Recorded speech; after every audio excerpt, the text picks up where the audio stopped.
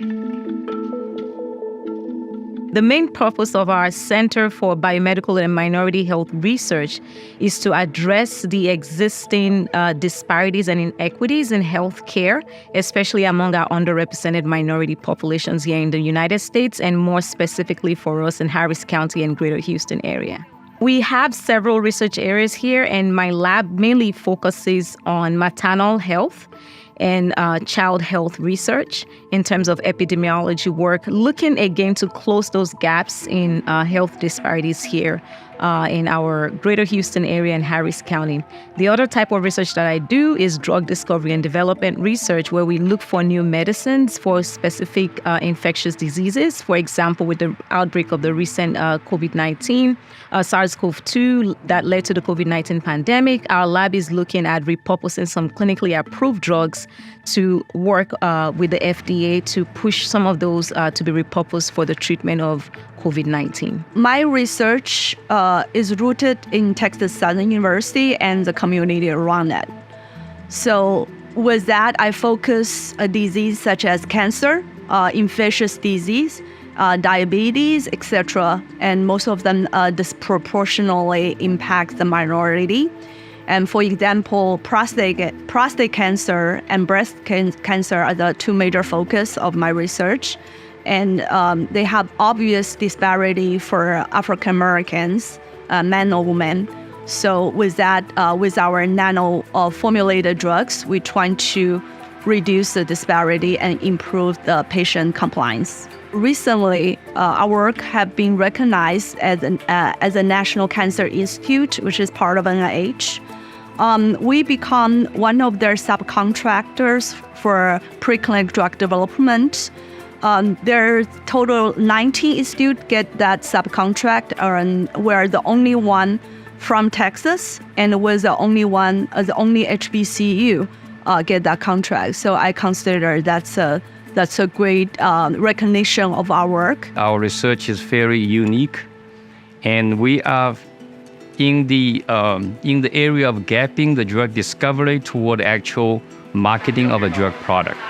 So our facility is very unique, at least in the Texas Medical Center area here, as well as in the state of Texas. That's why we have the CPRIT funding to support our center to provide this type of service. And we have gained a lot of experience as well as a lot of collaborations with investigators across the Texas Medical Center and the state of Texas.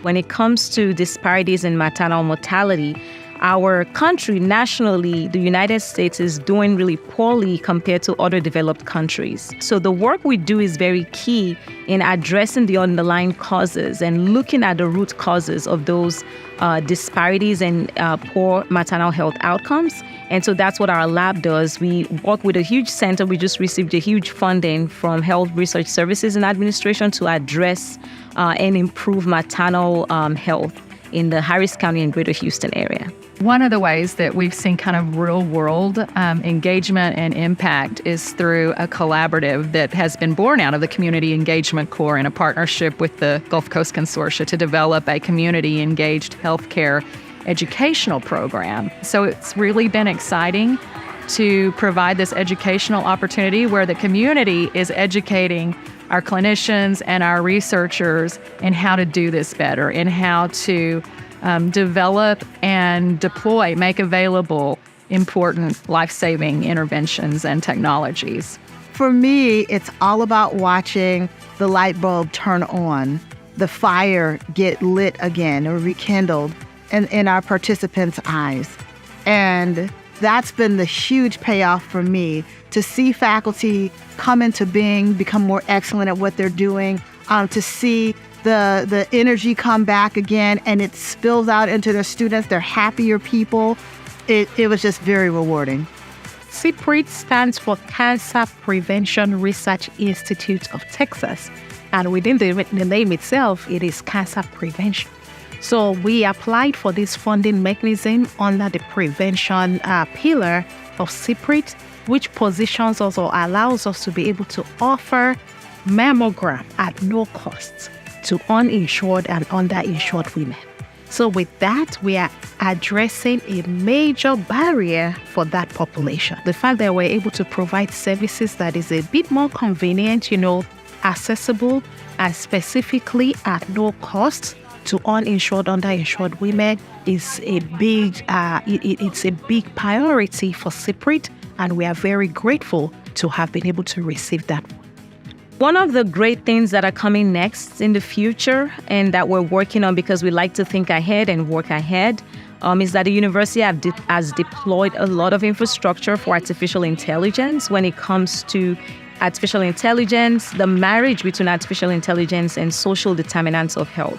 So our core facilities here at Texas Southern University, we've deployed a lot of infrastructure, resources, and capacity into studying the role of artificial intelligence in addressing a lot of these disparities within maternal health and even using artificial intelligence for drug discovery and development. We hope that in the future with all our work, we hope to see that the synergy of working together with the key stakeholders will really move the needle when it comes to reducing breast cancer health disparities within our community that we serve.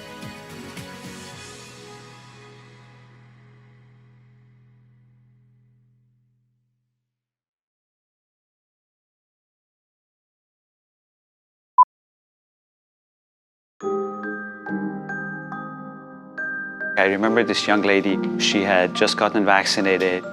She's African American, and she goes home and she talks to her grandmother. Grandma, you need to be vaccinated. Grandma says, absolutely not. I don't trust the healthcare system. I don't trust any of these people. I'm not going to get vaccinated. The young lady says, well, Mom, the lady who vaccinated me is African American. She says, well, in that case, take me, I want to get vaccinated. The message is important, but so is the messenger.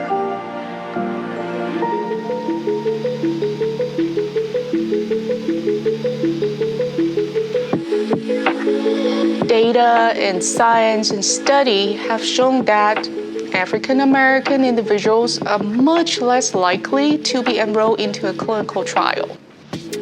So the EQB Med initiative is going to address this major and critical problem in our community. EQB Med initiative positions us at Texas Southern University to actually have access to innovative and breakthrough clinical studies. We do a lot of work to increase awareness about clinical research participation, but without an opportunity to actually open access for individuals to participate and to build trust in clinical trial process, we are very limited.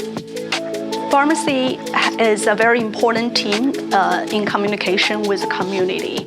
And we are not only have a PharmD program, we also have a PhD program. With that, we have more outreach to the community. We are the #1 producers of African American pharmacists in the state of Texas. Pharmacists are a significant part of the healthcare team. They're able to immunize patients. They're able to help them in a variety of health settings per se. TSU had the RCMI support back in 1980s, especially in terms of research infrastructure.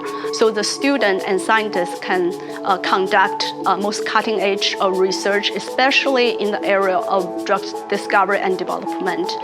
In 2024, the College of Pharmacy and Health Sciences celebrated its existence of over 70 years. We lead a lot of initiatives advancing health equity, training community health workers, providing continuing education for community health workers as well as for our pharmacy and health administration students.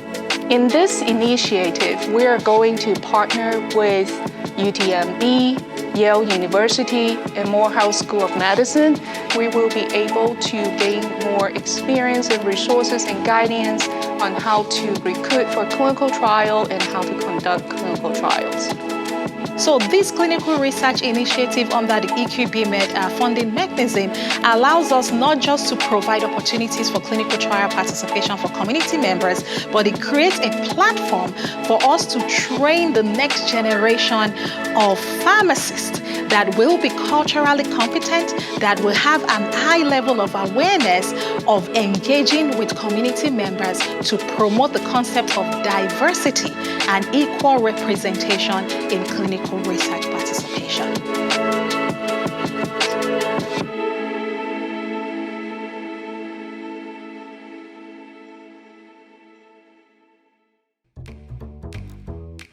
Good morning. Thank you for joining us today. We are really excited that you have taken time out of your day to be a part of us in our Clinical Research and Engagement Conference. Today's program is going to feature a lot of amazing dialogue around clinical research and engagement. We are featuring individuals from minority population that have participated in clinical trials before. We are going to highlight disparities, challenges, and barriers to clinical research participation among Hispanic community, African American community, as well as the LGBTQ community. Thank you for joining us today. I am very sure that you are going to be really inspired and empowered with education and knowledge about clinical trial participation. And we hope that you continue to engage with us. I also want to say a big thank you to the funders of our program and also to everyone that has sponsored this event. Our event would not have been this successful without each of you. Thank you for your support. Thank you to our sponsors and our volunteers, and most importantly, to each and every one of you, our community members. We thank you for joining us, and please stay tuned as we begin today's conference. Thank you.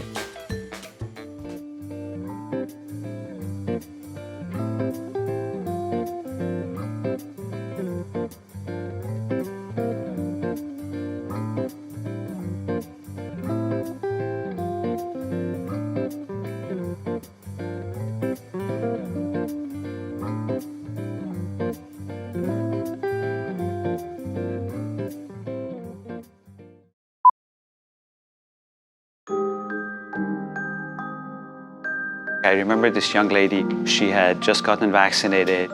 She's African American, and she goes home and she talks to her grandmother.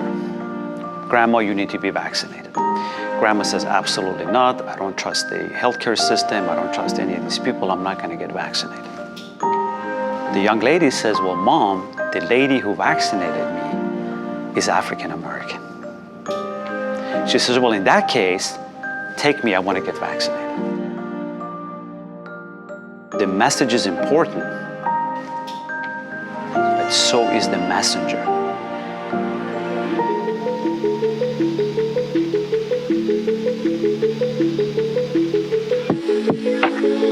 Data and science and study have shown that African American individuals are much less likely to be enrolled into a clinical trial. So the EQB Med initiative is going to address this major and critical problem in our community. EQB Med initiative positions us at Texas Southern University to actually have access to innovative and breakthrough clinical studies. We do a lot of work to increase awareness about clinical research participation, but without an opportunity to actually open access for individuals to participate and to build trust in clinical trial process, we are very limited. Pharmacy is a very important team in communication with the community. And we are not only have a PharmD program, we also have a PhD program. With that, we have more outreach to the community. We are the #1 producers of African American pharmacists in the state of Texas. Pharmacists are a significant part of the healthcare team. They're able to immunize patients. They're able to help them in a variety of health settings per se. TSU had the RCMI support back in 1980s, especially in terms of research infrastructure.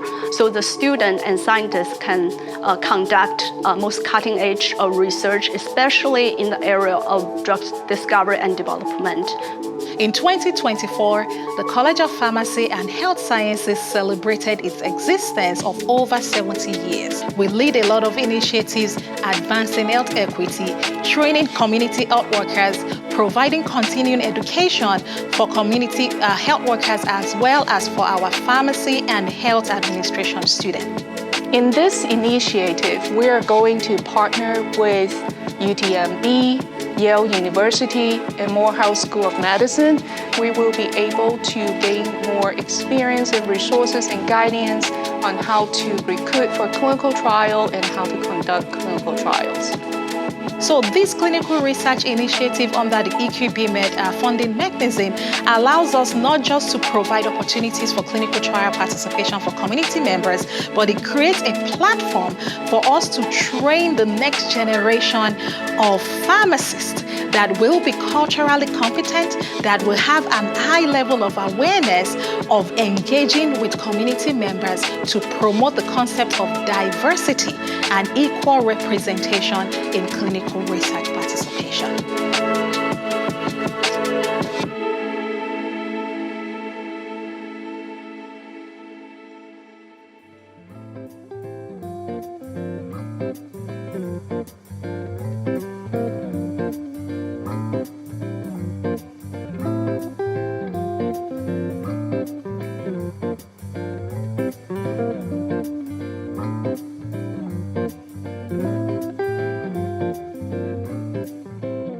All right, good morning, everyone, and welcome to the 4th Annual Clinical Research and Engagement Conference.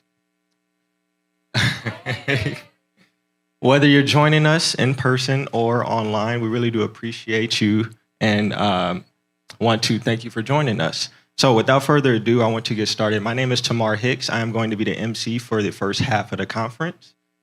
I graduated with my doctorate of pharmacy last year in 2023 here from TSU, and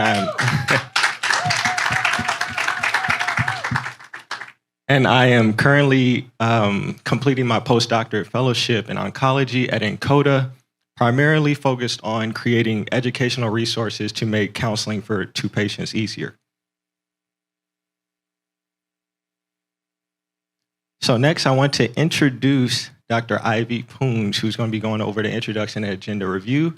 Dr. Poon is a professor here at TSU at the College of Pharmacy. She received her doctorate of pharmacy from the University of Houston and her Master of Science in Palliative Care from the University of Maryland at Baltimore.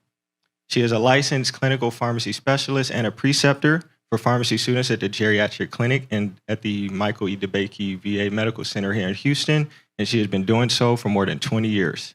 So would you all help me introduce and welcome Dr. Ivy Poon? Thank you so much, Dr. Hicks.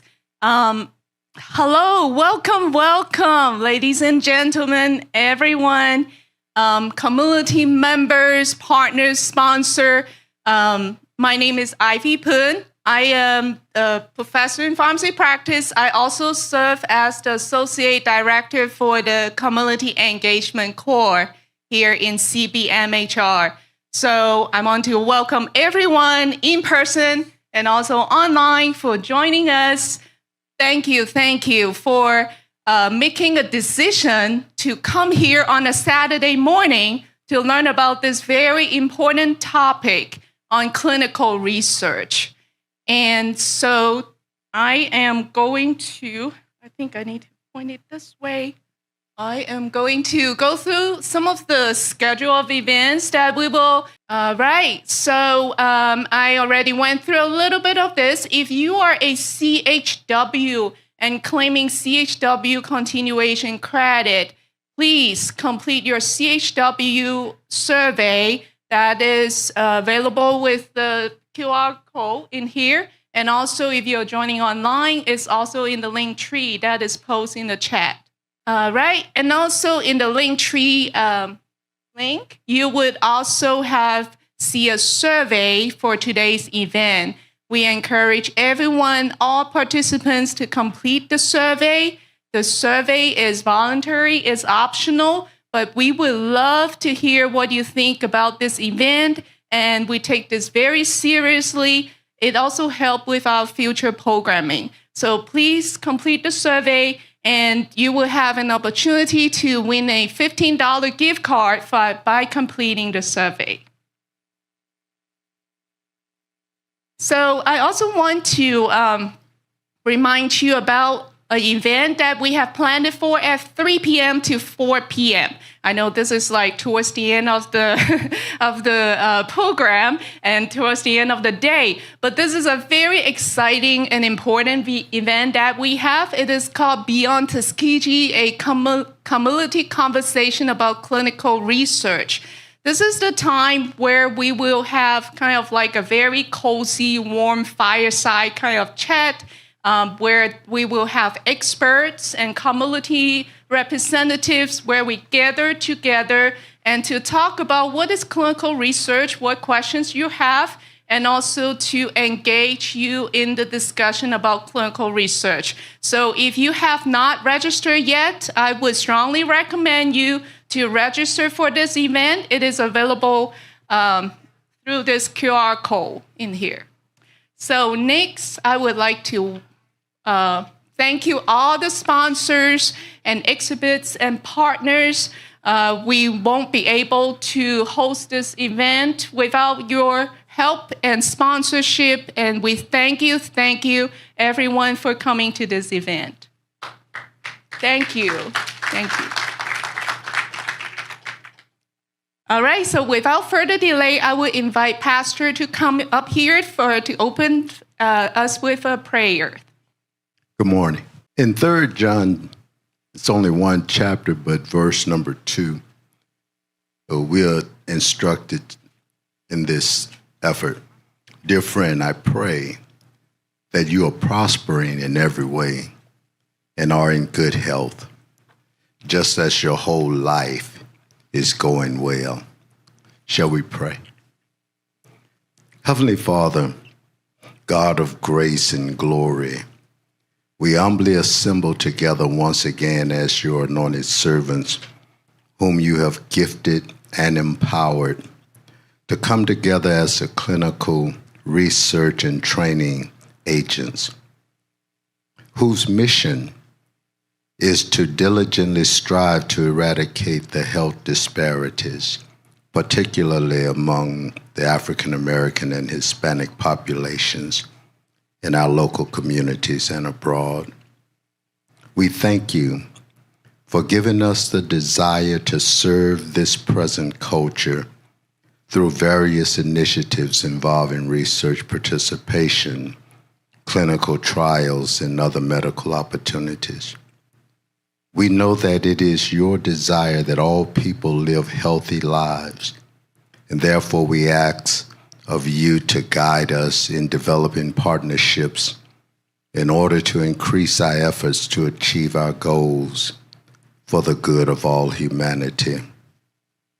We ask your blessings upon these who have coordinated this conference today and those facilitators who will share vital information on various studies and breakthroughs as it relates to chronic and terminal health conditions we are facing. May the information that we share today be that which has come from on high, which will bring both cures and preventions, that we may know that truly you are with us. As your word declares through the prophet Jeremiah, you're with us to save us.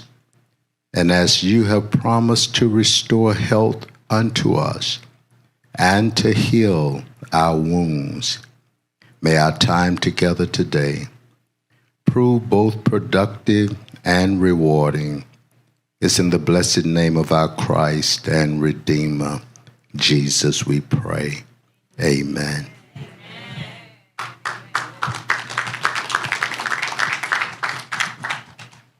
All right, next I want to introduce Dr. Michelle Penn Marshall. She is the inaugural Vice President of Research and Innovation here at TSU. She has served as the co-PI for the Maximizing Access to Research Careers and the Undergraduate Research Training Initiative for Student Enhancement, both designed to expand the number of underrepresented minorities in STEM who earn a PhD or the MD PhD. Dr. Penn Marshall received her BA and her MS in biology with a concentration in environmental science from Hampton University, and she received her PhD in community nutrition from the Department of Human Nutrition, Foods, and Exercise at Virginia Tech. Please help me welcome Dr. Penn Marshall.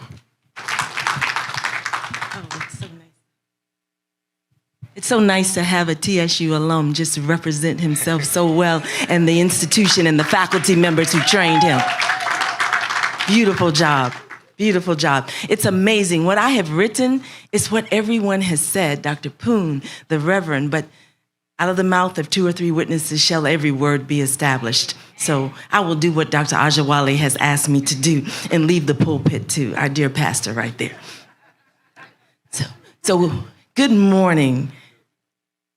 On behalf of Interim President Dr. Mary Isaias, it is indeed my honor to welcome each of you, those who are in person, and we do continue to acknowledge those who have taken the time to join us virtually, to Texas Southern University, and to the 2024, this is not the first one, Clinical Research and Engagement Conference.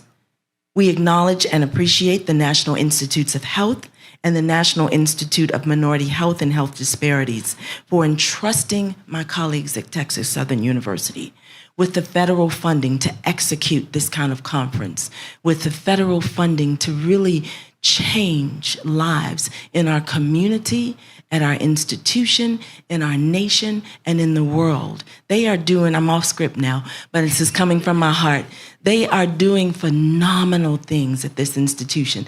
I had never seen the video that was played as the program or before the conference began, and I couldn't help but smile. I couldn't help but see into the future and how that is going to drastically impact people's lives, give them a better quality of life, and for some people, give them additional years to do the things that they've been called to do on this earth and to enjoy the things that God has given us. I want to truly acknowledge, and I had asked Dr. Veronica Ajawale, I don't know how she answers all these emails. I need her AI help, whatever it is that she has, some of that magic, I need it. I know that it's the anointing, but I need a breakthrough in the area of answering emails. But she answered my email, and I want everyone who is a part of this conference today, including those in the back that she always hires with media, just to raise your hand. The panelists, I need the panelists, the moderators, the team here. Honestly, let's acknowledge them. This is a lot of heartfelt work. Thank you. A lot of heartfelt work. You can see the partners. We know we have colleagues that are vendors that are in the foyer here, but this is it. I've been here 2 years and 1 month. I'm not counting days. I can't tell you how many days, but just to see the impact that is felt and had, it's humongous. This is Texas. I'm from Virginia. You could tell that by everything that's up there. I'm a Virginia girl, but everything in Texas is bigger. And when it's not bigger, it's better, and it's the biggest. And that is like the attitude. And I love it. I've embraced it. I've jumped right in. Something else that I wanted to share with each of you, that there are people who are comfortable about talking about problems. I consider problems opportunities. And there are then others who are about the business of being the change that they want to see. And that's who our audience members are today. That's who this team is.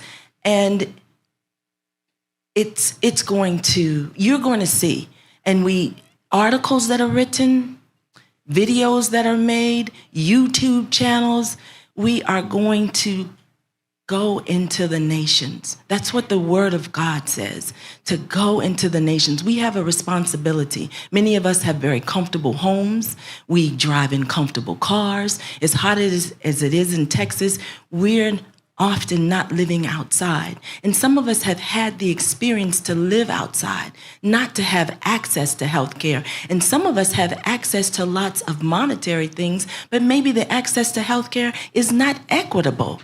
And that's the change that's going on here. Equity and access for all is power-packed. So I wanted you to take a few minutes, she had it on the screen, to look at the agenda. And I want to thank Genentech for being committed to diversity, equity, inclusion, and accessibility.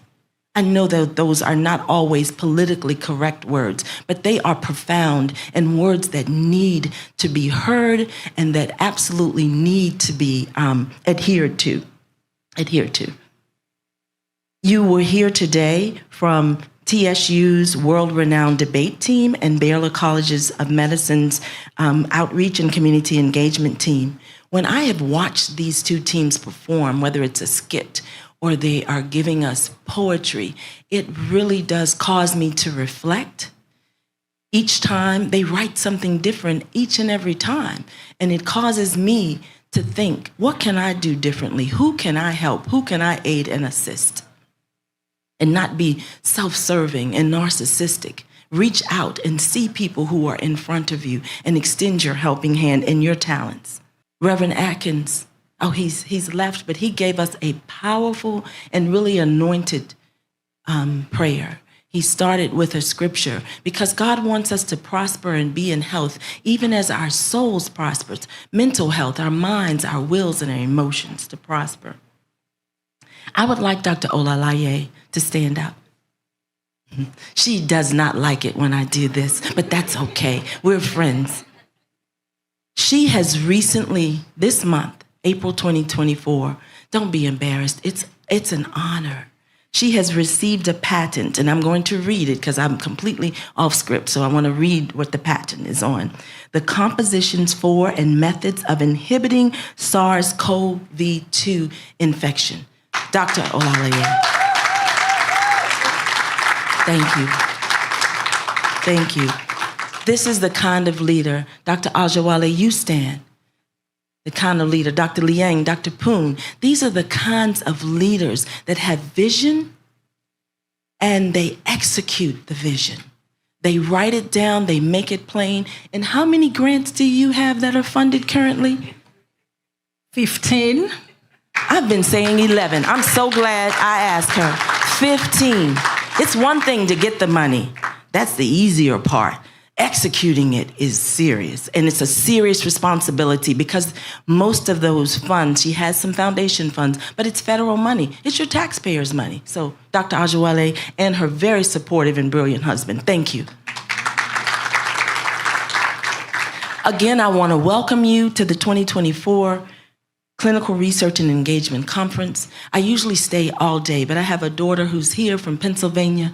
Promised her I would give her some more FaceTime. She's leaving early Monday morning, so I'll be here for part of the day, but I'm thankful to that media team in the back because I know they are recording this and I will actually get to watch it. Again, thank you and welcome. Thank you, Dr. Finn Marshall. All right, next I want to introduce Dr. Veronica Ajawale. Dr. Ajawale serves as an associate professor here at TSU, and she's a clinical pharmacist and an adjunct professor of oncology at the Houston Methodist Hospital. She received a PharmD from TSU and completed an oncology pharmacy residency at Houston Methodist Hospital, and she is a board-certified oncology pharmacist with clinical practice in oral chemotherapy at the Houston Methodist Hospital Cancer Center.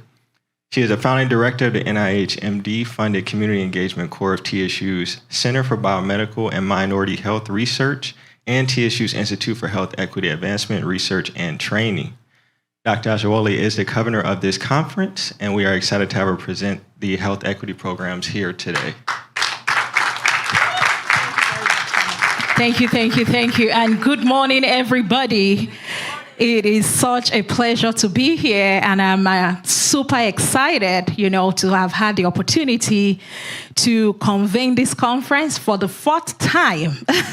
It has been an incredible journey, to be honest. To be here, the first year we did it was totally virtual, second year virtual, last year hybrid, but this year, oh my goodness, look at all the amazing faces. Wow. Thank you guys.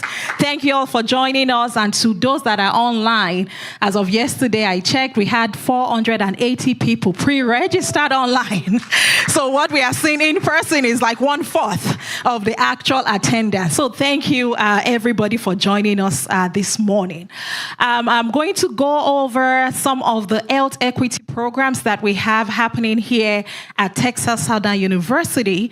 And I will start off by, sharing with us a little bit information about the Center for Biomedical and Minority Health Research. We had the opportunity to receive this funding, $8.6 million award received in 2020 under the leadership of my mentor, personally and professionally, Dr. Monica Olaleye. Please help me to appreciate her, alongside Dr. Liheng and Dr. Jay.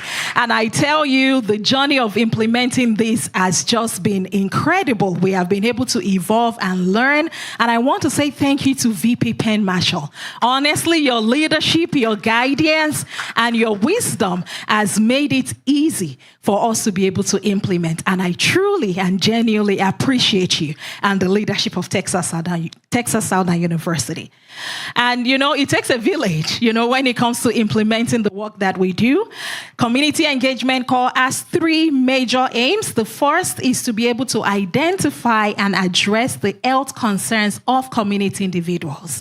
The second aim is for us to increase clinical research participation, which is one of the reasons why we are here today.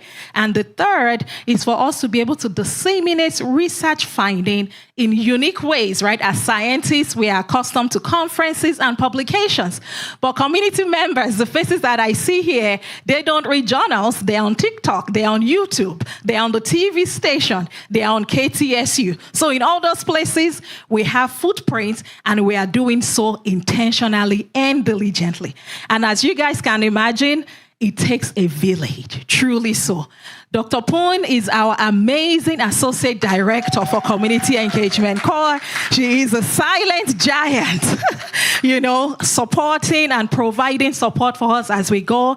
And all the wonderful faces that you see here, it has truly, truly taken a village for us to be able to do this. There is a face that is not on this screen, but please help me to appreciate my very husband. Thank you, Andrew. I am really grateful. We've been married going on 12 years this year, blessed with 4 wonderful children, and it has just been awesome doing life with you. Thank you for supporting me personally, professionally, and everything in between.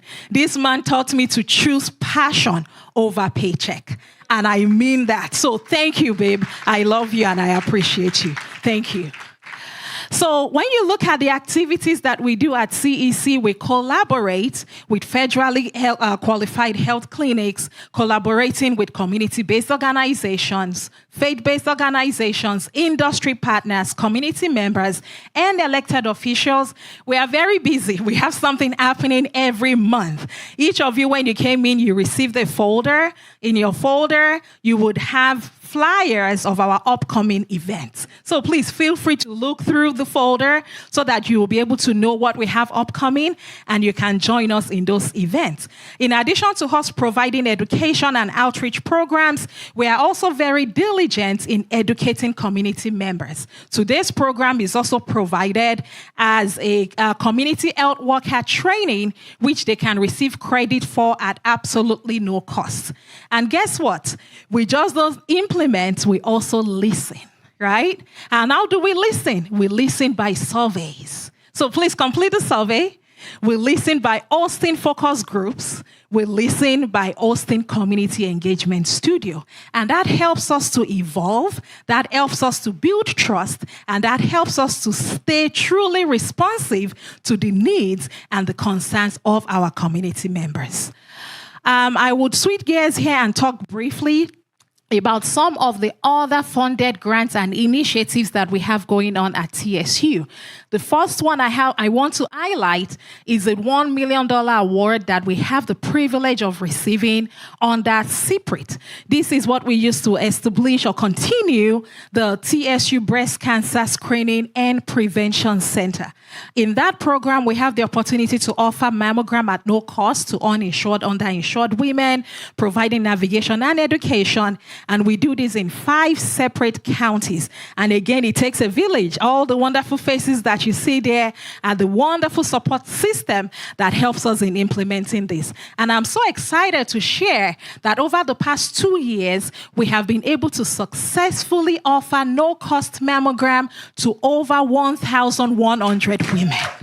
I mean, that is simply amazing and incredible. And we are just very grateful for that opportunity. And guess what? Our mobile unit is coming to life. Imagine seeing that mobile unit on I-10, on 59, right? Driving all around, offering services, preventive care, mammogram, screening, HIV screening, prostate cancer screening to community members in rural area in the deep, deep pockets of Houston, right? Offering information about maternal and child health. We are just really, really blessed here at Texas Southern University. And please, we're hiring, okay? Feel free to join our team. So open call. We're hiring. A lot of jobs are being posted. Please come and join us.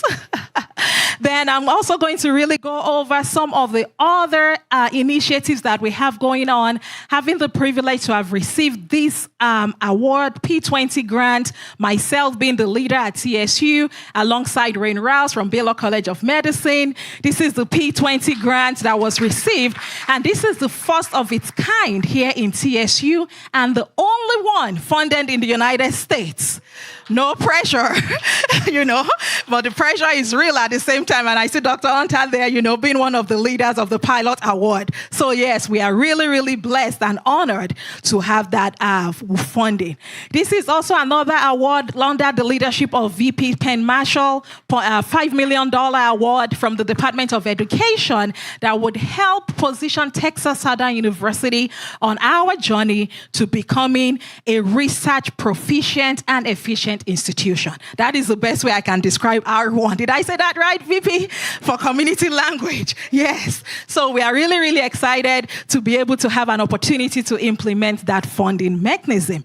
This is another funding opportunity that we recently received under the leadership of Dr. Monique Olaleye. This is the MCH Grant $2.42 million award, where we are working on maternal and child health disparity. Please help me to appreciate everyone that is helping and supporting us in this initiative. I am not certain. Okay, we're back. Thank you. Okay, and the last one I want to highlight quickly, this is a major award that came to Texas A&M University, $4 million, and I am the PI on the subcontract or sub-award that came to TSU. This initiative is important because it brings community engagement to the table of innovation, development, and commercialization. What exactly does that mean? When you have researchers that are developing products, that are developing patents, now we have a voice at the table to be able to engage with them, to make sure that when products and innovative opportunities are being developed, there is voice and there is representation at the table of community and minority institutions. So I'm really grateful to be the person leading this initiative from TSU in partnership with Texas A&M. If you want to learn more, this particular initiative, they have a table in the exhibit hall. That is table 1. I am really, pointing attention to because this is commercialization, right? So before the product makes it to the market, let us talk about it now.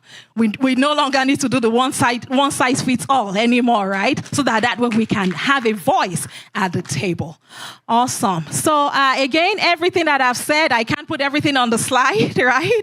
All of this work is really reflecting on the institute that we have, which is the Institute for Health Equity Advancement Research and Training, that continues to position us at TSU for transformative, innovative, and sustainable impact in health equity advancement.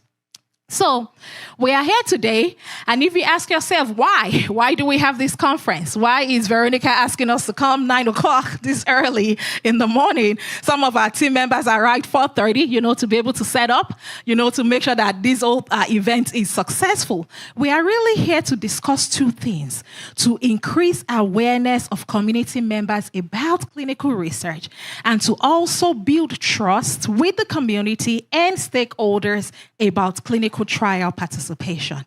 Why is this important? I shared this. This is one of the publications that I had the opportunity to publish in 2021. And if you look on the slide, this is showing the representation of individuals that participated in drugs that led to approval of oral chemotherapy among 3 major types of cancers that impact minority population. You would think that Black or African Americans will be represented in that study, right?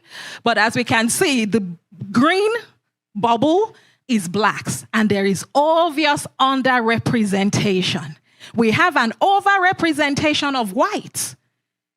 So I'm like, oh no, this cannot continue. The way that I can also say this in another analogy is saying you go to a store to buy an outfit, and all they have is size 16.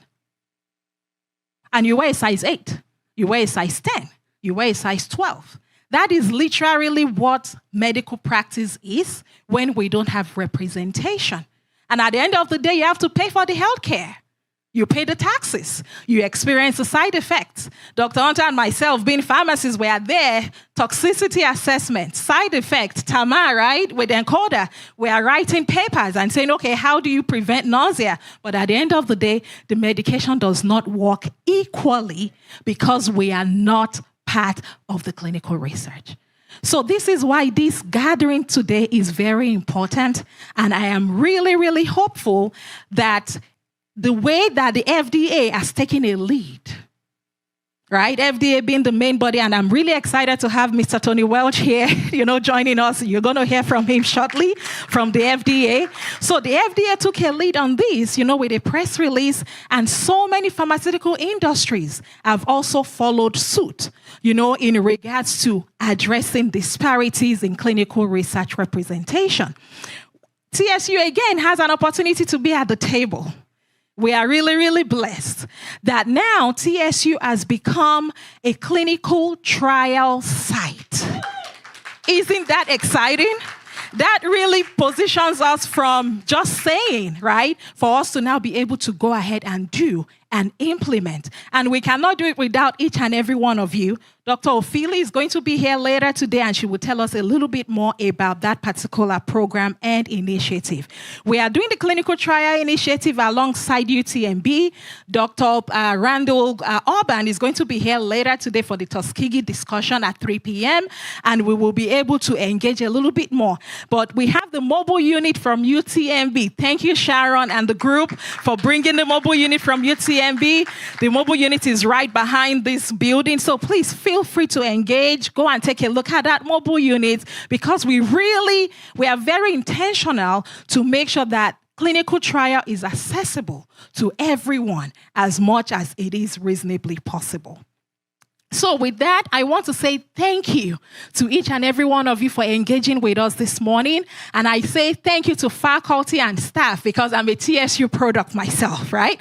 Class of 2015. Transitioning now, to have the same faculty and staff who have turned colleagues, mentors, and collaborators, appreciating the leadership and administration of CBMHR, the College of Pharmacy, the Division for Research and Innovation, and the entire Texas Southern University. I want to say a big thank you to all the staff, team members, interns, and volunteers, all our collaborators, everyone doing an exhibit, all our speakers, panelists, and presenters, and to each and every one of you, the community members, joining us both in person and for as many people that are online this morning. Thank you again, and we look forward to a great conference. Thank you. It's amazing things happening at TSU. Excited to see all of these things come to fruition. So next, I want to introduce Dr. Rain Rose. She is an associate professor professor and a director of community engagement office of diversity at the Baylor College of Medicine. She serves as a physician on the bone marrow transplant and stem cell transplant program at Texas Children's Cancer Center, and she is a board certified in pediatrics and pediatric hematology and oncology, and spends her clinical time seeing leukemia and lymphoma patients. Dr. Ross is an avid volunteer, and she served several years for the Periwinkle Foundation, and her fluency in Spanish has allowed her to provide care to children around Texas, as well as in small villages in Bolivia. Please help, oh, there she is. Please help me welcome Dr. Ross.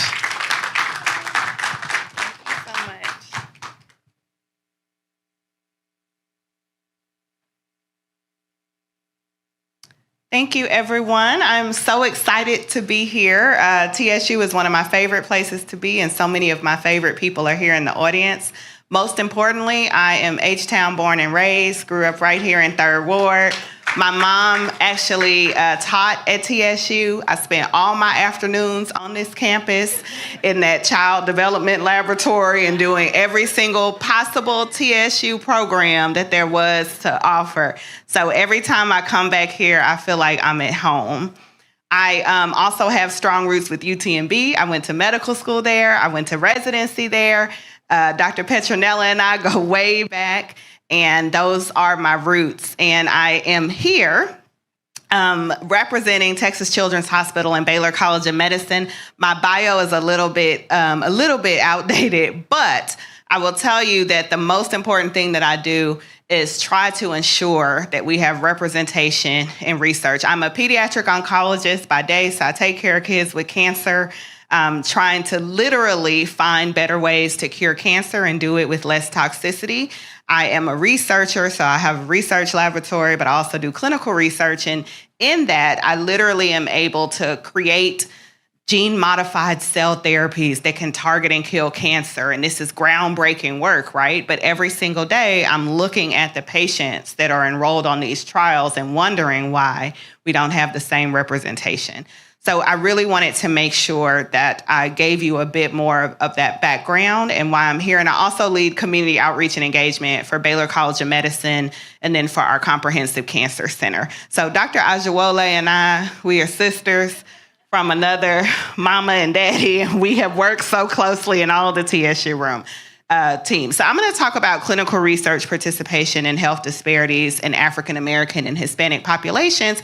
And I want to just do some level setting about why we even conduct clinical trials. This is second nature to many of us, but I know we have community folks here, and I know we have a varied audience. So I want to go through this. It is necessary to add medical knowledge to the treatment, diagnosis, and prevention of disease.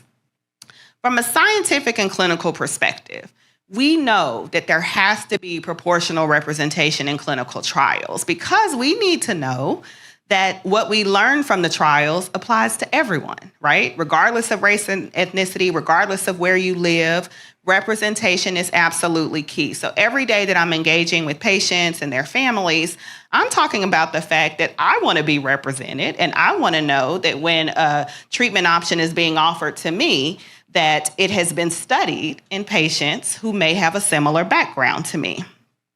But the reality is participation of Black and African American or Hispanic and Latino patients in clinical trials of all types. So I'm an oncologist, so I focus in cancer, but of every single type, it is far less than their white counterparts. And Dr. Ajawole showed us this, and in every single disease, we see this overrepresented.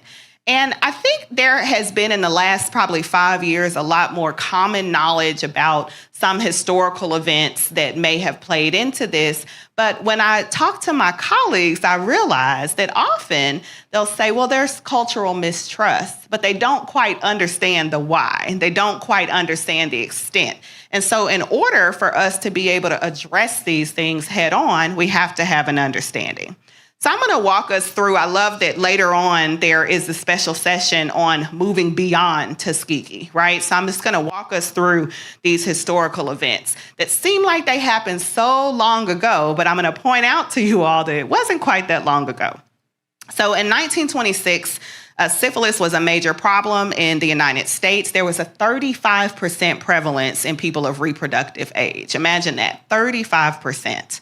The Public Health Service and Tuskegee Institute started what they called a natural history study of untreated syphilis in the Negro male. 600 Black men were on this study, about 400 with syphilis, 200 without.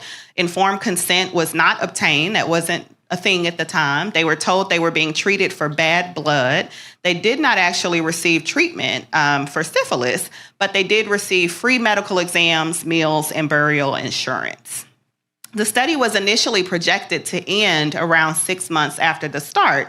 And about 10 years later, the first studies showing the health effects of untreated syphilis were published. So there was new medical knowledge on the topic.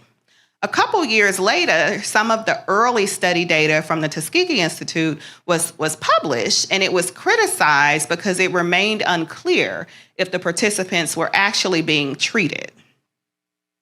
In 1940, there were efforts to hinder men from getting treatment ordered under a military draft effort. And about 20 years after the start of the study, penicillin became the accepted treatment for syphilis.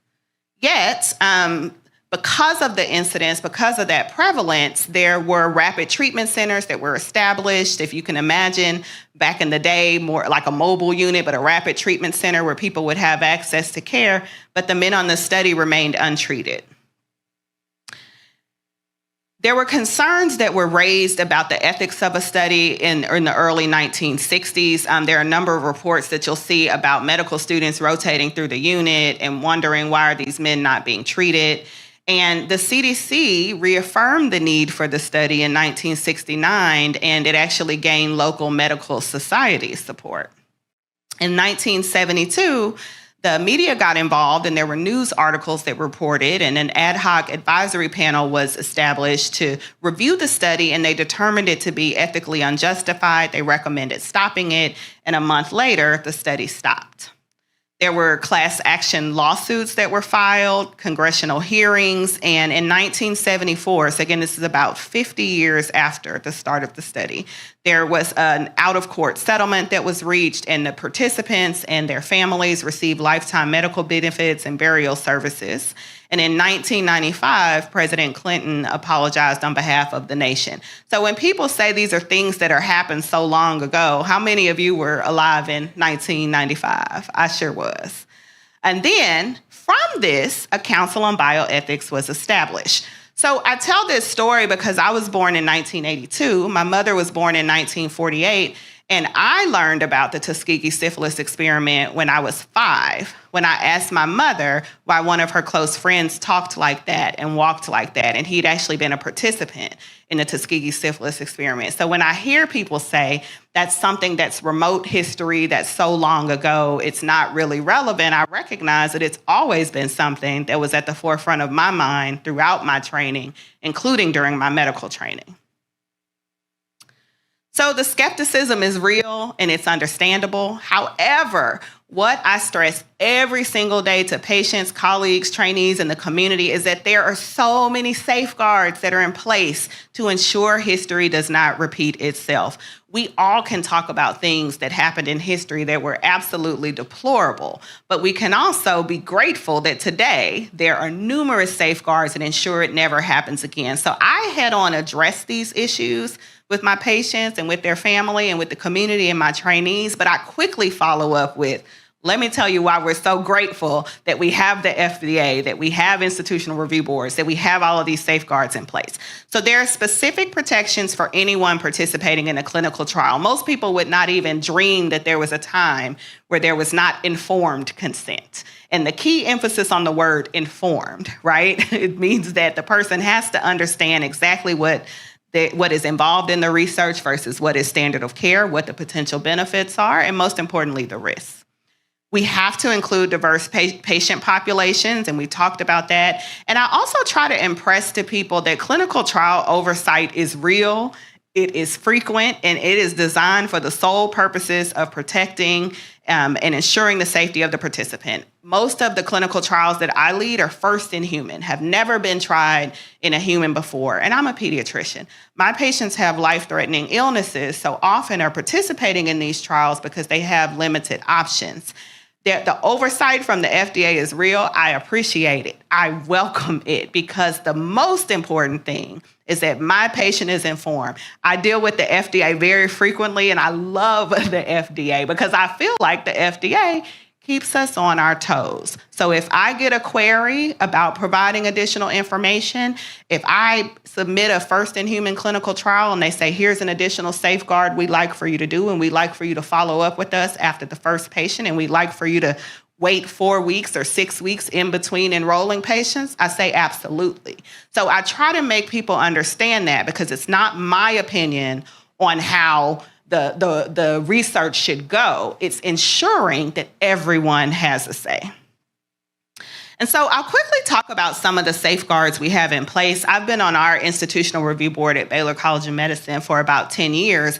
And the Institutional Review Board is a group of people that includes scientists, non-scientists, people that are not at all affiliated with the research center, thus do not have a conflict of interest, patient advocates, and community members. Often people think it's only scientists and doctors who are reviewing these clinical trials, but it's not. And this is so important because we review them for cultural awareness. We review them for language integrity. I see many of my colleagues in the audience who we speak up and we say, is it really appropriate to not offer this in Spanish or have a consent that's in Vietnamese? You said the incidence is this. Yes, it's more expensive. However, it's inappropriate not to do it. And so we really have to hold people accountable.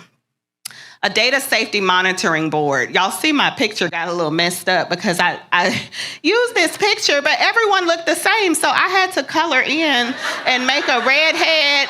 But when I transported it, the thing but you see my little hair and my faces, because I needed that table to look like this room, and it did not. So I drew in some stuff using my little... I drew in some stuff, some wigs and some, tried to do some cornrows on one, but it didn't work out. But so a data safety monitoring board is there for the patient. So in addition to the institutional review board, the data safety monitoring board is a group of individuals that play different roles in clinical trial monitoring. They are appointed at the start. They are usually independent from the sponsor or the researcher. So they are reviewing all of the data. And not only are they there, you have to have a plan in place when you submit your trial. So I want you to know that everything we do about clinical trials is about your safety, obviously about your benefit, but there are so many people there just for you. Okay, here's a little trivia. On average, how many experts have reviewed a clinical trial for safety and appropriateness before it's even allowed to be presented to you? Let's say you come to the clinic, they're like, oh, there's actually a potential clinical trial you may be eligible for. How many y'all think? 3, 4, 6, 10? There's some murmurings. At least 100, usually more. The trials that I write have usually been reviewed literally. In my mind, it's 75 million people have looked at it and provided me a red line track change feedback. In reality, it's probably more like 150 or 200. In my mind, it's at least 75 million. Okay, how many different phases of a clinical trial are there? What do y'all think? 4. Y'all were serious about that one. All right, 4. And we'll talk a little bit about those trials because this is important, right? And I think during COVID, everyone under duress became an expert in the phases of clinical research and safety, whether you wanted to or not. So I would be in Ubers having conversations about the phases of clinical trials with folks. So the clinical trial process, the first phase, so when a phase 1 trial, which are these first in human ones that I'm doing, these are usually much smaller number of people, right? Because the goal of a phase 1 trial is to evaluate safety. If it's a drug you're taking by mouth, our pharmacokinetics and pharmacodynamics gurus in the audience create these drugs. We get them. You need to understand what dose is acceptable. At what dose do people start having toxicity? And obviously, if you do that in a very homogeneous population of people who are all of European ancestry, that might be a little bit different than other folks, right? Phase 2, these are usually a bit longer trials. They're larger numbers. You can only go to phase 2 if you have shown that there is safety and you have identified that there could be a potential benefit for the patient. And really, you're looking at how well is it working and how much really should be taken. Phase 3, most of the big studies that y'all hear about are phase 3 studies. These are longer, they're hundreds of people, sometimes even 1,000. And not only how well is it working, but they often have a randomization where you're comparing one thing to another. And importantly, what I want to point out is in every phase, you still see this question: is it safe? Is it safe? Is it still safe? Is it still safe? So we don't stop talking about safety just because we've seen some benefit. All right, so I'm going to switch gears and talk a little bit about patient-reported barriers to clinical trial participation. These are geared specifically towards African-American, Black, and Hispanic Latino populations, but I think all of us can see these and think, that's something I might want to be concerned about too. So some people are just uncomfortable with the concept of being randomized, right? And some people, including I am a person, right? So if someone says you have a 50-50 chance of getting this drug, I don't know if you are. Wow, the results were really great in the phase 2 study. Maybe you'll get it, maybe you won't. I won't be able to tell you. And you may not know whether you're getting it. In general, we like to have choices, so we often feel like, oh, I'm not sure. Complex, stringent study requirements. If I tell you if you don't enroll in the study, you come once a week to see me in clinic and you get your chemo. If you enroll on the study, you got to be here every day. Guess what? Be here at 7 because the lab opens and we have to do all your pharmacokinetics. When you think about that, you're like, oh, that can be a little bit challenging. A misconception that trials are not appropriate for serious illness. A lot of people think, why would I gamble when I have this serious illness? And then a general discomfort with the research process. Being unaware, the number of patients that I encountered that say, I was not aware that that was an option to me before today. Fear, suspicion, and mistrust, having language and cultural barriers in the way that research information is presented, and then all the logistical stuff, right? It's not just the pure financial, but coming to the medical center, okay? I go there every day, and every day I feel like I'm going on a journey across the United States. And I have a parking lot, and I have a parking card, and I know exactly where I'm going. But when you think about the additional burden it puts on people, we have to address these up front. And then physician-related or health provider-related that impact the patient. I talk about this a lot. There's ample evidence that shows that underrepresented populations are often more likely to be referred at an advanced stage of their disease because of a perception that because of historical things that happen, I'm not gonna offer this to this patient because I know about Tuskegee. Inappropriate, right? It should be, I know about Tuskegee. I know about the concerns. So let me help them understand all these safeguards that are in place to ensure that a Tuskegee never happens again. There's lots of perceived bias, and we talk about that a lot. So when I talk about a clinical trial with someone, I know that these are concerns. I know that there are things that need to be addressed. So in the same way that I'm spending time talking about exactly what I'm doing, I'm saying, you might ask, why would you think it would be appropriate to give me a 50-50 chance of having this drug? Then I will say, because we actually don't have evidence right now that this drug will be beneficial. We have enough evidence that it's likely safe, but we don't know. So we have to test it.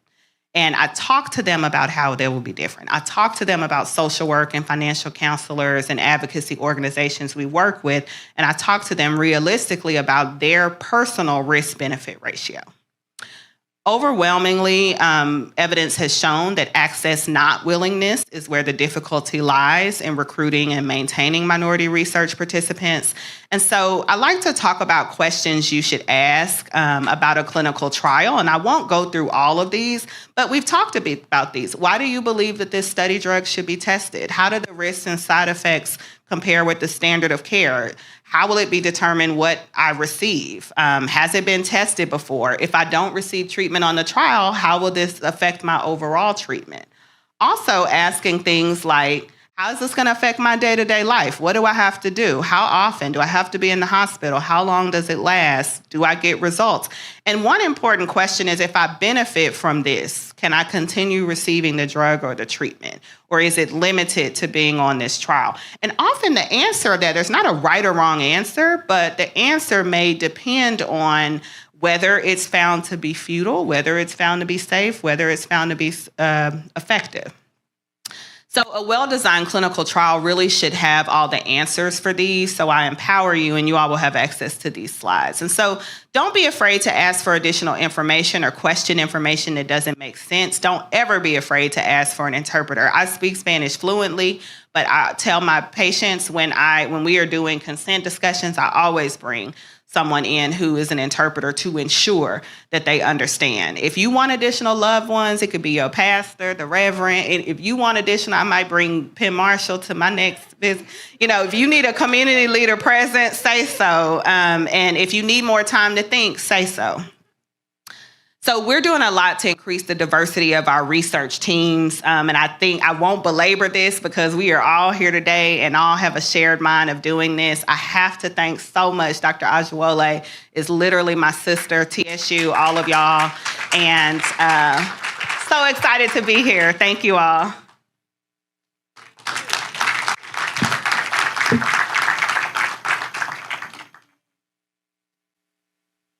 Thank you, Dr. Rouse, for a wonderful presentation. So next I want to introduce Dr. Zelma Oyarbide Tuthill. She's an assistant professor at the Department of Sociology and Women's Gender and Sexuality Studies at the University of Houston. Her research agenda examines the connection between racism, sexism, homophobia, and health, and as both a researcher and a former healthcare caseworker in the Houston area, Dr. Tuthill merges her perspective and training to produce research that provides applicable and important information to people and communities that need them most. Please help me welcome Dr. Tuthill. Thank you. Thank you for having me. As he mentioned, my name is Dr. Selma Oyarbide Tuthill. I'm an assistant professor down the street. I was born in Mexico, but I was raised here in Houston all my life. I'm a first-generation college student, so a lot of my perspective thank you, and as a formally undocumented person, is to really consider the person when I'm thinking about the research that I do, and especially when I'm thinking about how I talk about the research that I do. I want my mom to be able to understand what I'm doing without it sounding like I'm just trying to use as many big words as I can. So that's really important to me. So I want to begin by making a difference between some of the words that people in my discipline use a lot. I'm a health researcher. My work focuses on the relationship between racism and health, and I focus on 3 areas. One is maternal health and well-being, another is gender and sexuality, and the third is identity and how we think about our racial and our sexual identity.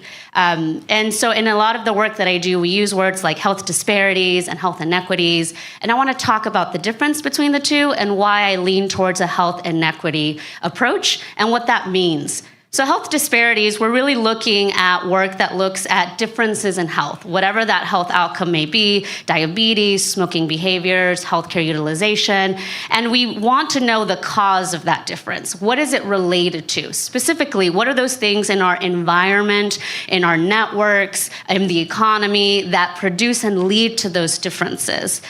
But I'm also interested in, as a person who is from a disadvantaged community, I think a lot of these things are really unfair and they're preventable. So a health inequity framework looks at those differences, is interested in the causes, but tries to also add a moral and ethical component in saying, because these are preventable, it is unfair and it is unjust. And that's really important to me as a former caseworker and as a person who didn't have health insurance and a person who didn't have access to a lot of these things, that it is important for us as researchers to also advocate and say and make statements of fairness and justice when we're talking about health research.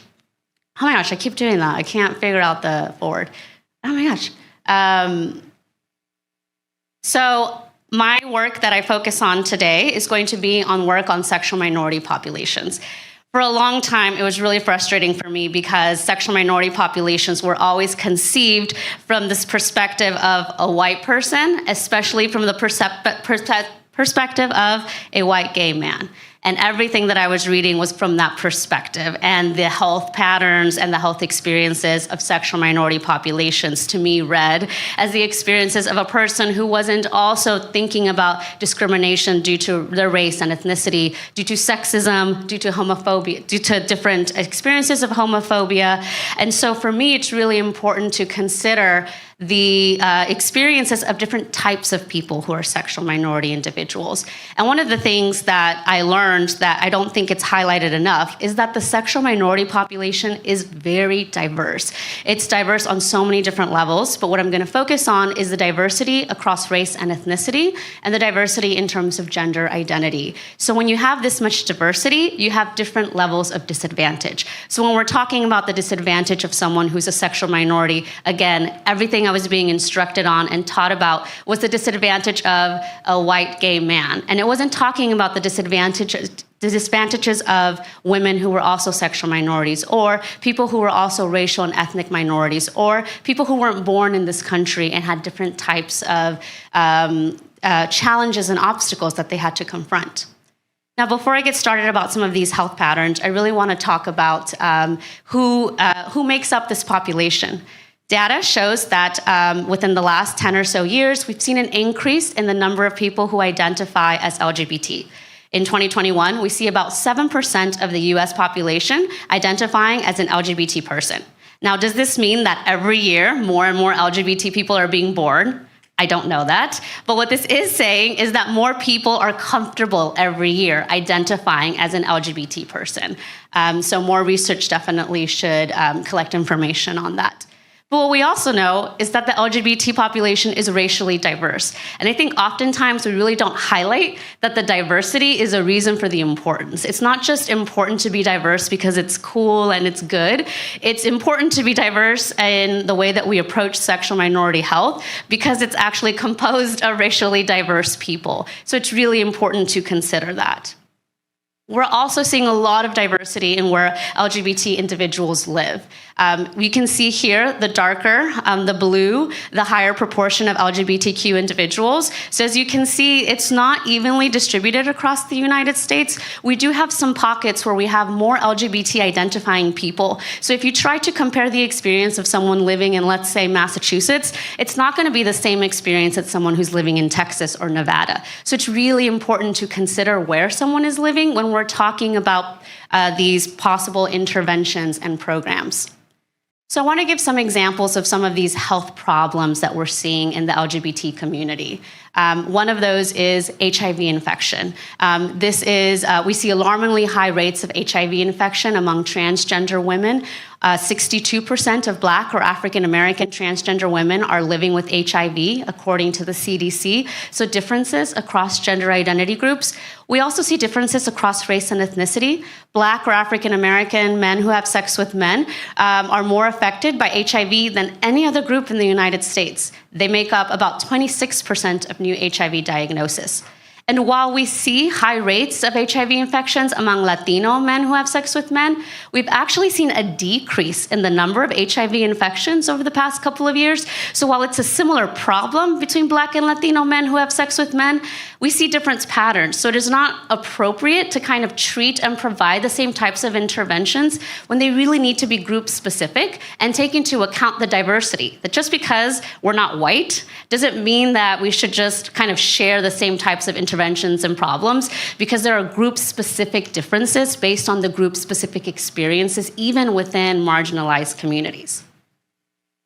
This is showing something from a paper that I published in 2020. And what I did is I looked at the perceptions of how people rated their health across sexuality, racial and ethnic identity, and gender identity.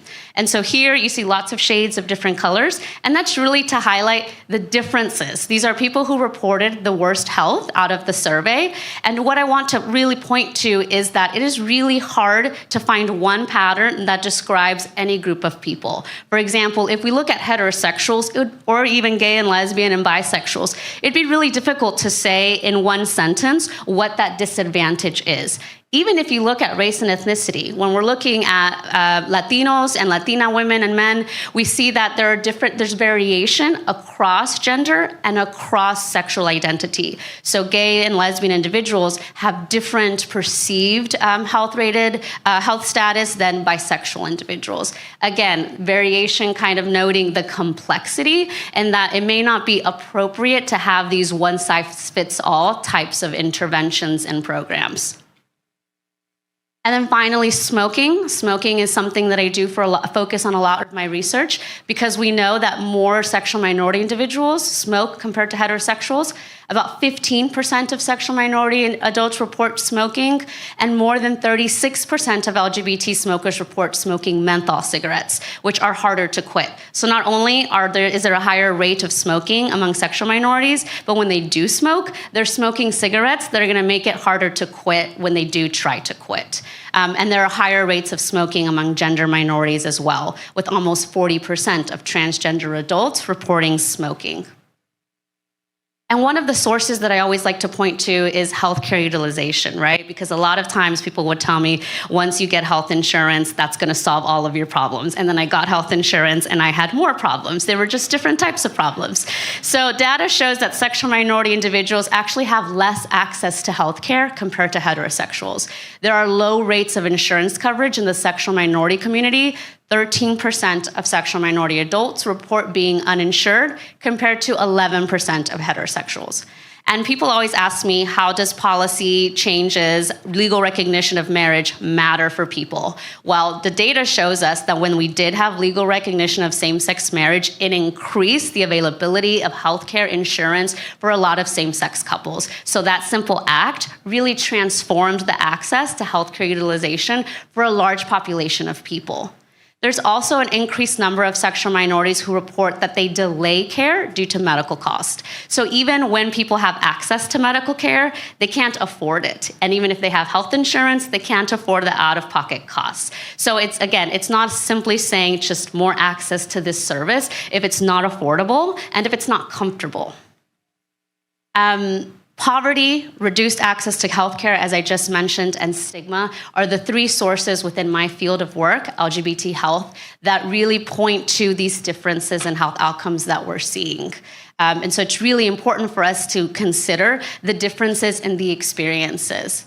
So what does that have to do with research participation, and how can we as health researchers really advocate and learn and inform ourselves about this particular population? Well, one of the things I say, and I always tell people, is be clear in defining LGBTQ populations. Most often we rely on what category do you identify as. Are you heterosexual? Are you gay? Are you lesbian? Are you bisexual? And sexual identity is actually only one component of sexual orientation. Sexual orientation is about who you are attracted to, about your sexual behavior, and also about your sexual identity. I always use myself as an example. I'm a bisexual woman who is married to a man and who has 3 children. So if people ask me certain questions about who my partner is, if I have children, assumptions can be made that I'm not part of the LGBTQ community. So it's really important for people to consider the complexity of sexuality, and that in reducing it to simply, are you A, B, C, D, for some people, maybe simplifying something that's a little bit more complicated. Due to stigma, there is fear of self-identification. A lot of times when I talk to researchers or I serve as an advisory, I really have to emphasize, when you are asking someone about their sexual identity and they might find that to be a very personal or reserved thing, you might be asking them and forcing them to come out to you to see if they're eligible for to participate in your study. I never tell people my sexual identity unless I choose or I want to. There are some people who think differently and who are very open with their sexual identity. But for a lot of people, especially people that I focus on in my study, they tell me that when they are asked directly, sometimes it's very uncomfortable. And also when their data is collected and the results from that data is presented to other people, they are indirectly also being outed. And so just the lack of understanding of how serious and significant that is to someone is also something that I really emphasize to people. it's really important to include members of the LGBT community as advisors. I've talked to people who are engaging in LGBT work and are not from the LGBT community and do not have anyone as advisors. And as someone who's part of that community, in addition to someone who does research on the community, I always, there's always a little hesitancy on my part of trying to understand what are you really looking at? What is it that you want to get out of this? Why are you invested in this particular area? So it's really important to consider that. And so some of the things that I want to end in trying to kind of move us forward is to recognize the past trauma of LGBT communities. We talk a lot about the trauma from racial and ethnic minority communities as well. And I always emphasize the experiences of sexual minorities who were labeled as deviant, who were imprisoned for their sexual identity, who were also labeled as someone with a mental illness, that all those things are something that add an additional layer of doubt and hesitancy in trying to make decisions about whether they will enroll in a clinical trial based on sexual minority health. And that building trust is an ongoing task. I mean, I don't even trust a lot of people, that I go to conferences with, because sometimes they say things that I'm like, that sounds really horrible. And so trust is ongoing. Just because someone agreed at the beginning does not mean that there shouldn't be effort throughout to be transparent, to be direct, to share about where your research is going. I think sometimes we make assumptions that they might not understand or know. But some of my people want to know, where are you presenting? Who is going to be in the audience? What journal are you going to publish? Is this going to go on any websites? Are you going to talk about this in your classes?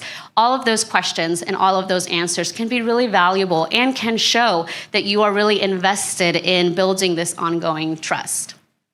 Thank you so much for having me here today. I'm really excited to hear any questions that you may have.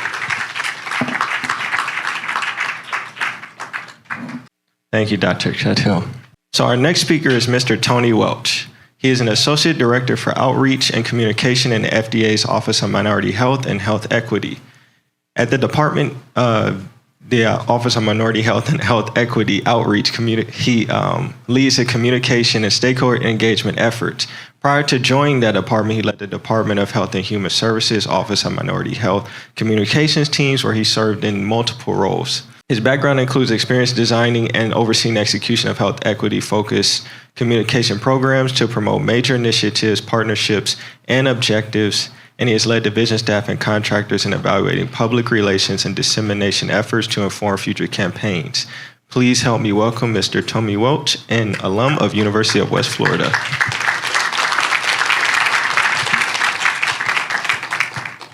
Thank you. Good morning. And I'm glad to be able to join you today.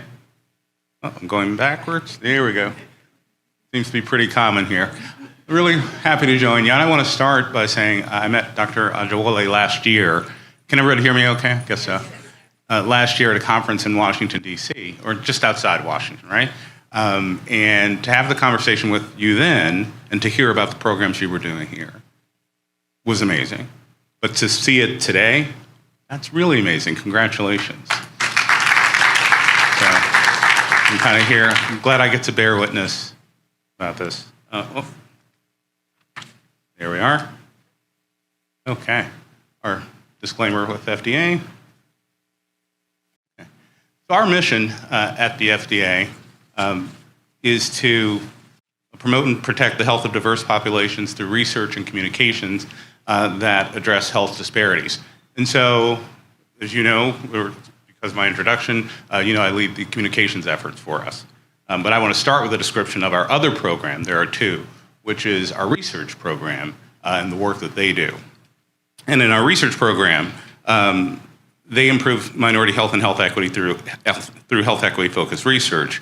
And they do this by some of the methods that are listed here, including the FDA Centers of Excellence in Regulatory Science and Innovation, the CERSI projects, and other research opportunities. And I think very important, as I was listening to the funding that Dr. Ajawole was speaking of before, I'll reference that a couple times today, that's the funding that's offered through our office and how to know when those funding opportunities are being presented. I'll cover some that we've already done. And then the research part of our office or our research program also engages with internships and fellowships to help educate that next generation of researchers. On the communication side, the outreach and communication side, we do a lot of our work through culturally and linguistically tailored campaigns that support and address or that promote health equity. For example, a lot of our work throughout the office is related to clinical trial diversity. It's a priority for our office and for the FDA. And additionally, we develop health education materials on different topics, including many are out there on our table today, including clinical trial diversity in health conditions like diabetes, HIV, sickle cell, and in multiple languages. And our office also publishes and supports the publication of FDA guidance documents, which are important. And there are a few are listed here, but what they include guidance around, this includes guidance around implementing diversity plans to improve enrollment of underrepresented racial and ethnic minority communities in clinical trials. And another there is related to the collection of racial and ethnicity data in clinical trials.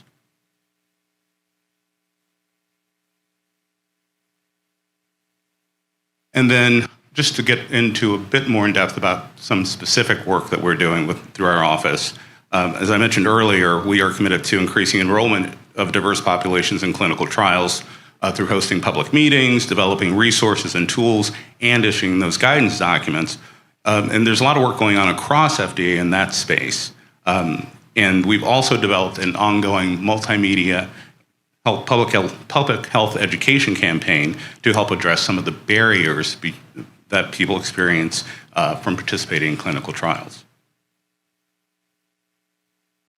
And so those materials I mentioned that are out there on our table include our clinical trial diversity materials, which they're translated into, I think, 11 or 12 languages, which we're proud of, and more of our health education materials are also being translated. It's an interesting process within FDA. There's a contract that our office operates, but it operates had operated for all of FDA, and now it's operated by another office. But one of the things we're doing is we're going back to materials that have been existing for a while to bring those in line so that they are translated for more communities. And for all of our new materials, we're also having those translated as well.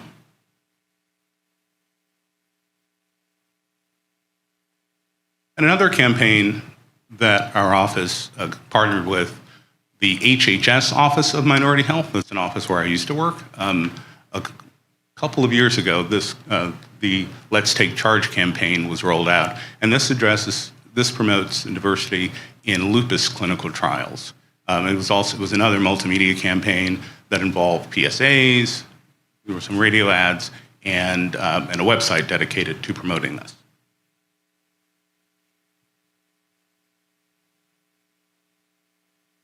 I mentioned our health equity resources. You can find those online. They are downloadable. You can find them at our website, I should say.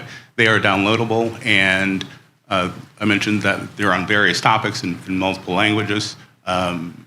Yes, including HIV and colorectal cancer. I can go on and on. There are more and more. In fact, we've held a couple meetings with groups on topics that weren't there, and we're in the process of now adding different conditions to the web page. And those are also, those materials also relate to and mention treatments for those conditions. Our newest initiative at our office, which is OMHHE, is our Enhanced Equity Initiative. And that has three pillars: equity in clinical trials, equitable data efforts, which is to help increase data available on diverse populations, including race, age, disability, and geography, and our equity of voices, which is helping to amplify community voices about those conditions that I spoke about earlier. And I'll speak more about equity of voices coming up. And now to get to those funding opportunities. I did get there. These are the four most recent funding opportunities from our office. They include the Health Equity Innovation Award around COVID-19 and health equity. And then there's another, just to highlight, which there's a companion campaign for the one on expanding education on skin lightening products. And that campaign is our Skin Facts campaign, which educates the public about the potential dangers of hydroquinone and mercury in skin lightening products. And so we've had that campaign now for, I think this year will be our third year, and there are radio ads. That's more of a national campaign. There are radio and television ads, and a toolkit for partners to help promote that effort. I want to tell you about our Enhanced Equity Research Hub.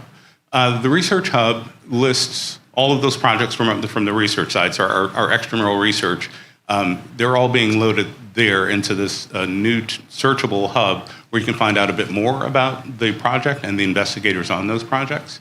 And we released this last year, and I think we have, at last count, above 30 projects there.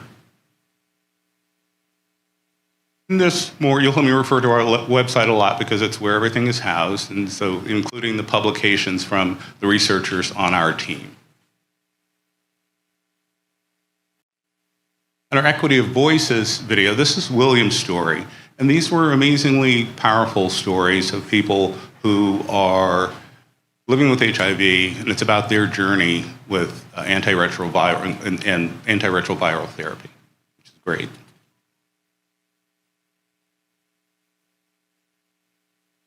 And then I mentioned part of our work is training that next generation of researchers. These are two of our fellows, Dr. Lauren Edgar and Dr. Raymond Hardy, who are amazing. I finally got to meet them because we've been coming off of telework too, and so they are amazing. They're working in our office. And this is a partnership with the NIH's National Human Genome Research Institute. So and this year, I think they've swapped.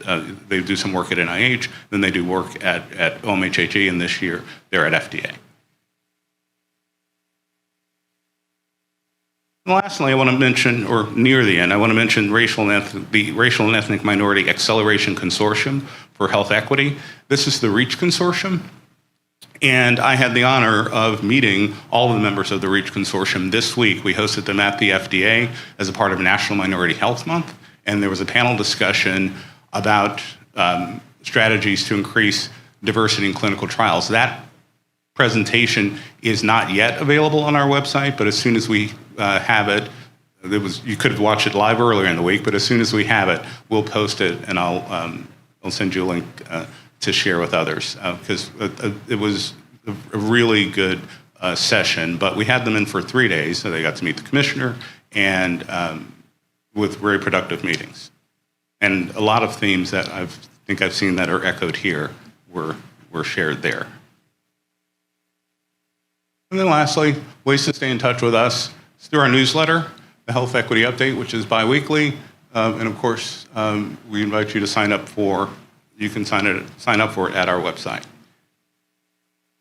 And thank you. This is how to stay in touch with us.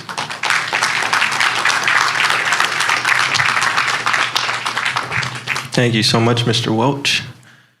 So our next session will be a Q&A session moderated by Dr. Rodney Hunter. Dr. Hunter is a clinical associate professor and clinical pharmacy specialist in breast medical oncology, and he has served as the program director of the TSU Breast Cancer Screening and Prevention Center. He actively works with the Center for Biomedical and Minority Health Research at TSU, and he is also a clinical assistant professor in the Division of Internal Medicine and in the Department of Oncology at UT McGovern Medical School. He obtained his doctorate of pharmacy from TSU in 2007 and completed an oncology fellowship at UT MD Anderson Cancer Center. Please help me welcome Dr. Hunter, and also I want to welcome the previous speakers that we just had, Dr. Rouse, Dr. Tuthill, and Mr. Welch.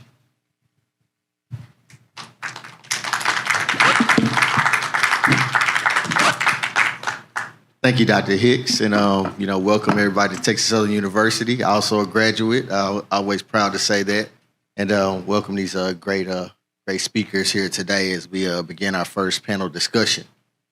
So, I'm going to go ahead and begin with you, Dr. Tuthill, and I'm talking about the LGBTQ, and I'm going to add the plus because I think that signifies fluidity. About individuals self-advocating for themselves when it comes to like clinical trial and clinical research.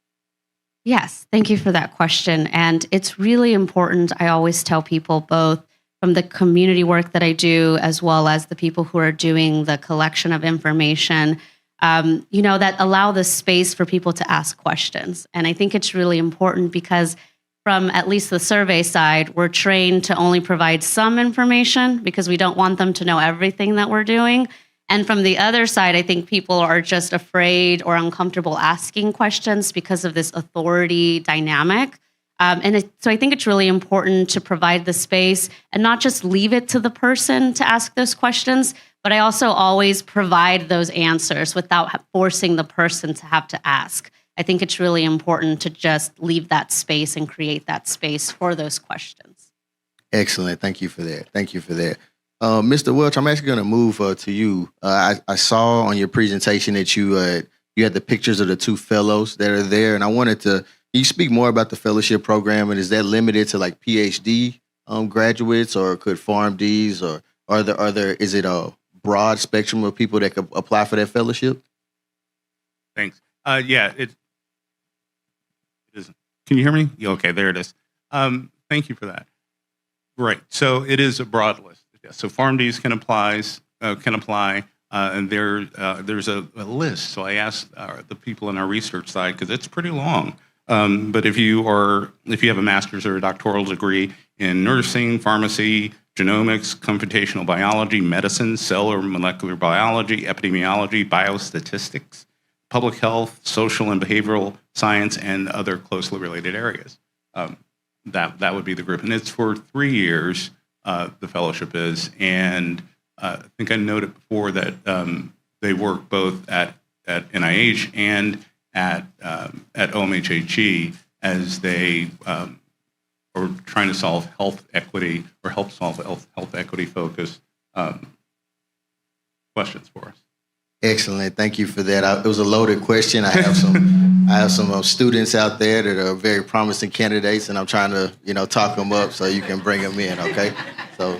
And I left out something really important, which is that our fellowships are open on a rolling basis. So the application is always happening, so they can apply now. We promote it online through our newsletter, and I should do better at promoting it in person. Yes, right. You're here now. We see. So thank you for that. Of course. I'm Dr. Rouse. I actually want to go to you, one of our collaborators, and I knew it was going to be a great day when I saw you drew those cornrows onto that individual. So, there needed to be cornrows. Yes, I knew you were dedicated at that point, but I wanted to ask you about the 4 phases of clinical trials, and as far as patients are concerned, like when do you recommend patients enroll? Is it first, phase 1 or phase 4? Please speak to that. This is a really good question. So for most people, when you are whether you are a doctor, whether you're a scientist, a pharmacist, when you are going to your doctor and being potentially presented with a clinical trial, it usually is something that there's some information about your health, about your situation that makes you potentially eligible. So I don't want people to think that any of you can just go enroll on a phase 1 trial, okay?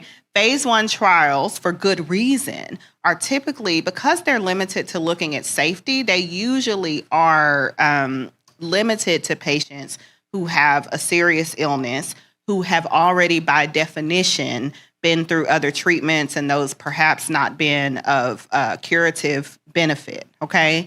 So it is very rare that any of you would just go to the doctor and be offered a phase 1 interventional trial or even a phase 2 trial.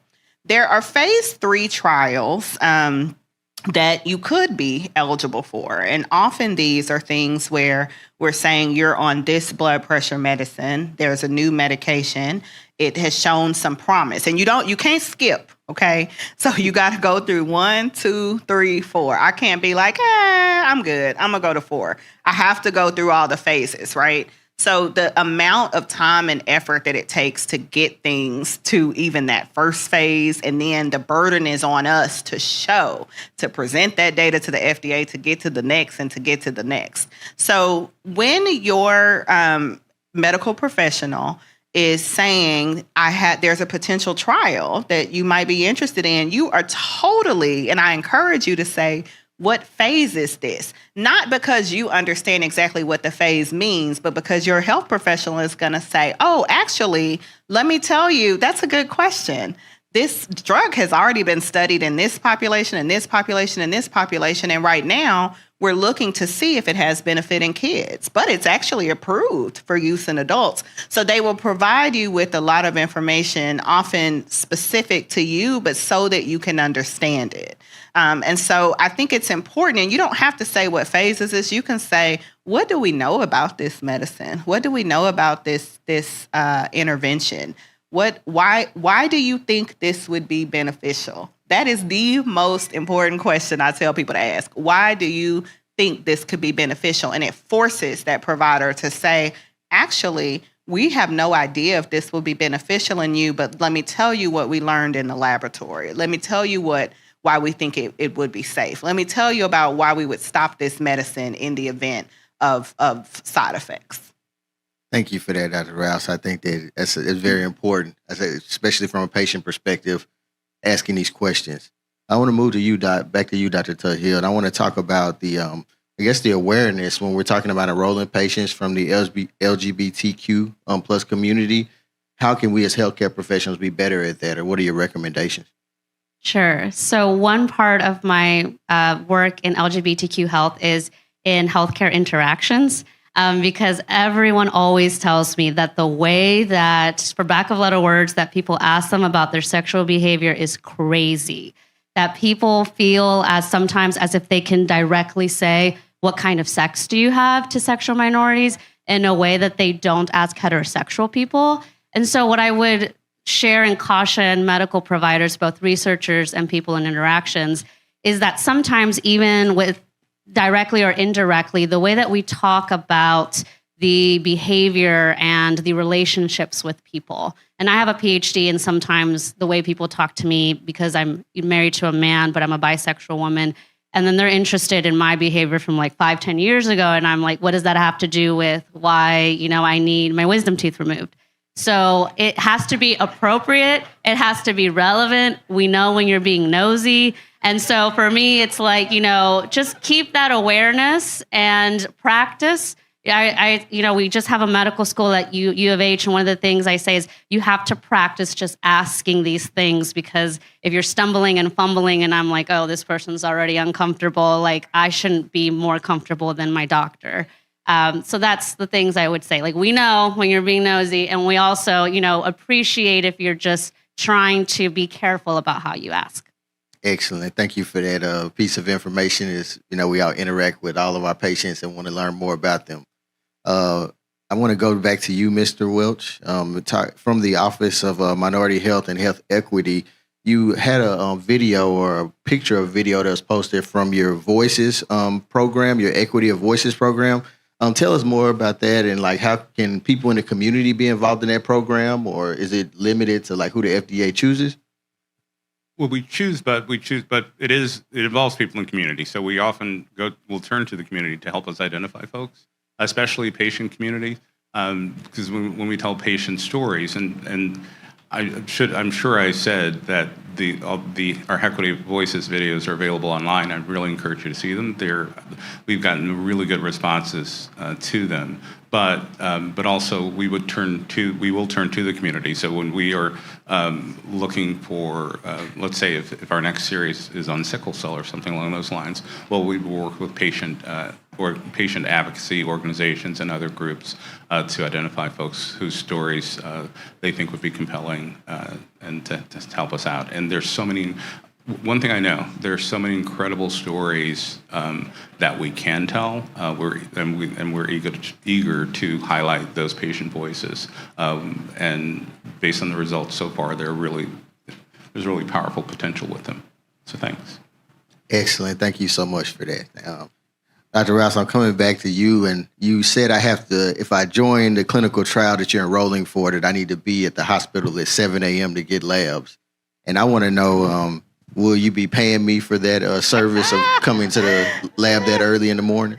It's such a good question. So, and when I say that, I mean that it is important to understand at the time that you are consenting to a trial what actually is involved. Because none of us, what if we didn't find out about this conference until early this morning? We got a ding, and Dr. Ajwa, this would never happen, this is fiction, would say, do you think you can come? I'd like you to speak at 12. It would be, as much as we want to, as much as it might be beneficial, it would be very challenging to do that, right? So the number of times that people are not fully aware of the extent of the trial, they understand they're going to get this medicine, but are not aware how often they have to come to get labs, are not aware that when they come, you're not just coming you don't have a private jet dropping you off right in front of the hospital. You have to park, unaware of how it affects your life. When you understand this, it helps you to think about the pros and the cons and the risk benefit. So if you say, I normally take my kids to school every day, I'm not able to do that. And someone says, you know what? We recognize that. So you actually can come on these days. And we have some flexibility built into the schedule. So it's our job writing the trials, but it's also, I want to empower all of you to understand. So when you say, normally I come once a week, and goodness, that parking, I know we get a voucher on this day, but sometimes I can't get one. If I come for this trial, is my parking covered? If I come for this trial and I have to be here for multiple hours longer than I normally would, is there any ability to offset the cost of food while I'm here? Some trials will even have the ability to help for childcare, to help for elder care, to help offset the cost of the other things in your life. So do you all think, if I said I created this therapy in the lab and I really want to test it and it's a phase 1 trial, but I really want to get people, I think I'm going to offer them $2,000 to be on this trial, or $200. Do you think that would be, do you think that's something that is ethical? No, right? So there are very strict rules about compensation. And so we can't pay people to say, I want you to take this drug. This would help my research. I'm going to pay you for it. But the Institutional Review Board in every institution has very strict rules about how you can compensate someone. If my colleague is doing a survey and then a focus group, and it's going to take 4 hours of your life, is it reasonable to offer some remuneration, some compensation? Yes, right? And so we're very clear about what we can compensate for and what we cannot, okay? And for all of you, you don't necessarily want to be enrolling on a trial that is testing something where it's unclear it's your benefit and being paid specifically to do that. But it is very reasonable to ask, and your doctor may not know, and you may say, do you mind if I speak to the social worker? Do you have a financial counselor I can speak to? Because they can help you with some of those other things. Thank you for that, Dr. Rouse. And thank you for all of the speakers for participating in the panel. And I don't know if we have time to open it up. I think we're right on the line with the break at this point. So I'll pass it back to Dr. Hicks to give us direction on where we'll go next. But thank you to all of the speakers for the panel today.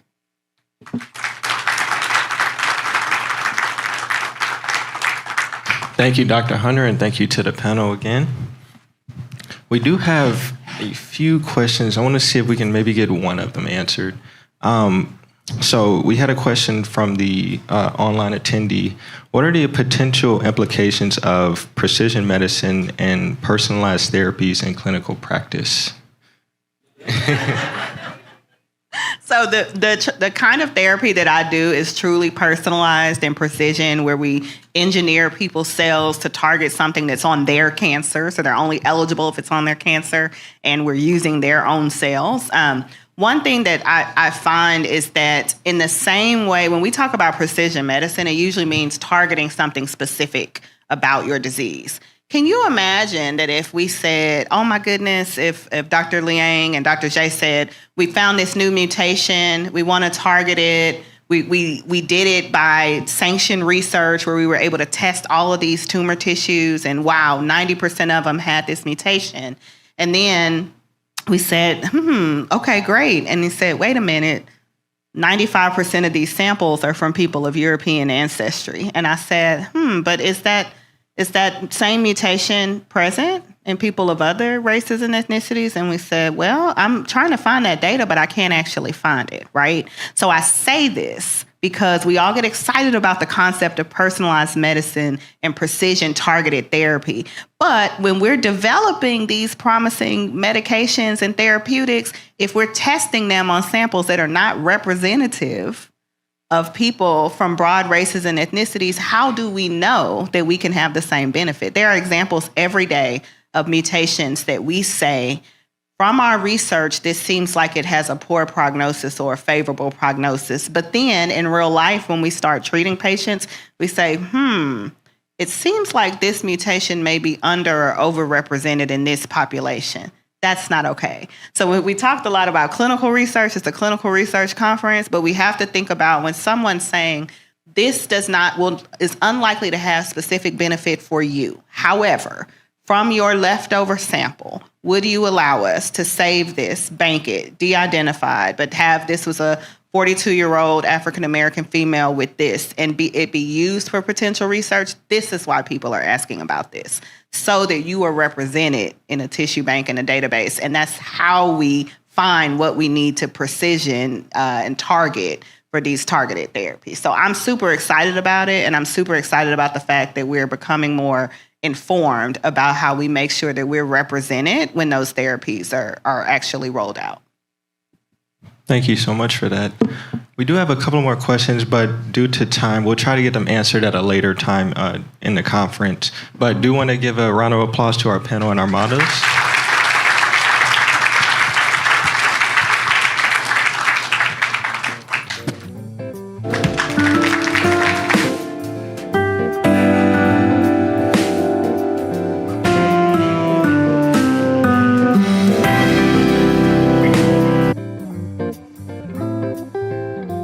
For being here and participating in this research conference. I think certainly it's a pleasure to be with each and every one of you, especially seeing so many colleagues and having the opportunity to see those that we haven't seen in quite a while. So it is always almost like a family reunion, isn't it? I'm going to start here by congratulating Dr. Ajibole, congratulating Texas Southern University, Center for Biomedical Minority Health Research, the CEC as well, on this fantastic event. As we've been hearing from everyone, I keep having thoughts about the future of science and the future of clinical research, and I realize that this is the future, right? The things we were talking about 20 years ago, the things we were talking about 15 years ago, those are today, right? And so when you think about the future, this is it. Research is happening, as we heard, millions upon millions of dollars being invested in Texas Southern University. Clinical research happening at MD Anderson, happening at Baylor College of Medicine, at Methodist Hospital, UT Health, all of these fantastic institutions that we have in our city. So again, the future is here. We are living in it, which is a beautiful thing. And another thing about that, and as we think about it culturally, is we are the dreams of our ancestors, right? Dr. Tuthill mentioned that she's the first generation college graduate, right? I am sure that her ancestors, like mine as a first generation college graduate, worked, and they worked hard so that one person in their future would be a college graduate, and that's Dr. Tuthill, that's me, that's each and every one of you. So again, that's a fantastic thing, and it's a beautiful space that we're living in. As you all heard, and we've introduced our panelists today, there's a common theme in each of you, and I'm gonna go off script here for a second because I wanna highlight this. I think it is a beautiful thing, and I want to make sure that it doesn't go unnoticed. Each of you have been brave enough to reveal that you are a survivor of cancer. So I thank you for that, and yes, please, thank you. And to that extent, I want to recognize that word, survivorship, because in our audience, there are probably dozens of you, including those of you who are here virtually, that are survivors, whether it's cancer, whether it's another disease, whether it's abuse, whether it's doesn't matter what it is. Each of you are a survivor, in your own way. So I want to make sure that we highlight, we understand that we're amongst peers in this space. So thank you for that. Our panel today, again, thank you to the three of you. I'm going to start with some questions to learn a little bit about your story. I want you to share your story because although each of you work for major institutions or are engaged in a place where you are an influence of some way, you also have your own personal story. And that's a very important story. And oftentimes it can be a more important story, right, than the story you may hear from the professionals. So I'm going to start here with Mrs. Upshaw. I wanted to ask you about your participation in clinical trials. If you could tell us what were some of the fears or concerns that you and your family or friends had regarding participation in clinical trials. My experience, because of by nature of what I do at MD Anderson and what I've been doing for the past 30 years of my life and working in clinical research, I was already very knowledgeable about clinical trials and the importance of clinical trials. However, when you flip the coin and you're on the other side of that coin and you hear the words, you have cancer, it kind of goes out the window, and then the adrenaline rush and the fear and all the questions and all that kind of stuff. So I had to kind of pull myself back in and say, okay, you know the importance of this. So I had to convince my family and my husband and other people that this was important for me to do because they were the ones with the fear of me participating in a clinical trial. Because when I was diagnosed and once I got over the shock of it, I didn't wait to have a clinical trial offered to me. I asked, what trial is there? I don't care what it is, find me a trial. I want to be in a clinical trial because I've seen over the 30 years what happens, and I've seen the importance, and I've seen people of color not being able to survive cancers they could have survived if there was more information, if there was more knowledge, if we had more people that looked like me that participated in clinical trials. And the fear is real, and the mistrust is real, and it's very, very difficult to fight that and to help people to get past that. But I made it a personal journey for myself, because I asked myself that question, God, why me? And my answer was, because now you have to be the one, you're going to be the example to show, like, you can participate in a clinical trial and not have awful things happen to you. Thank you for that. And I can't remember which of our previous presenter, perhaps Dr. Tuthill mentioned it earlier, but trust is ongoing, right?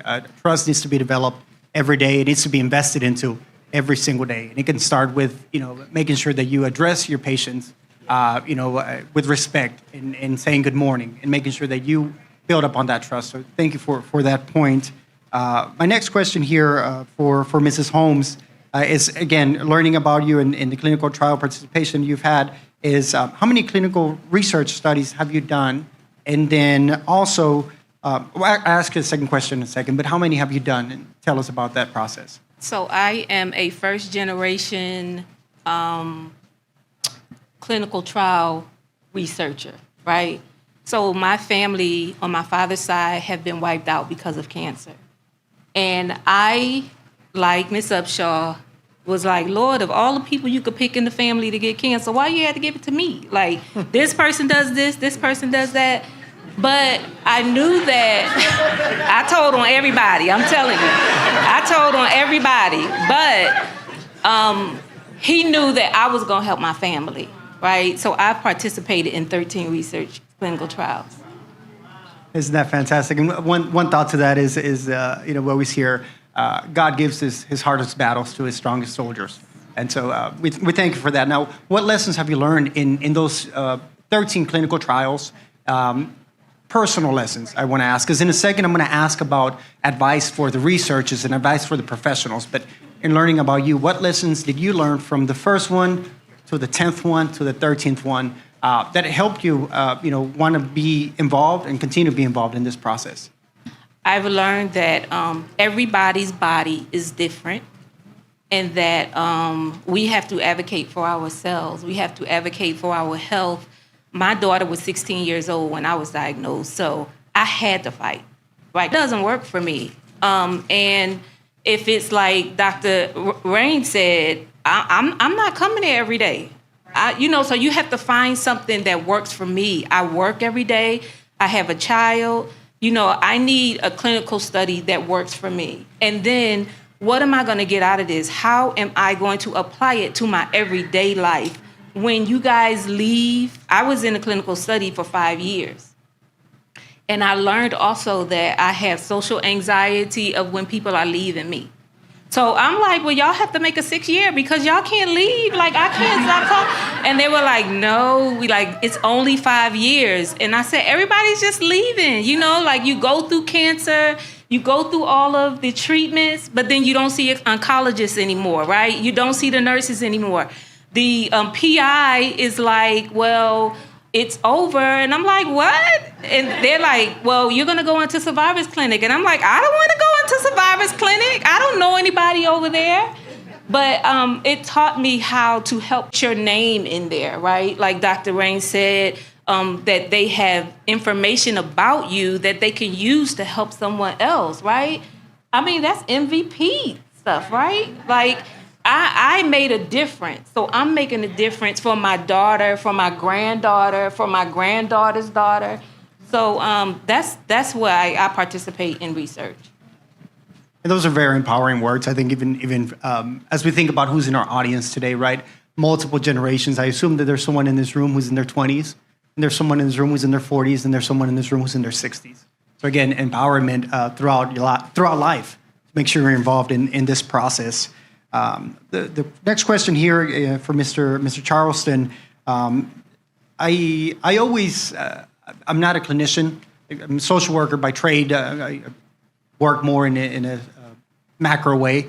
But I always like to say that there is space in a clinical room for both God and science, right? There is space for spirituality. There is space for recognizing people's beliefs, as well as understanding how that plays a role, that spirituality plays a role in their well-being. So the question for you is what is your perspective about spirituality, and how has that played a role, one, in your engagement in the community, and two, in your own battles? Sure.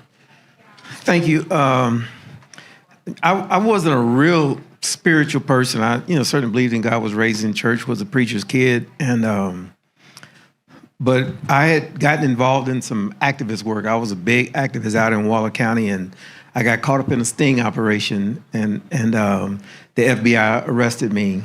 And I thought I was having a heart attack. I had had insurance as a judge for 10 years, had never been to a doctor in 10 years with insurance, never got a checkup. And I thought I was having a heart attack because I was facing a long time in prison if I lost the case. And so I began to start praying, about that. But I thought I was having a heart attack. So I went to the doctor for the first time in 10 years at the age of 46. And when I got to the doctor for the checkup, they told me I need to get to a MD Anderson somewhere in a hurry. I was diagnosed with stage 4 cancer, but when they got the biopsy, I remember Dr. Lewis Pisters at MD Anderson, he was a surgeon, he walked in, and I was just startled because now I was fighting the FBI and I was also fighting cancer. And the doctor said, and I like to say his name because it's true, it's Dr. Lewis Pisters, and he said, Mr. Charleston, I'm afraid that your cancer is already spread. He said, I can't cure you, and nobody here at MD Anderson can cure you. And Dr. Lewis Pisters got down on his knees, and he said, do you mind if I pray for you? He got down on his knees, and he prayed for my healing because he said that he believed that God was still in the healing business. And that came from MD Anderson, and that was kind of like a joke to me that this was a very serious circumstance. But from that point on, I took what Dr. Pisters said, and I got back into my word and began to pray. And it has become vital, and I'm absolutely convinced that every treatment that I've taken, every surgery, everything that I've taken has been directed by God at the appropriate time, and I'm alive because of it. Mm-hmm.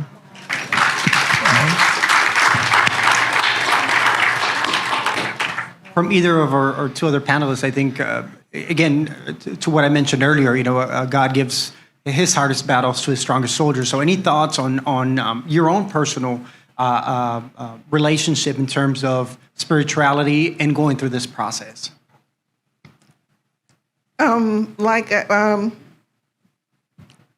Micheline had said when she first was diagnosed, I kind of had the same thought. I'm like, really? And because at the time also, my husband was having some serious health issues. As a matter of fact, the day that I went to surgery, he couldn't even be there because that was his first day of dialysis. And so I had been my husband's caregiver, and I'm like, now on top of all of that, here's this thing. Like, this is ludicrous. They got murderers and rapists and pedophiles and all those kind of people out there. Like, they're the ones who need to be getting cancer and dying. Like, because I don't have time for this. I have a grandchild that she's gifted and she's smart, and I want to see where she goes and what she does in life. And initially, I was angry. I really was. I felt anger. Your emotions. It's just like a roller coaster ride. And then and when I sat still, I remember one morning just sitting out on my patio, and I'm like, God, you got to tell me what I got to do with this. I don't know what to do with this. This is too much. I'm getting emotional thinking about it. It's too much. On top of everything else I have going on, and just a voice said, "Now you become the example. Now you become the one." And so from that point on, I looked at it as not as a diagnosis, but as a journey. That's right. And I call it my cancer journey. That's right. I don't say I was diagnosed with cancer. I was given a journey. And once I looked at it from that perspective, it became easier. And you still have your days, and even now, like last week, I went for a 6-month assessment. The night before, I'm just anxious, can hardly sleep, because a couple times I've gone, it's like, oh, we think we see something. I'm like, y'all don't see nothing. Y'all need to clean y'all machines because some dust was on them or something. So, and I would be like, Lord, no, Jesus, like it can't be. So I don't. And I remember asking my mom, I'm like, Mama, what do people who don't have a relationship with God, like when they going through stuff, like what they do, like how you get through stuff like this? So my spiritual journey has been, it's just brought me closer. It made me appreciate life. Some things that I used to think was important, like, that's right. Not important. It's not, yeah. And again, I think it's very important for, I think, one of us as human beings to understand the importance of spirituality and beliefs and the faith that we have, whatever faith that is. But on the professional side, the person in the white lab coat, the person that's behind the desk, understanding culturally what that means for a person, right? And oftentimes, and we know this, I know there's a lot of community health workers both in the audience and virtually, and we understand that through that program, if a doctor tells me I've got to take the medicine or I've got to lose weight and all these other things to address my hypertension or whatever it is, that means one thing. But if my pastor tells me, or if my best friend tells me, or if I know someone who went through something and their story is closer to me than whatever some doctor I've never met before tells me, then that's whose words I'm gonna follow. So again, it's about cultural competence. And so I'm gonna move on from learning about each of you and ask about advice. I wanna address all of the professionals that are in the room, address all of those who are engaging with patients, engaging with community members, and ask you for your advice as a community member in terms of engaging them. So there is, I guess, one that we'll kind of keep on that note of spirituality. What thoughts or advice do you have for the persons in the white lab coat, for the person behind the desk, for the attorney who may be in the room and is trying to tell you about financial powers of attorney or whatever it is that they do professionally? What advice do you have them to better engage community members? Well, I would say I am a very, very good employee, but I wasn't a good patient. And it wasn't in a bad way, but I had a physician assistant put in front of me a pamphlet about getting the port. So I've never had cancer before. I don't know what a port is. You have to explain that to me. And I opened the pamphlet and saw what they were going to do and left the pamphlet, got up and left and went back to my office. And they were calling saying, well, what happened? You have to get the port for, your chemotherapy. And I said, I'm not about to get that port. They're going to kill me over here in this hospital. I'm not getting the port. I work with doctors, right? And because they have such a good bedside manner, they're infectious diseases. The doctor I work with closely with, he convinced me to go and get the port, because I told him if they can't do it in the IV, we're not gonna do this. I said, do you know they go through your jugular? Do you know that what if I'm in a car accident? I'm just gonna blow up. Like, I had all kinds of stuff that was going on. And he said, it's going to be okay. It's going to be okay. And so when I went back, I said to the physician assistant, you can't do that, right? You have to have a conversation with the person. You can't put a film or a movie or something in front of them for them to watch that. You've got to communicate to them to say, this is what it looks like. This is what is going to happen. Even get a patient who has gone through that so they can come in and talk to me and calm my nerves. If it was not for the doctor that I work with, I might not be here today, because the pamphlet just was not it. It just, the information that they gave and stuff, it was scary. You're already afraid, right? You have this foreign object inside of your body. They're telling you there's different stages of it, and I'm at stage 3. You have to have more of a human sense. I know that that's their profession, but you have to have more of a human touch to things, right? Everybody doesn't want to read it. Some people just need you to come sit next to me and say, I've had it, I've had the port, it's not that bad, you don't feel anything, and it really helps you. And one of the things about it is you're one, and there are probably thousands upon thousands of people who unfortunately do not have that knowledge or that access to a physician or that access to a professional that can give you that sense of comfort, right? They can tell you it's okay. It's this part of the process is painful, but it's okay for you to participate in it. So I'm glad that you had that with you. I had a thought earlier when Mr. Welch was speaking, and you said a joke, and you said it in passing. I don't think you recognized that you said it, but the words that you share were, "We're going backwards."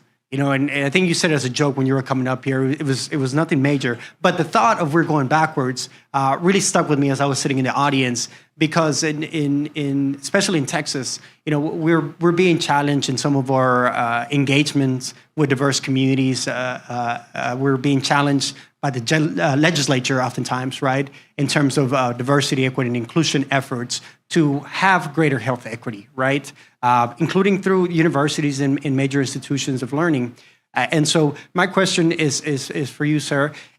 You've been a judge in your jurisdiction up in Waller County. And so my question to you about engagement in diverse communities in spite of challenges that oftentimes are, we hear these messages on the news, we hear these messages on TV, we hear the messages, at our local universities.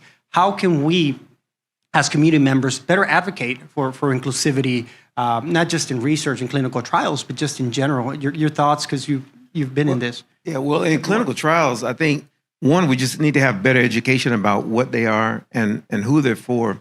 And they're really concierge care. I mean, it's really good care, at least the ones that I've been in. And but in every area, particularly in Texas, and you're talking about diversity, equity, and inclusion, you still got a lot of racism. And so don't think that that's some protected area in clinical trials where racism doesn't exist.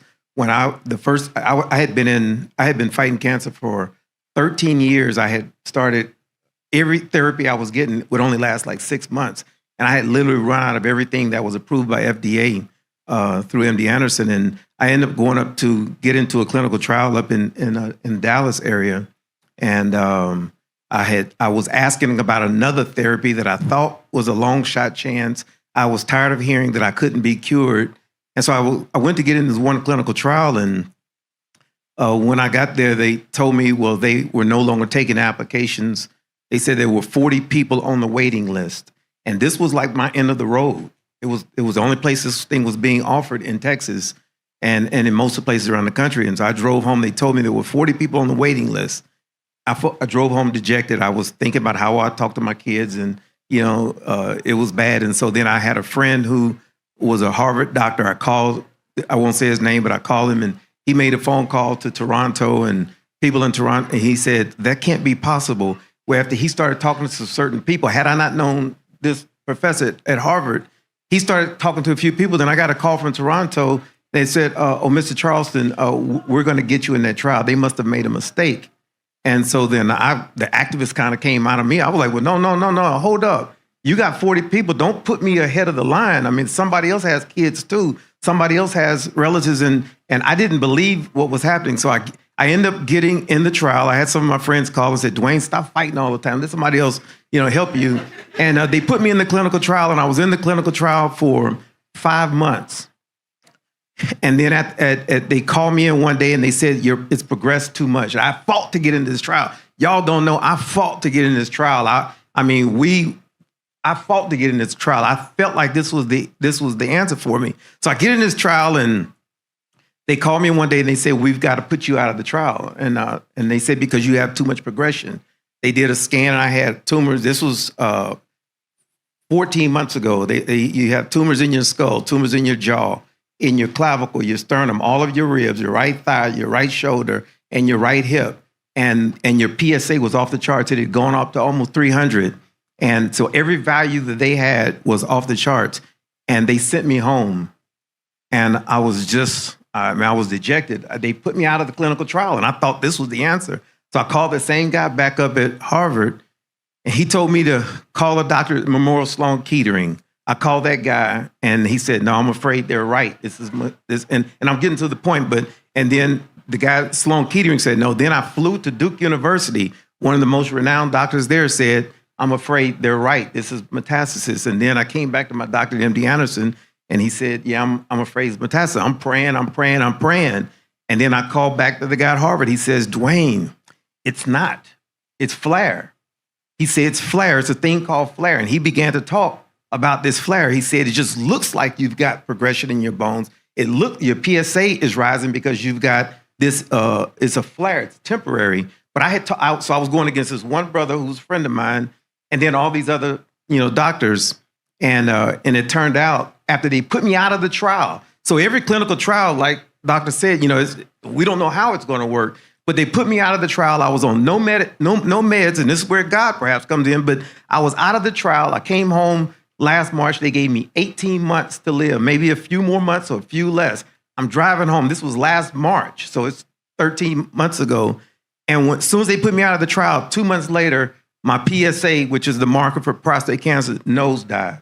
Then the bone scans just completely disappeared. Everything disappeared, and then all of the visceral metastasis was gone. And that was and I was on nothing. So it turns out this clinical trial that they put me out of actually was working, but they didn't know. And perhaps it had to do with my genes or something else, but there was something about me. And so finally my doctor, Dr. Korn, said, hey, I think we may have all gotten it wrong. So just because the clinical trial doesn't work according to what they do, they don't know it's a clinical trial. And but I do believe that at the very beginning, it was hard for me just to get in. I think that it was because of my gender. I mean, my race. I think it was because of that. And then when I came back to another clinical trial, they started charging me for a deductible that I was not supposed to be charged for. I took my entire disability check to pay for a deductible just to get in the clinical trial, only to find out they should not have charged me. But these are the barriers that had I not known somebody, I wouldn't have got in that trial for lutetium. Had I not known somebody, I wouldn't have got my money back for the trial for actinium. And so I do believe that racism still exists in all of these areas. And for our local officials, elected officials, federal officials and things like that, there are real cases and instances. It's not just that Black people are concerned about Tuskegee. It's because we're not allowed into these clinical trials. Thank you for sharing. And I think finding our voice is very important. I think we talked about it earlier. And so a word of encouragement to everyone is identifying ways that you can be an advocate for yourself with your elected officials, with your federal, state, elected offices, and raising a voice and saying, look, I am a person who went through this and I want to share my story. I can tell you that elected officials are always looking for stories that they can share to advocate and to work toward greater health equity.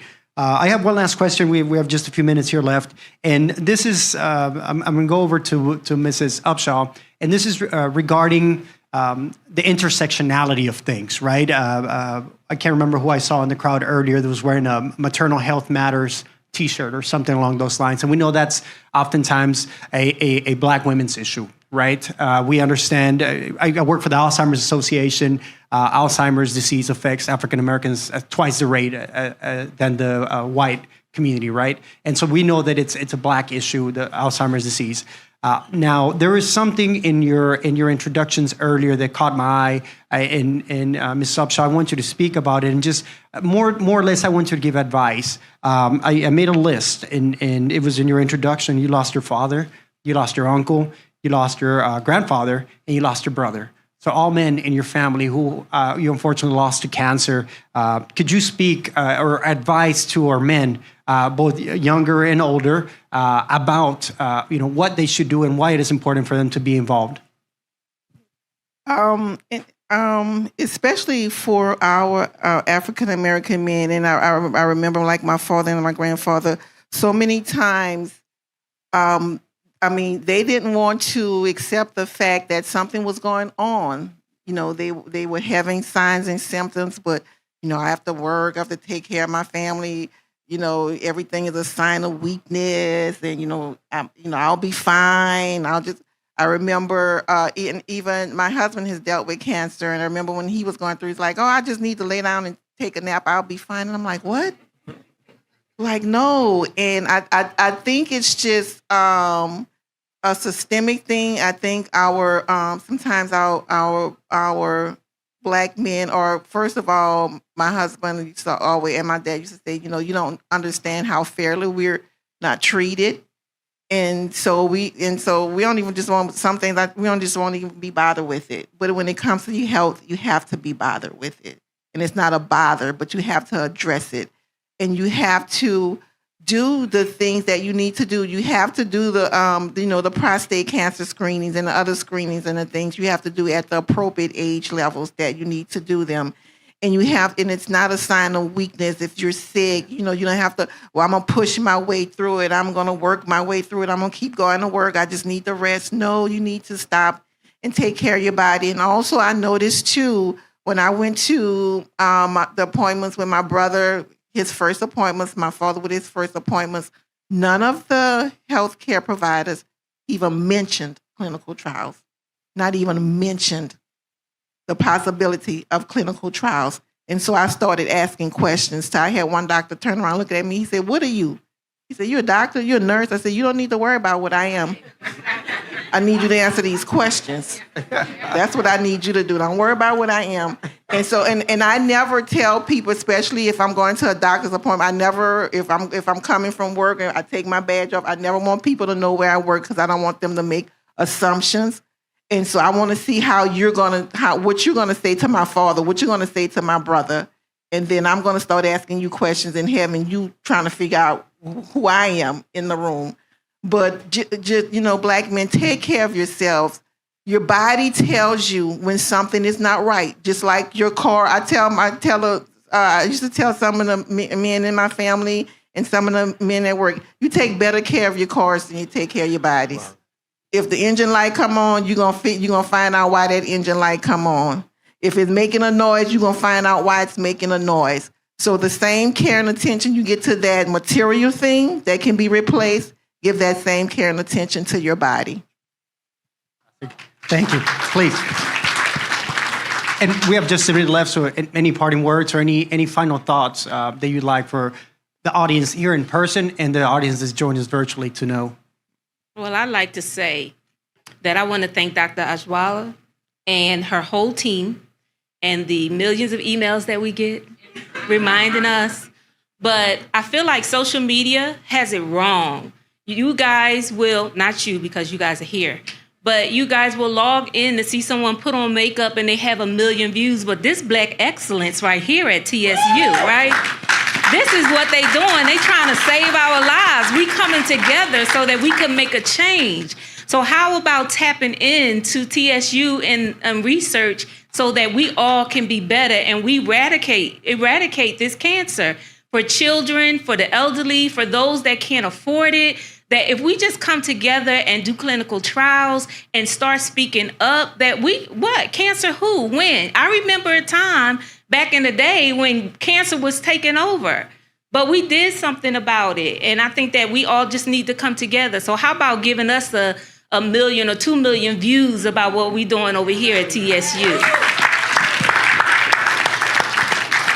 I want to thank Dr. Ojewale as well. Just the fact that the number of grants and the work that she's doing is just absolutely remarkable. I know how hard it is to get a grant and then also to report on it and do that. And so what she's doing is just absolutely remarkable for you men. If you're 40 years of age, or your father, your uncle, there's some men, or you women, the men who are important in your life, have them get tested because it has a 98, 99% cure rate if you're caught early. But once it spreads that and leaves that prostate, man, it's a struggle. It's a struggle for a long time. But God will win in the end. All right. Fantastic. Well, again, thanks to each of you for participating with us, and certainly want to. I know there's some announcements that are coming up next. I don't know if there's any time for questions. If not, then we'll probably hold them for a different time.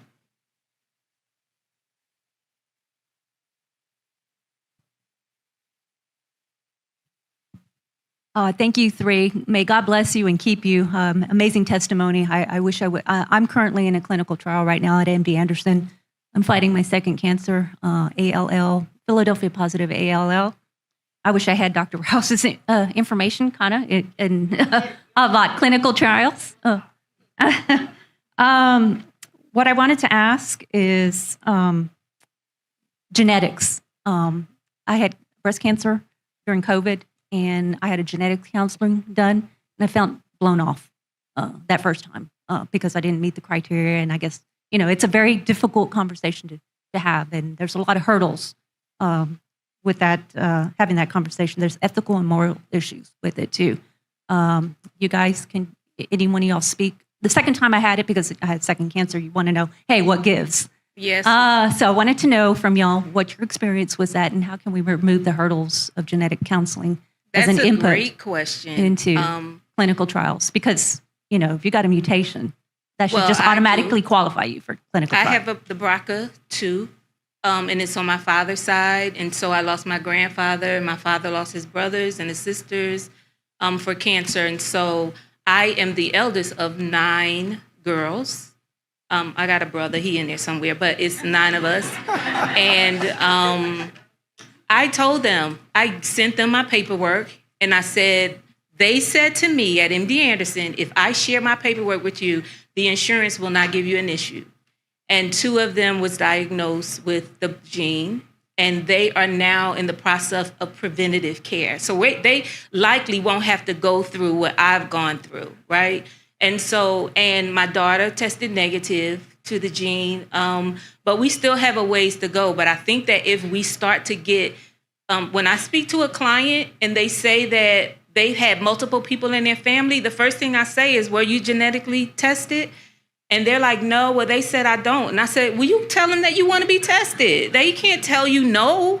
And so that's what they do. Even if they don't meet it, you say, well, I'll pay. What I want to be tested. I want to know what it is that I have so that I can prevent what it is to come, right? It might not come. So my sister, she had her breast removed, her ovaries. It's hard to get the men to move, right? But we're introducing them now that there is a gene in our family that we have, and that we have to be preventative about our health care. So I'm glad that you asked that question. We should be genetically tested. If you guys have family members that's like Miss Upshaw, with so many men in her family and stuff, there's got to be some type of genetic mutation, right? And so we need to start working on that. Like, we need to start getting grants and stuff on that, right? So we can start getting people genetically tested free, right? Just like the mammogram.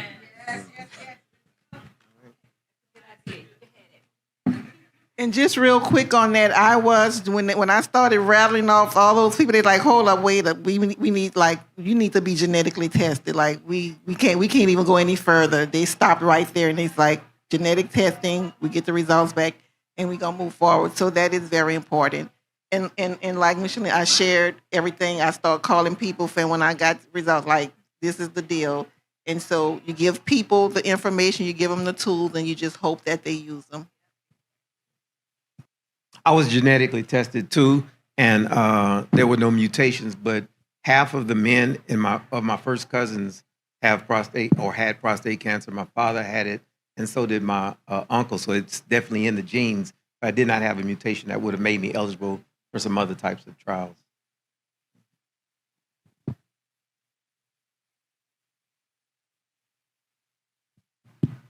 Okay, we can take one more. Hi, I am not like most of the doctors in this room that are PhDs. I'm actually a chiropractor, and so as a physician, I know that a lot of healthcare providers do lose a lot of their humanity and their empathy when dealing with so many patients. And I was wondering, what advice would you give to those healthcare professionals who are starting to lose that and starting to be desensitized in order almost to protect themselves from bringing it home at night, or keeping that, or being overwhelmed by seeing so many people who have the same condition or worse, and even more so with oncologists seeing their patients not make it? What advice would you give to healthcare providers to hold on to that humanity and see each patient as a human being and be empathetic to that individual patient's plight? I just have one quick word, and I experienced something like that, and I told the person, I said, look at me. Now picture your mother, picture your sister, and that's all I said.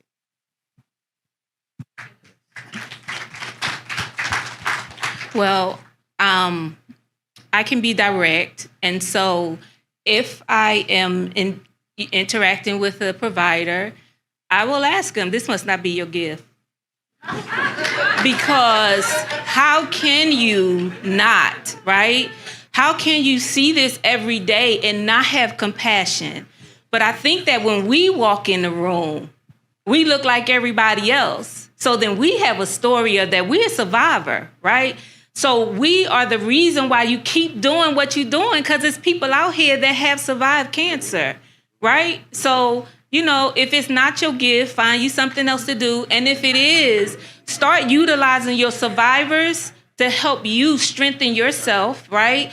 Because, there are some patients that don't make it. And that's what I tell my clients. Some patients don't make it, right? But what I tell them is, you win either way. You either are a survivor or you home with Jesus. It doesn't matter, right? So then you have to, I represent myself as a survivor. And I say, listen, when I walk in the room, I'm bringing sunshine. I'm bringing God, right? I'm showing you God that God is in the healing business. Yeah. This is what he did for me. He saved my life from stage 3 cancer. Yeah. He helped me save my sister's lives and other women that have been diagnosed with cancer. Right? So I just help the providers find their gift. You just have to help them find their gift. Thank you guys so much. We truly do appreciate you guys coming up here and sharing your journeys. I do believe it's so important for us to hear this, because this is not something that, we get to hear all the time, and this is how we progress forward. So once again, if we could all just help give them a round of applause.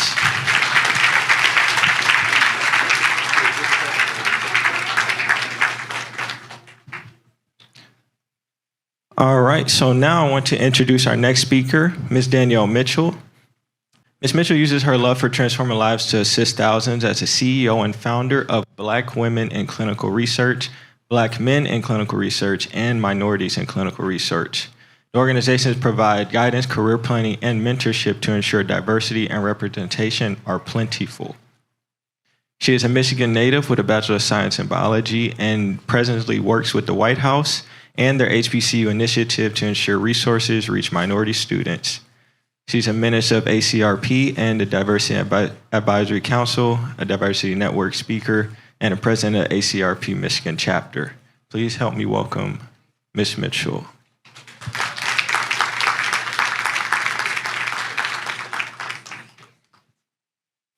Thank you.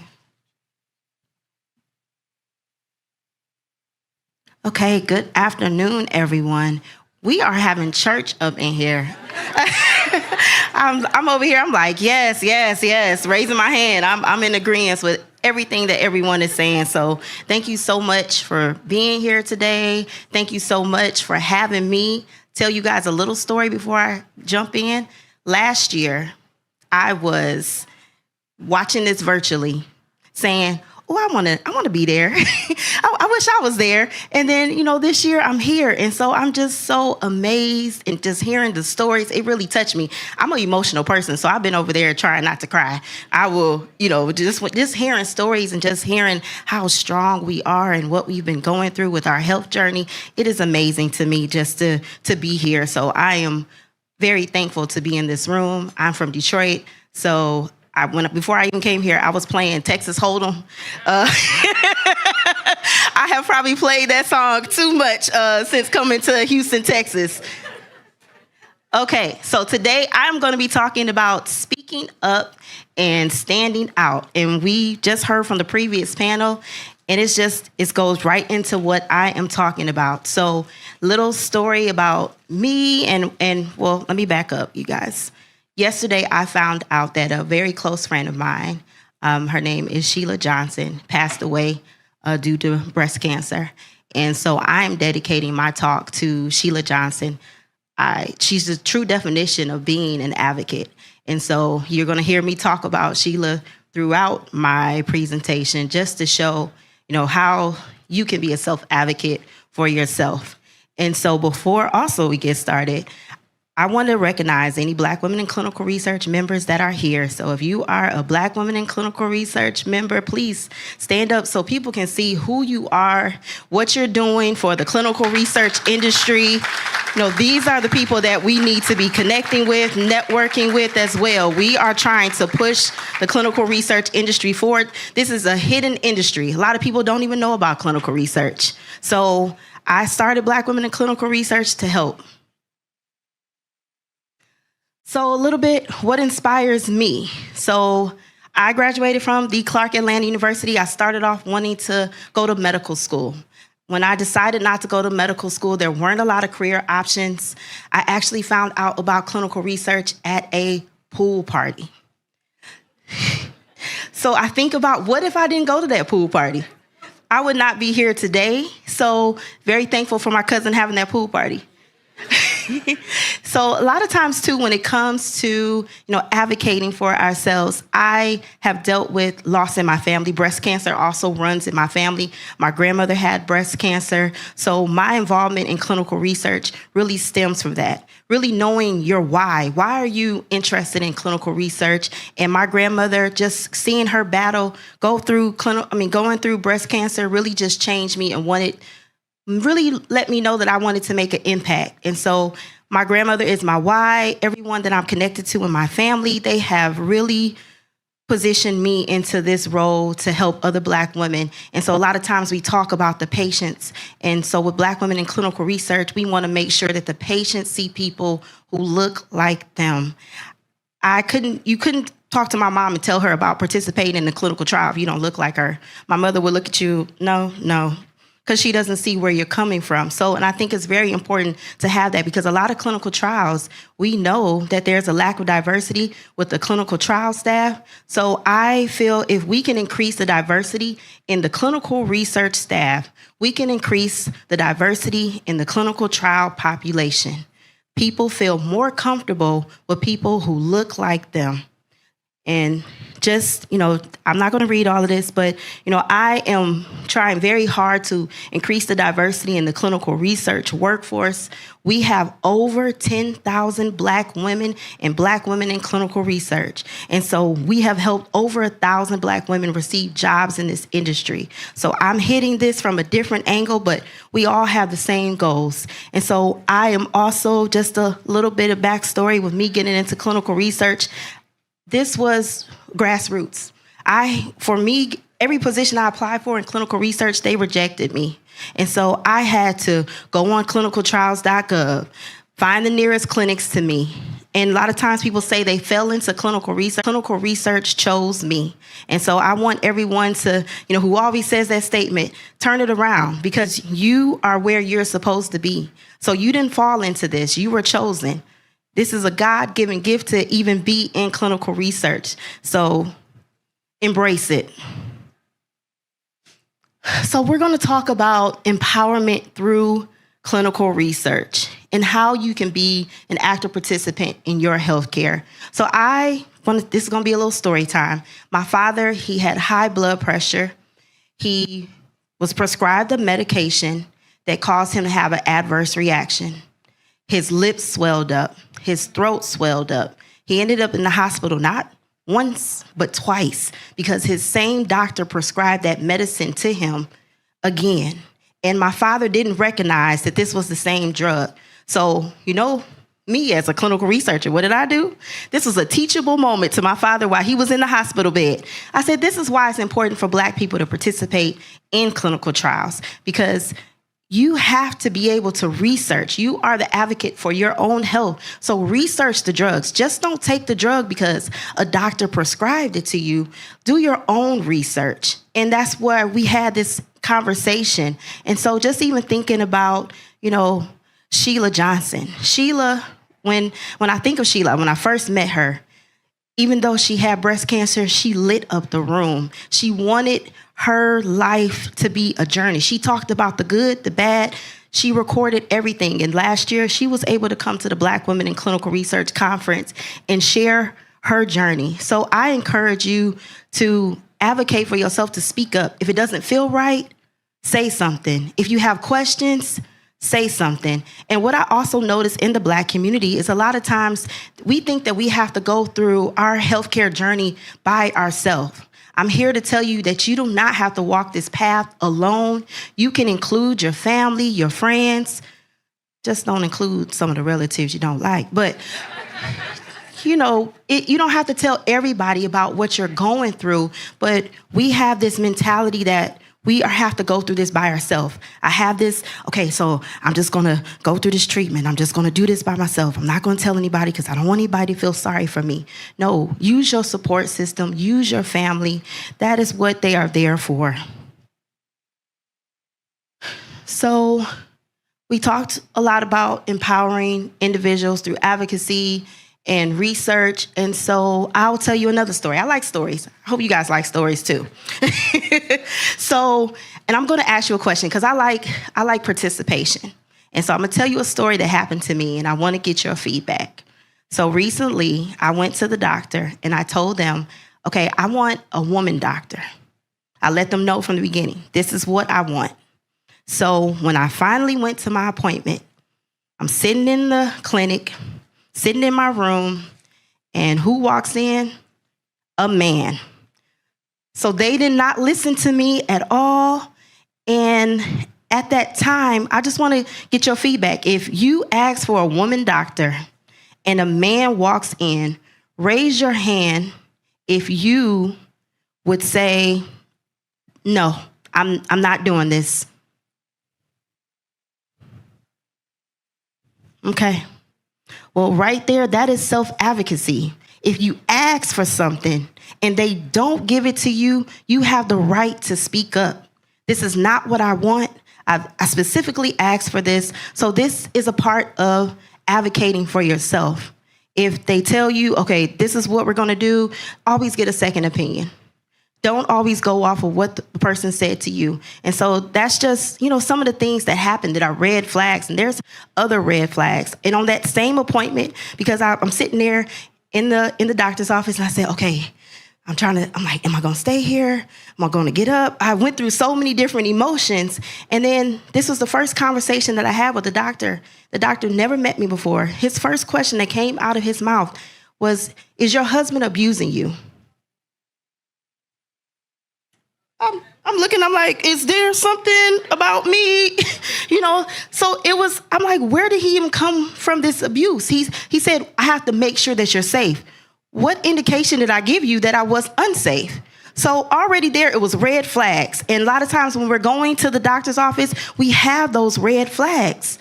So if we're not comfortable, you do not have to stay in a doctor's office. You do not have to stay there if you feel uncomfortable. If you feel uncomfortable, get up.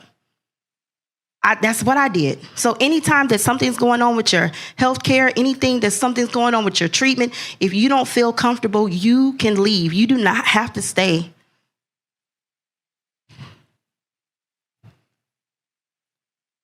So there are pros and cons, especially when it comes to clinical research, clinical studies.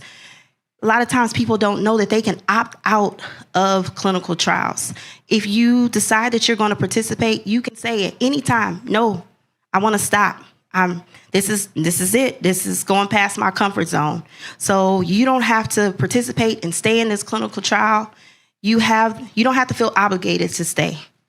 So it's also important for us as clinical research professionals to advocate for ourselves as well. A lot of times what I've realized, especially with the members in my group, that we are trying to help the community, but we are not advocating for our own health.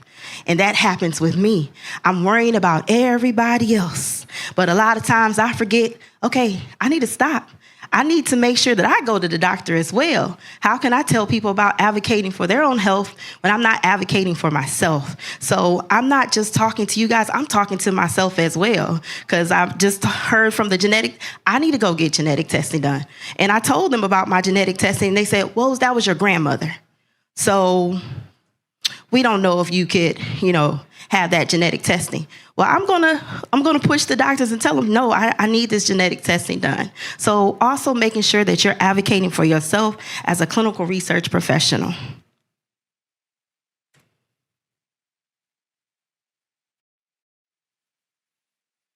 So being an advocate, what does that mean to you? Think about how you can advocate for yourself. Has there ever been a situation that you experienced where you said, you know what, I could have said something. I could have spoke up. I could have did this better. And a lot of times too, if you have family members, I know my family is listening right now, but a lot of times, my husband brought this to my attention, that we parent our parents more than they parent us. When you think about it, when you're 20 years old, the time that when you become 21, you take care of your parents more than they take care of you. Sorry, Mom. But just saying that you have to be involved in your parents' health. I'm asking my mom, have you had your mammogram? Having those difficult conversations with your family members. It is okay to ask your family, when was the last time you've been to the doctor? It's okay to have these conversations. We don't have to keep our health to ourselves. You don't have to go through this journey alone. And that's a lot of times what happens, especially in the Black community. If anything occurs, like in my family, we have breast cancer.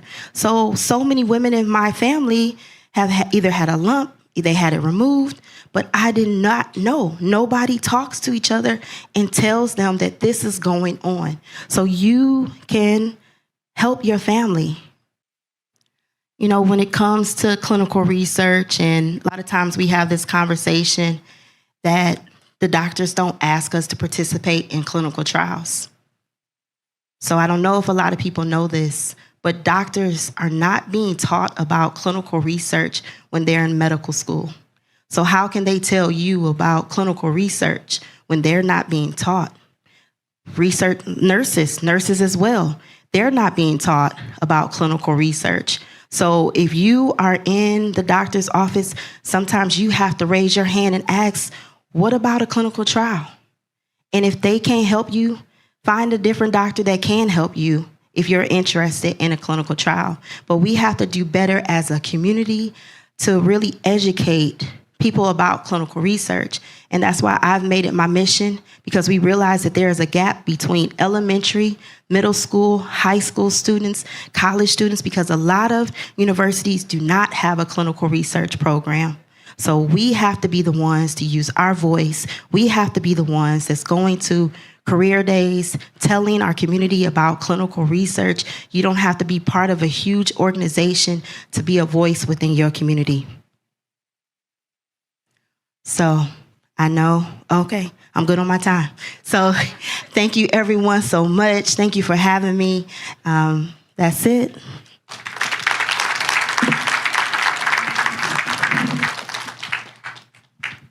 Thank you so much, Ms. Mitchell. Oh, Yeah.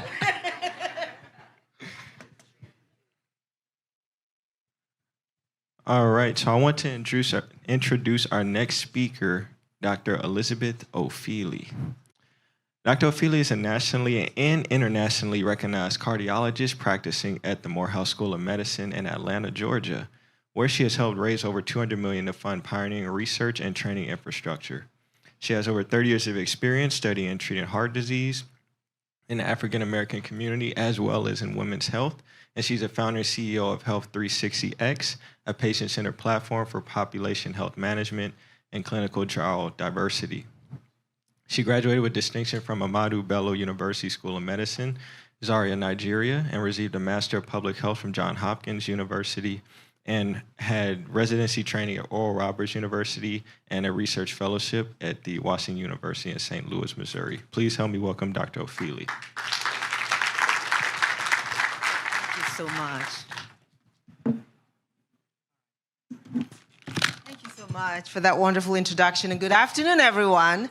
I know it has been an awesome afternoon. I came in just mid-morning, and it's just been fabulous. Want to really sincerely thank Dr. Ajewale for inviting us to this discussion.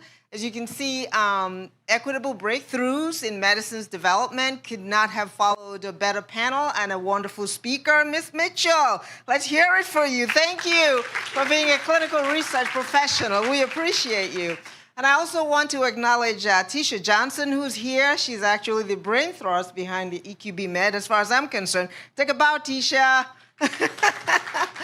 As well as Maria, who's also here, and she's representing pharma. But we will have a session after this that will just specifically have you just ask us questions about EQB Med. My task this for the brief period I have is actually to share with you why TSU is in this space in clinical trials. Maybe, I'm sure many of you assume TSU is already doing a lot of clinical trials. They're always doing these sessions in the community, talking about clinical trials, and really, I know everybody has said it so many times, Dr. Ajewale, I want to sincerely thank you for the work you're doing. She is a little bit anxious right now because we're running so over time. I gotcha. For our part, we just want to basically introduce you to EQB Med. Who you see here at the executive leadership, we won't go through all of them, but the bottom line is really to share how, in trying to address the issue of breakthroughs, we need to begin to talk about who is participating in terms of institutions, who has the infrastructure to truly sustain clinical trials. And that's where the EQB Med program came in. Pharma Foundation was interested in addressing this across multiples, and I know you've heard from Genentech, but a lot of members of pharma company, they don't want this lack of participation and lack of representation to continue. So we're organized to include academic health systems, to include people out in the community advocating for clinical trials, the Pharma Foundation themselves, as well as the FDA. The people you see on the right are who we call network partners. We're at Yale, we're at Morehouse School of Medicine, we're at the RCMI Coordinating Center, we're at Vanderbilt. Just to let you know, because I got to plug the RCMI Coordinating Center, we are funded by NIH for institutions such as TSU, FAMU, Morehouse School of Medicine, Meharry Medical College, HBCUs, HSIs, to come together, have infrastructure to actually move the needle, and that's the work that I've been seeing at clinical trial with TSU. And of course, TSU is our first pharmacy school to step into this space and be one of our learning partners. Again, a big round of applause to TSU. And you do have a segment in your handout that kind of describes what's happening here. The bottom line is TSU stepped up.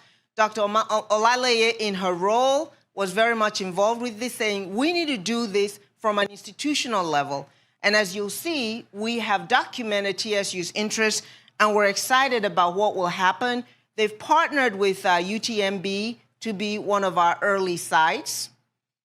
And what I mentioned earlier is it's not enough to say, I want to do clinical trials. You have to have the infrastructure. Yes, Ms. Mitchell, clinical research professionals are part of the equation, But so is the infrastructure. You can't do clinical trials by just bringing people in regularly. It's very heavily regulated. You have to do it a certain way.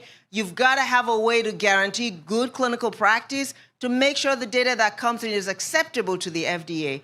And that's why this infrastructure that we're developing here that's been really funded through pharma, but in a partnership to get us there.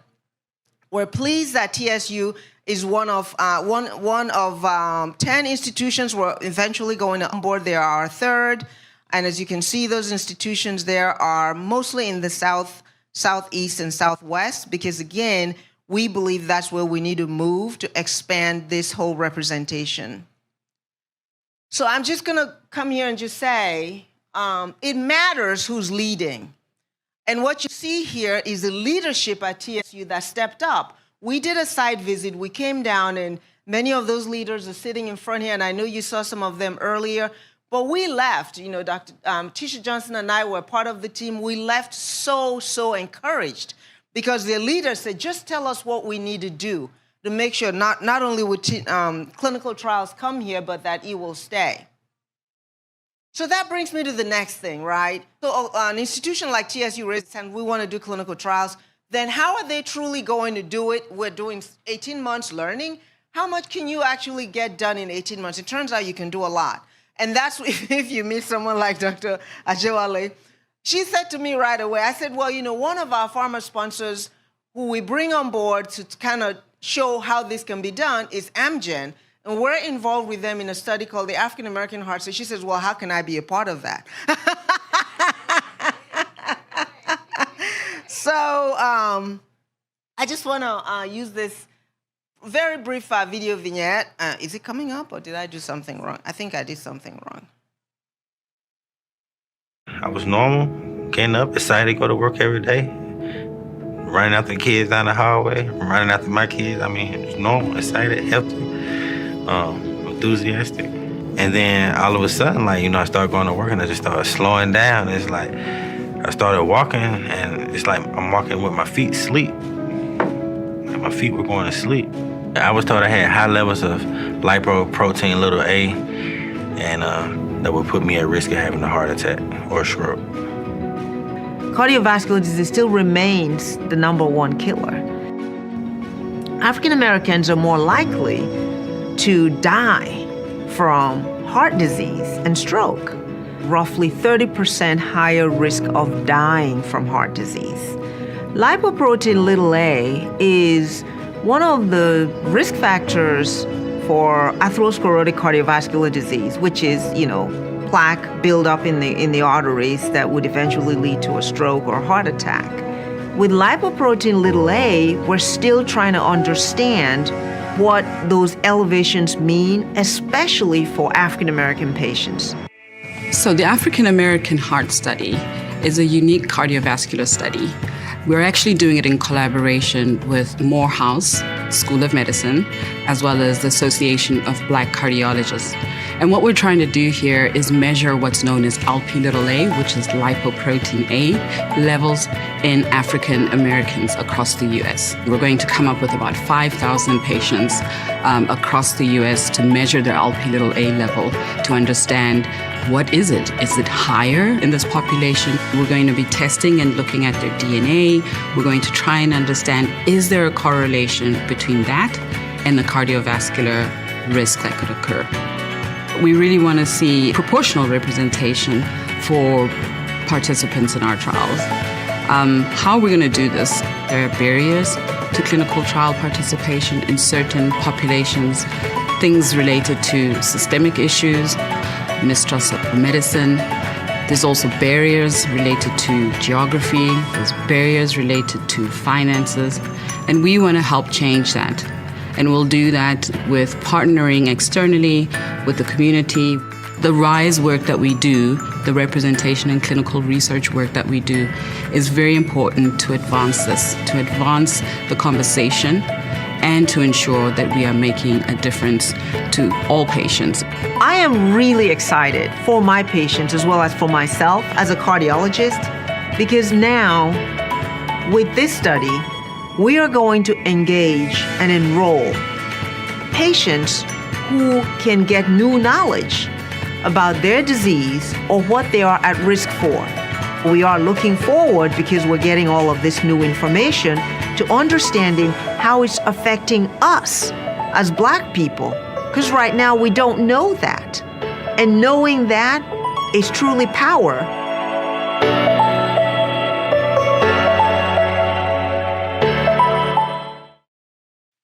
All right, so thank you all so much. I thought it was important to hear from that patient young man. Really didn't ever think he would have heart problems, but that's how lipoprotein little a manifested. So that's just one example of new discoveries. It happens that we've known about this particular risk factor. We know it doesn't change. I mean, it's interesting. I eventually found out I have high LP little a. I didn't know that. I'm a cardiologist. But it is important, as someone was sharing earlier, they're working at MD Anderson Cancer Center and not necessarily thinking about themselves as a risk. So it's important, as these kinds of opportunities come up, that we ask the question, and that's what I've heard all of the panelists share with you. And we're proud that we're a part of this engagement. And there is, right outside the door, we have the African American Heart Study. If you want to just get some more information about it, it turns out, because we're all over the country, we actually have 4 sites, actually 3 sites in Houston and one in Dallas. So if you want to be a part of it, I think some of our sites are actually either online or about to get here. So I just encourage you to speak to Dr. Ajewale. She will meet up with them and see how TSU, even in these early stages, can partner. And again, keeping with recognizing clinical research associates, these are site managers that work with all of our sites and try to make sure they're fully engaged in the clinical research process and doing it the way it should be done. And I know we're running late, so I'm going to just say thank you all very much and looking forward to the Q&A. Thank you so much, Dr. Ofili. All right, now I want to introduce Junie Simpson from Genentech. Ms. Simpson is a proven diversity, equity, and inclusion leader at the local, regional, and national level who is passionate about population health issues and access to healthcare for all patients. Her efforts are focused on building and catalyzing a sustaining model to address healthcare disparities in marginalized communities, embedding early disease detection and education. She serves as an ambassador for Genentech and is the current head of health equity for all customer-facing teams. And her work includes serving as the immediate past Southwest Region Corporate Relations President for Healthcare Businesswomen Association, the chair of African Americans in Biotechnology, and the D&I Steering Committee, where she sits on the Advancing Inclusive Research team. Please help me welcome Ms. Simpson.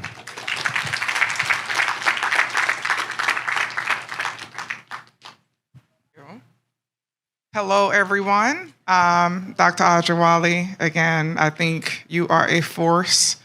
The amount of work that you do and you lead, and just to be here on this campus in my hometown, Houston, Texas. Being an immigrant, I immigrated many years from Jamaica, but shout out. But I have to tell you, Houston is home. I went to school here. I birthed my 3 children in the Houston Medical Center. And it is a pleasure to be here. I want to, first of all, recognize in the room Tal Gardenhire, Will Womble, and Dr. Rema, will you hear from, we're not going to attempt your last name right now, I'm going to butcher it, and I don't want to do that, but welcome. These leaders represent the local team that are serving here in Houston. I also want to do a special shout out to my son, who is in the back of the room, Jordan Carl Nicholas. He is a recent double graduate of Texas Southern University. Not only did he graduate with his undergrad degree in health studies, but also got a master's and just completed his first year playing professional basketball.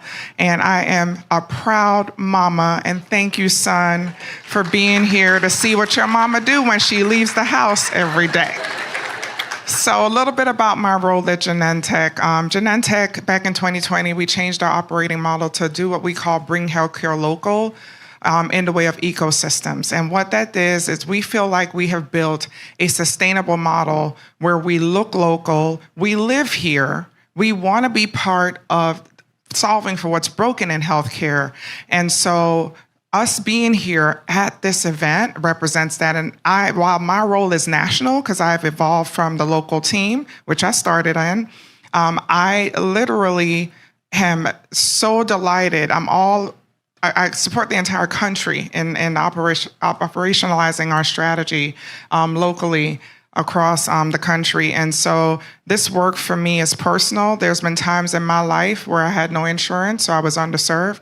And then there was not that long ago, back in 2020, when I started having chest pains and went to the closest doctor I could find, which I live in Pearland, Texas, and was marginalized and treated as a drug seeker. So when I tell you it's not about even the historical atrocities that we've brought forward, it's the lived experience when we show up to seek care that we have to shed light to and do more on. I'm here representing Genentech as a full-time employee, so I have no disclosures, but I always begin my talks with the cost of doing nothing. And when I tell you that healthcare disparities are really burdensome to not only the healthcare system, but to society as a whole, and they are predicted to hit $1 trillion by 2040. So we cannot afford not to address this. And entities like the FDA, CMS, Joint Commission are really what I call applying some tailwinds that can really advance this work. And I believe that this is generational work. And, for all the young folks that are in the audience, we're going to hand it to you to take it the rest of the way. And so we really take this work seriously at Genentech because we're always examining the patient journey. We see that as, number one, building trust. But number two, screening, opting in. Because what is happening is patients or in underserved communities are showing up too late at the most expensive point of care that is driving the cost, or with advanced disease when they're being sent to hospice. And we have to undo all of that. And that's due to a lot of cultural norms. I could tell you in my culture, we don't go to the doctor. I don't remember ever going to the doctor as a child.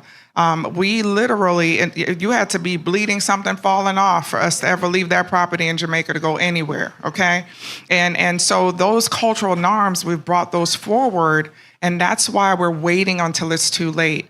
So I like to say the work that we're doing is actually changing life expectancies in our communities. It is important work, and it is my belief that we are at a pivotal time in this country's history, that us being in this room having this conversation, we are going to make a meaningful dent in closing these gaps in care. We've done the studies to really show that trust is the biggest barrier. And we've also done studies to even uncover healthcare providers' perception of how patients behave. Patients feel like the healthcare system is rigged against them, and that's why they are stopping care and not coming in. Also, 9 in 10 healthcare providers actually acknowledge that they witnessed their patients stopping care.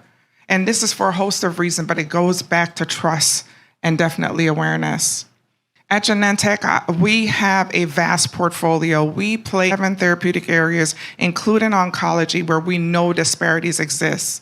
So frankly, we feel like we have an obligation to be part of the solution in solving for what's broken. And that is why my actual position was created at this company, to address more upstream early disease detection, making sure that people are opting in earlier and being aware of their risk factors for diseases that we treat. But we also have many programs that address affordability to ensure that cost is not a barrier, including giving the patient the drug for free to patients who fit the financial criteria, which is quite generous. And then lastly, we know that health-related social needs or social-related barriers are the biggest, and we definitely, through our philanthropic giving, address those barriers to opting in. This is our strategy that we anchor to. And again, you've heard many pleas for leaning into clinical trial participation. So embedded representation is definitely one of the pillars of our strategy that we've always had a hand in from 2017, when the FDA actually pushed back on a prostate cancer trial that we didn't have adequate Black men enrolled in. And so that was what the call to attention, that we really need to be leaders in this space in terms of including diverse patient populations and those patients that are plagued by the disease into our trials.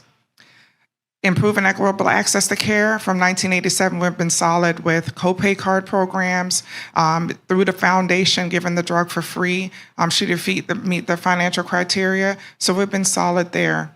But then last is the building community trust, and this is how we're organized locally, where we can have the greatest and have been having the greatest impact, and actually integrating ourselves into community, attaching ourselves to those who are considered trustworthy. So industry can have a seat at the table, and we feel like we need to really understand that charge.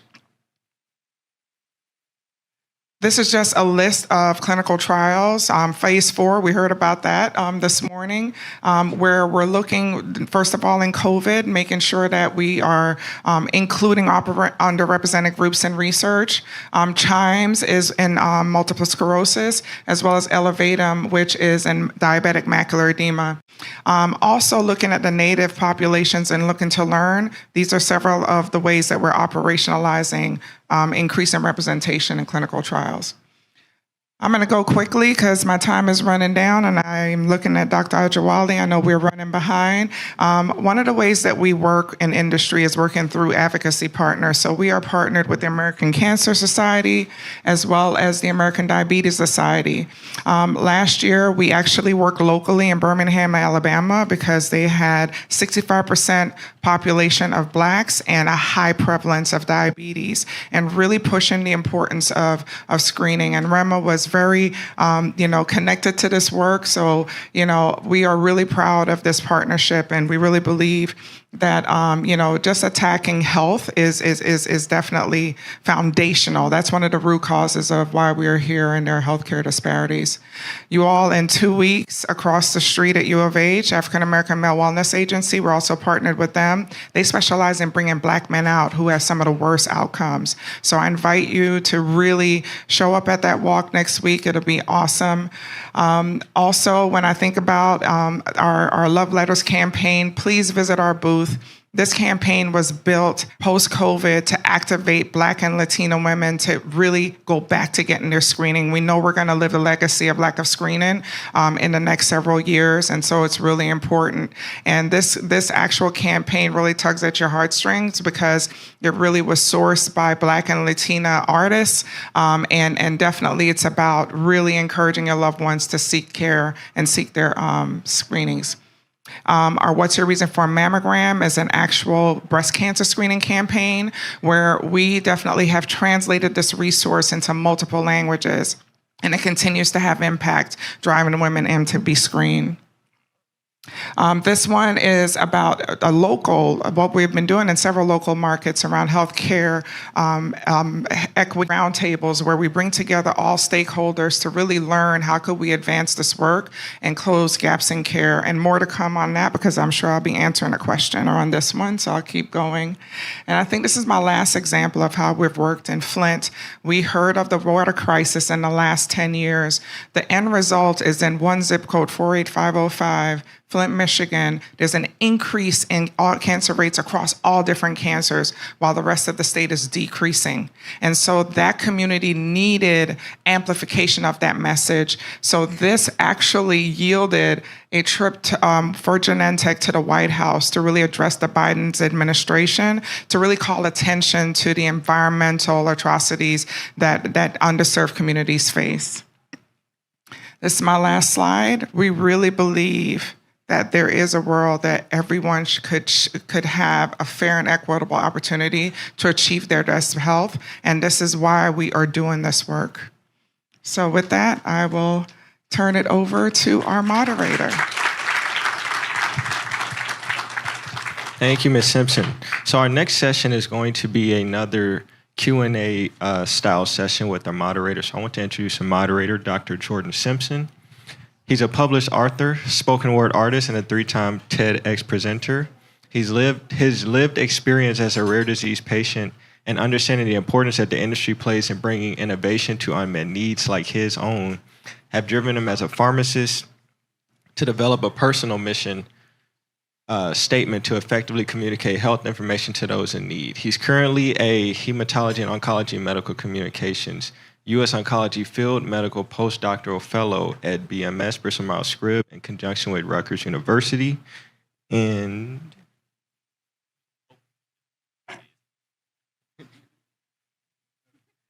please help me welcome the previous speakers, Ms. Mitchell, Dr. Ophelia, and Ms. Simpson. Test.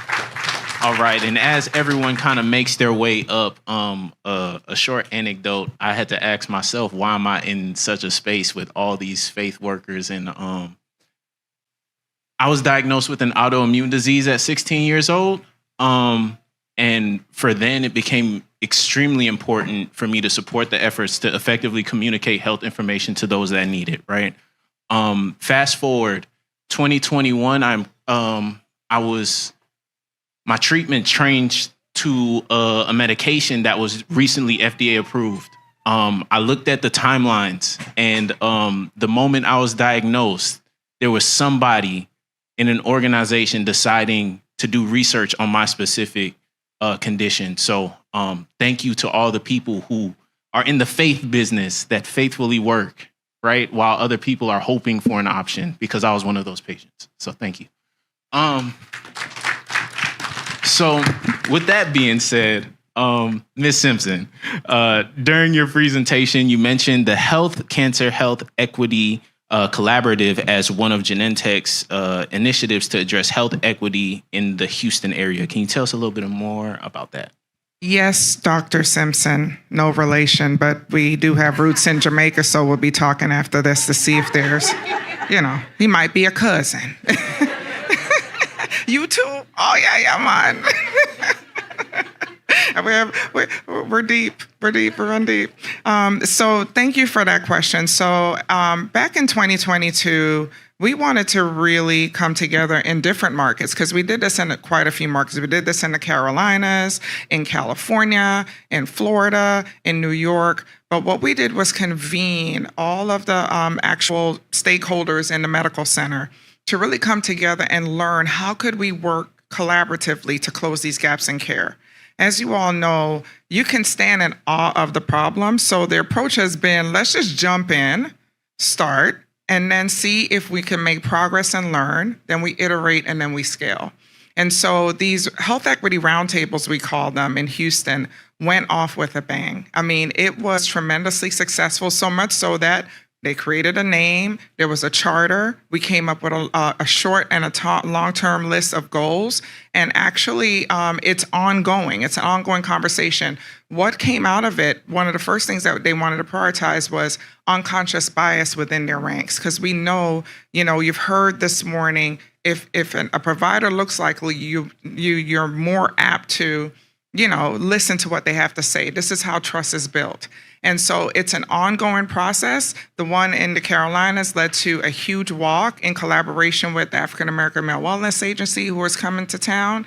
So that's what we actually learned a lot, and we're able to really understand some institutions, they couldn't say systemic racism within their walls. In other institutions, it was like, yes, we're doing this. We've published the numbers. We're definitely looking at representation. And so more to come on that example, but it was, very successful here in Houston.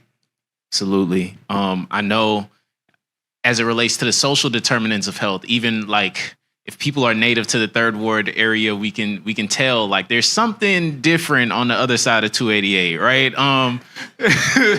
There's a little bit more. Let's zoom in on that, right? So thank you so much for sharing. Ms. Mitchell, this question is for you. Scenario based.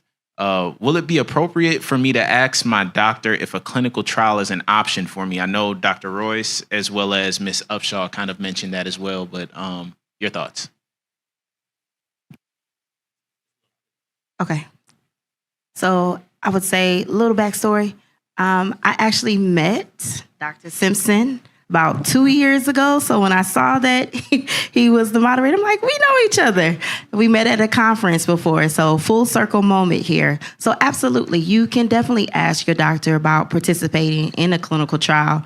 Just a little background, I was a clinical research coordinator, and my doctor, just to put things in perspective, my doctor who was the PI who oversaw the clinical trial said, I was looking at our enrollment numbers and I asked him, I said, why are our numbers so low? We are in Detroit, Michigan.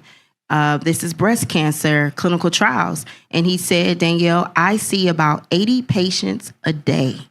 He said, so a lot of times I forget to ask my patients about participating in the clinical trial because I am on go mode when I walk into the hospital. So a lot of times, and this is no excuse, but the doctors are overwhelmed.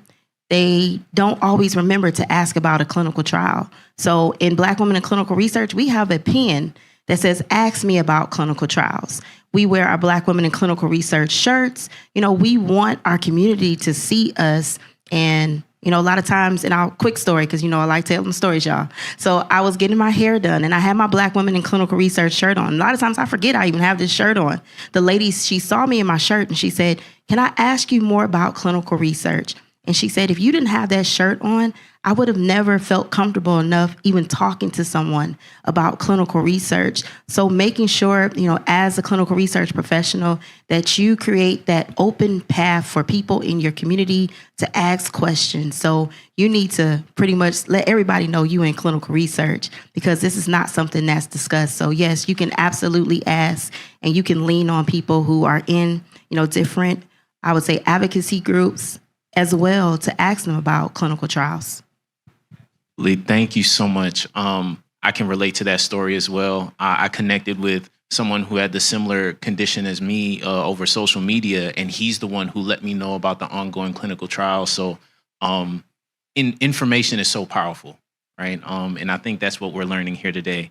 Dr. Ofili, question for you on a little bit more insight into the strategy on why EQB Med is engaging with HBCUs.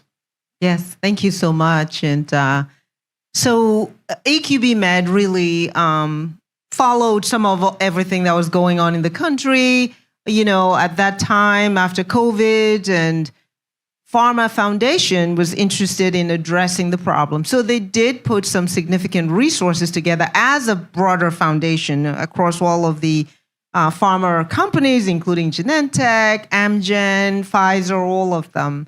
And they put out an initiative to gather everybody's attention around the country.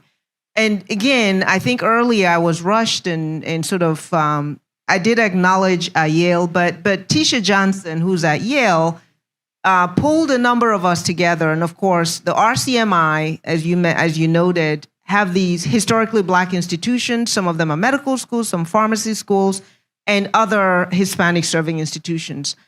We basically convinced pharma through our own initiative that the fact that these institutions are already engaged in clinical research, a number of them, some of them are basic research, some are pharmacy institutions, but they all have an interest in clinical trials and are doing community engagement. So we said it would make sense to try to branch out to those institutions who are currently not doing clinical trials. So pharma really bought into that, and EQB Med, as its own entity now that's dealing with this problem, was interested in our model of bringing on board institutions like TSU, FAMU, even hopefully the next one will be UTEP, which is another Texas institution. And again, the rationale behind that is the investigators are there. They have partners, community partners, and folks that they've been collaborating with for years. So if they came up and said, we're doing this, it's likely community, because there's that trust that's already been built, would pay attention. And that's the rationale and the structure behind that. And thank you for asking. Oh, absolutely. I think when you look at throughout history, HBCUs have been very active in positioning themselves as key points of change.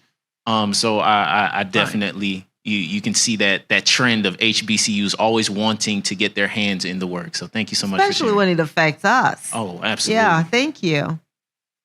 Ms. Simpson, back to you. Based on the lessons learned in Flint, Michigan, is Genentech planning to have efforts similar to this in the future? Yeah, so let me go a little bit into detail on how that came about. National Minority Quality Forum is a bipartisan group that is focused on healthcare disparities, but more importantly, also the environmental disadvantages that people face. And so, as you know, in Flint, a decade ago now, the water crisis yielded what we're seeing today is this increase in cancer rates. And what's happening is these patients are showing up like 1 week and being sent to hospice the next week. So what they need in that community is early disease detection and education. As a drug manufacturer, we went in and we listened. We would resist the urge to solve for what we thought a community needed, but listened. And then through this organization that they had built trust with Flint, they actually invited us in as trusted partners, so much so that, again, I mentioned the invitation to the White House to address the Biden administration. But what happened later that year, when that community invited Genentech to actually offer unbranded resources at their annual health fair, that was the true transition that I saw, that we had actually gotten into that trust building space. And so, yes, as you know, here in Houston, in the oil refinery, there have been subsequent expansion that we're going to these different communities, Houston being one of them, where they were here earlier this year, and NMQF was, and it's still an actual partner that we sponsor in the work that they're doing. So the answer to that question is we are expanding that to many underserved communities where we know there are environmental disadvantages that lead to increased cancer rates, and just to shed light on that and make sure that those communities understand the importance of early disease detection and education. Absolutely. I think when you speak to the prolonged relationship and what manifests of that, right, having an active ear really does make a difference. And the question that a lot of these organizations that are seeking to build these connections is, what do you do now that you have our attention? Now that you have the list of grievances or the areas of greatest potential change, now what do you do with that, right? And do you maintain that ear as you continue to implement and execute? So thank you so much. Wanted to switch again, Ms. Mitchell, another scenario-based question. My healthcare provider is dismissive and makes ringing assumptions about me, and I have limited options due to my insurance. How should I advocate for myself without feeling uncomfortable?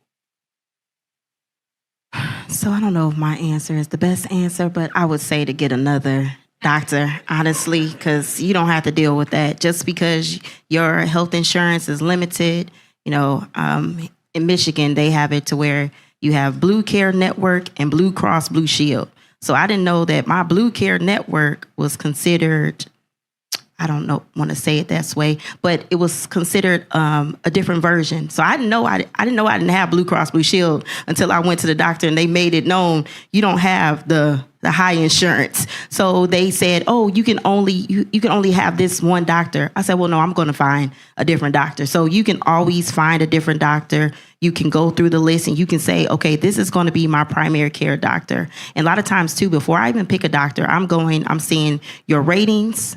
I want to see what other people have said, about you. If there is any bad feedback, I'm not going. So you can do the same thing as well. Like, see what other people are saying, look at the reviews. And if you go and you have a bad experience, you don't have to stay. I've walked out of plenty of doctors' offices before if I didn't feel comfortable. And just like the story I told you, I'm not going to stay if I don't feel comfortable.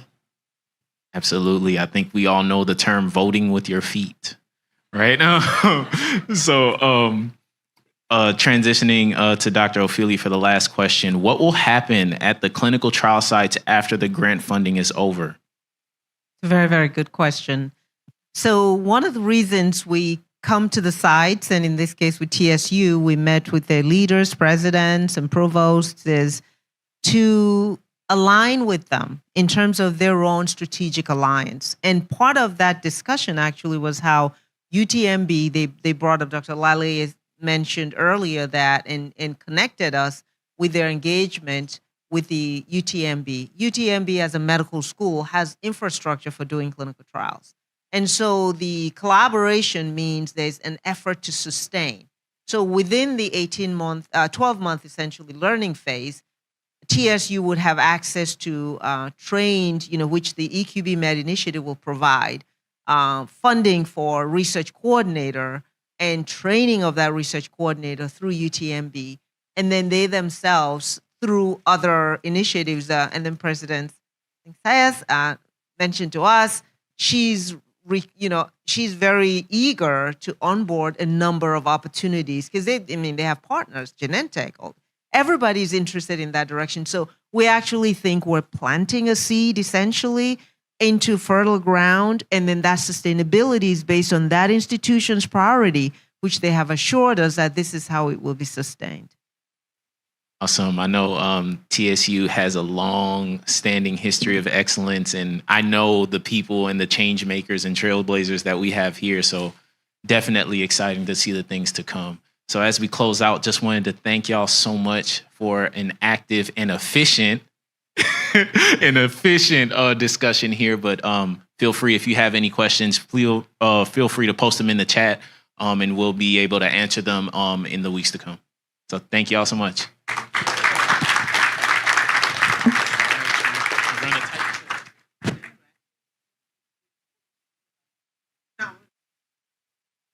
Much to our panelists from this morning. We are really grateful and appreciative for everyone who has also been able to make it here. My name is Nkechi Ogbo, and I am the Health Equity and Clinical and Community Engagement Pharmacist here at TSU. Next, I'll be presenting the Community Outreach and Engagement Group from Baylor College of Medicine. Thank you.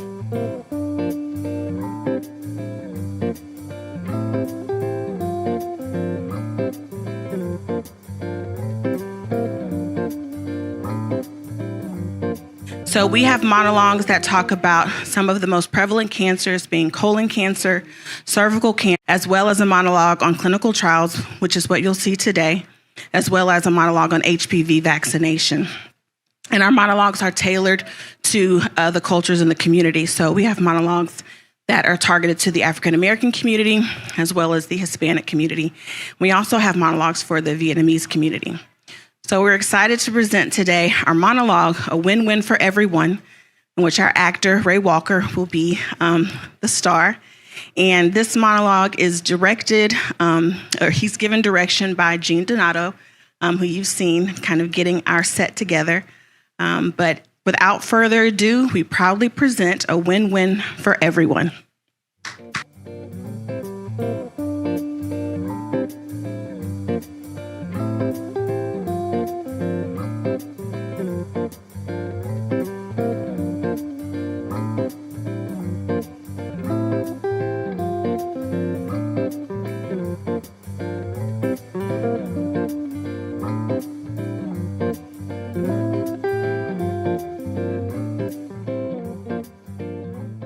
So, this morning, I was walking to my domino game at the center, and I saw this funny-looking flyer. At first, I thought it was for some free stuff. You know I'm a sucker for free stuff.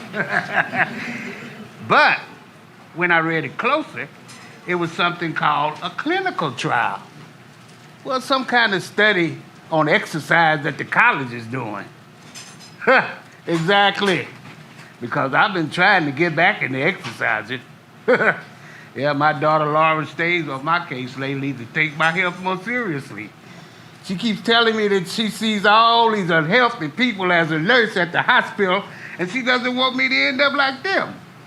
She says not managing some important aspect of your health, like blood sugar, cholesterol, smoking, and being overweight, can lead to some scary things. Well, you can get diabetes, heart disease, or cancer more easily if you don't take care of yourself. Now, you know I've been trying to get back into shape. So I was curious to see if this clinical trial was a good opportunity. I brought it up with Lauren when she called this afternoon. Apparently, there's a lot of these clinical trials that help make better treatments for people with various illnesses, or people who just want to improve their health, like you and me. She was really excited about it and thinks it might help me get motivated. So I need to get serious about this. So I thought maybe it would be fun if we both signed up. That way we can do the program together. Yeah, well, that's what I asked Lauren. What would I really be signing myself up for? She explained it's pretty simple. During the study, they'll pay for doctor visits, special training, and she says it's a good way to get testing done for free. I mean, they'll watch our blood pressure, blood sugar, cholesterol, and even may help us live healthier too. All we got to do is show up to our appointments and classes. Lauren explained that the doctor will explain everything we're going to do in the study before we start. And we can ask questions if we have any concerns. And even if we sign up today and end up not liking it, we can leave at any time. Now, I know what your suspicious self is thinking. All these things are always run by the government. They just want to get our information. Well, Laura told me that the college can only keep information about the trial. They can't share it with anybody. They don't use our real names or personal information. They can only use the information to show that if the program is helping us get better. I was shocked when Jimmy Earl told me he always takes part in these flu vaccine trials every year. He said the researchers were nice and they never ever asked for his information. Yes, indeedy. Now, also, Lauren told me that not many black folks join these trials. She said some black people are scared to participate in clinical trials because they think researchers want to use us as guinea pigs. That's not good. Because it means that doctors won't know much about how things affect African Americans. And they need to know what works for us so they can provide us the best care. Times have changed, man. And research today is nothing like the Tuskegee experiment. I mean, they got strict rules in place to protect their participants, and they got people whose only job is to make sure the rules are followed. And on top of all of that, we could have access to programs and medicines that may improve our health before everyone else even learns about them. So, yeah, sounds like a win-win for everyone. Duh. So, what do you say? You on board? Great. I'll give them a call and find out how to get signed up. I'm going to talk to you later, Daryl.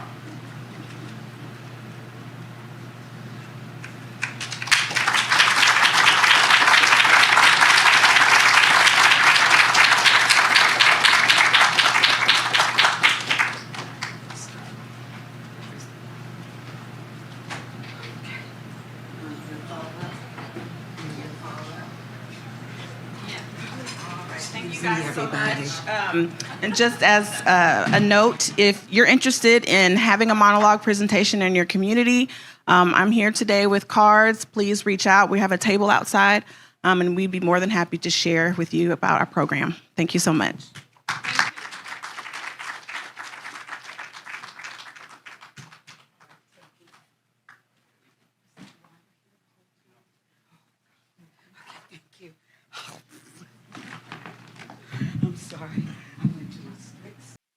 All right, mic check, mic check. All right, so thank you all so much. And it is my honor now to transition to introduce Dr. Elise Smith, an assistant professor in the Department of Bioethics and Health Humanities at UTMB. As a bioethics scholar with a background in philosophy, law, and social science, she works on projects in research ethics, research integrity, and public health ethics. Her work on the social responsibility of science aims to develop best practices for scientists, to develop commitments to socially relevant research outcomes. Please give a warm welcome, everyone, to Dr. Elise Smith. Thank you so much for that kind introduction. So first, I'd like to thank everyone that brought us together today. Thank you, Dr. Poon. Thank you, Dr. Ajawale. Dr. Lalea, thank you for all the emails. The emails were fantastic. Thank you so much. As I told Dr. Croissant this morning, when we come to TSU, they know how to do community engagement. So I am a research ethicist. I teach, I train scientists, but most of all, I also do consultation. So when researchers put together a protocol, a project, a clinical trial, sometimes, or even often, they come across different issues of an ethical nature and they come to see me. So we talk about what's fair compensation, how to consent people properly, how to recruit a sufficient amount of individuals from different racial minorities, for example. So today I'll talk a bit about what research ethics is. We already talked about the scandals a bit and how they probably wouldn't happen the same way.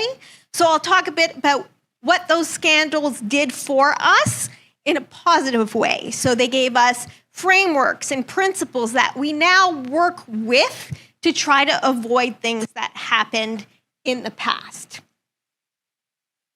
Okay, so research ethics refers to norms, virtues, and principles that guide what we call good research might be. So, norms. Norms is generally do good, do no harm, for example. Virtues are things that we think good people should be. Good people should be compassionate. Good people should be generous. So when you think of a mentor or a scientist that is good, what do you think? You might think they're rigorous. You might think they're attentive. So all those things are what we consider to be good. And principles. Now the difference between principles is that we want them to guide research. So guiding research requires us to think in a more proactive way. And that's a bit where research ethics puts a lot of emphasis on principles, how to guide research in a good way. So one of the central issues is, does the means justify the ends? So researchers are allowed to do things that no one else can do. Just like doctors. No one else can do certain things that they can do. And the reason why we let them experiment on people is generally because we believe that the ends of what they do will justify the experiments they do. So ends being curing people, preventing disease, for example. However, sometimes those experiments are so preliminary that it's really hard to understand the benefits. And sometimes there's absolutely no benefits to the people participating in the research. And although that might be okay because it might benefit people in the future, it nevertheless needs to be said very, very clearly to people that might be volunteering their time and effort and also hope in these studies. So we know that U.S. history is not always great when it comes to exploitation of human subject research. It happens with Tuskegee, but there's a lot of other cases that were truly problematic. For example, the Willowbrook hepatitis case is the case in which children that had severe intellectual disabilities were tested. They were exposed intentionally to hepatitis in order to test the vaccine for hepatitis.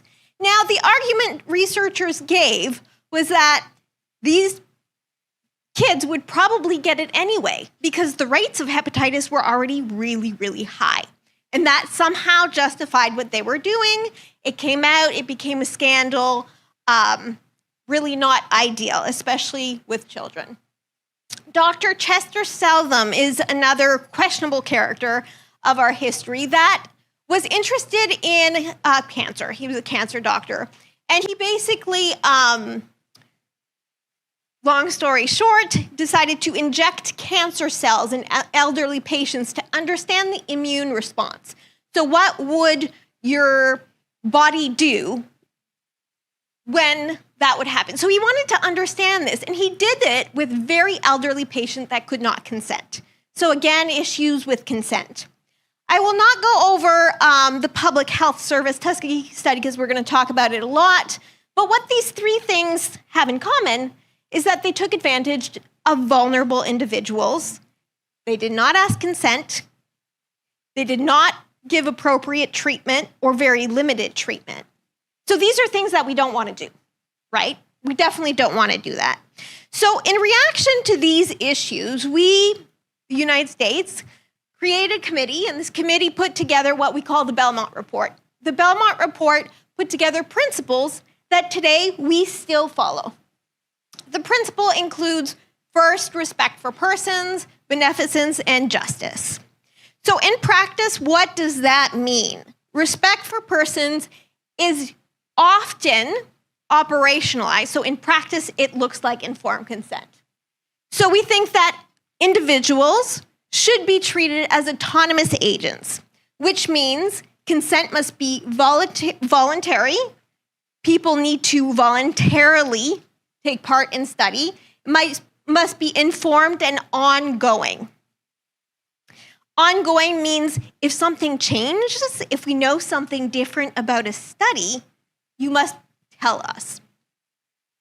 And you can withdraw at any time. Anytime. And you don't even need to tell people why. You can just say, I don't want to be part of this anymore. Beneficence, the idea of we need to do good and we need to balance the harms and benefits of a study. So you can't do a study that has a lot more risks than it does benefits. We first make sure that the risks are minimized and try to increase the benefits as much as we possibly can. Now, the third being justice is probably the one that confuses us the most and that we debate about the most.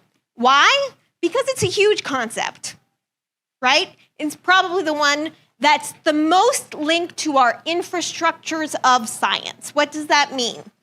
So we can talk about how to diversify a sample in a study. We can talk about that all day. We could say we want X amount of people in that minority and that minority. But if you don't have the infrastructure to put that together, and if you don't have the people to recruit, and if you don't have the trust, it doesn't work, right? So justice becomes something much bigger than other principles. It's a bigger societal issue, right? So justice is probably the one that's the hardest. It's the idea that we do not want to exploit individuals, especially vulnerable populations in research. However, we don't want to exclude them either.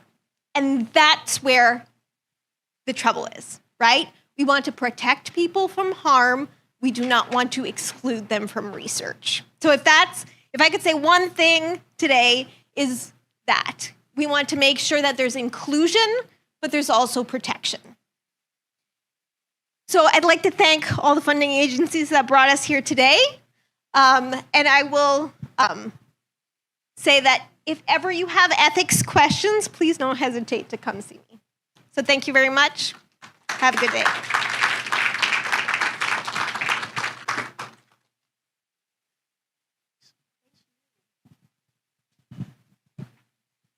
All right. How we doing? We're doing all right? Can we take one collective breath? Okay, yeah. Okay, we're going to get through this. All right, give me just a second here. Got a couple. Okay. See, the remote was upside down. I had to flip it. Okay.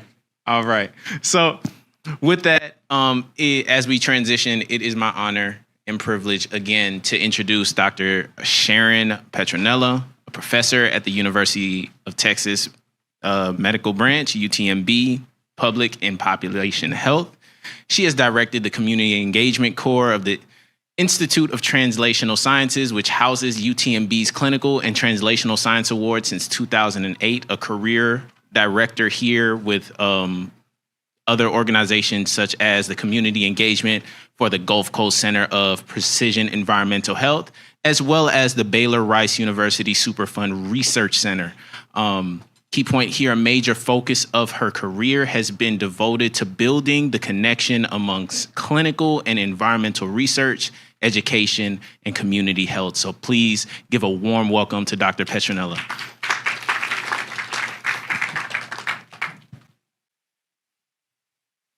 Okay, I'm going to put you all to work.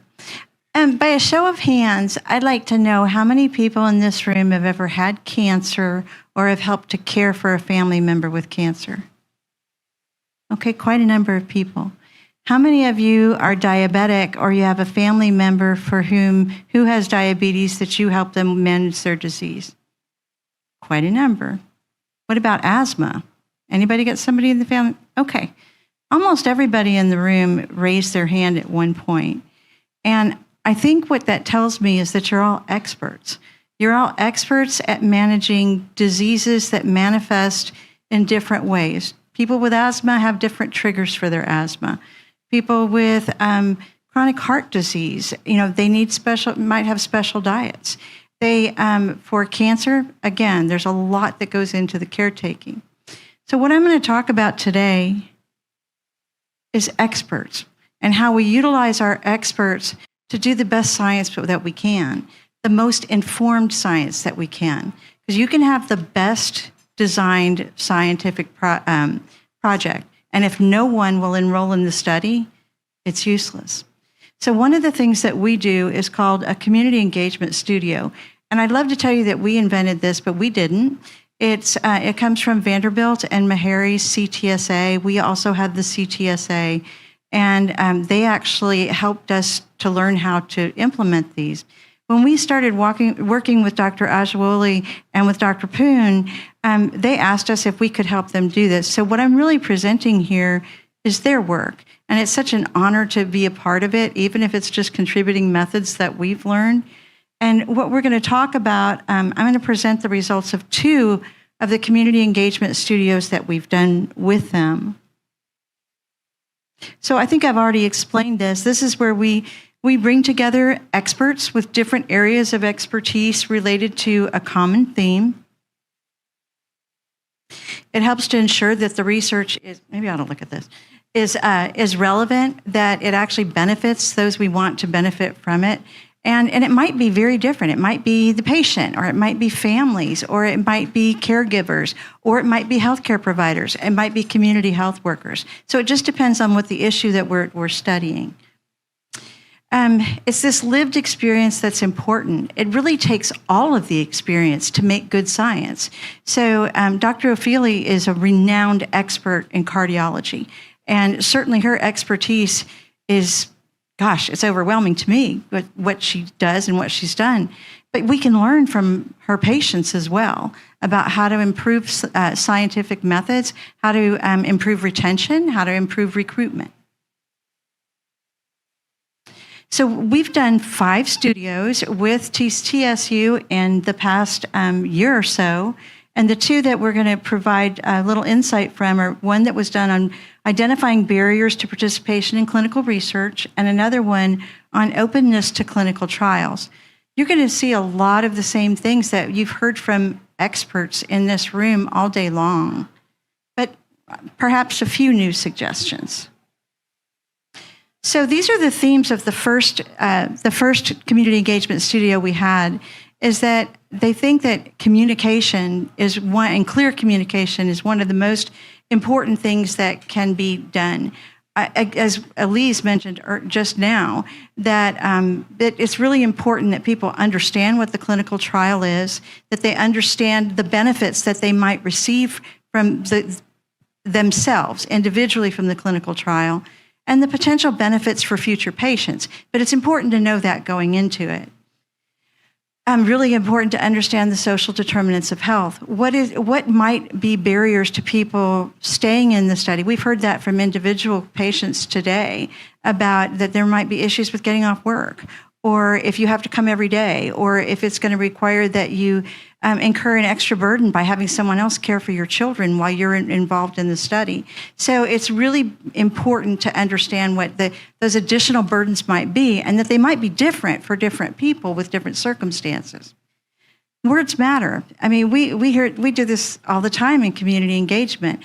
It's not just a question of making the research more simple to understand. It's making sure that you're absolutely clear in terms and in ways that they can understand. One of the most interesting things that we saw when we went to New Mexico recently was that one of the indigenous groups was working with scientists to help disseminate information about science and medicine through art that was used symbols for the Navajo tribe. So, I mean, there's different ways of explaining things, different ways of engaging with people, and it's important to know what are the appropriate ways to do that. Community health workers were repeated. I'm so impressed. Dr. Ajwali knew this, that community health workers are one of the most trusted sources in the community for information, and that they should be used to help with clinical trials, not just clinical trials, but clinical research, information. If someone is diagnosed with cancer, they want to talk to somebody that they trust, and they feel that even if they don't know the information, they'll find it out.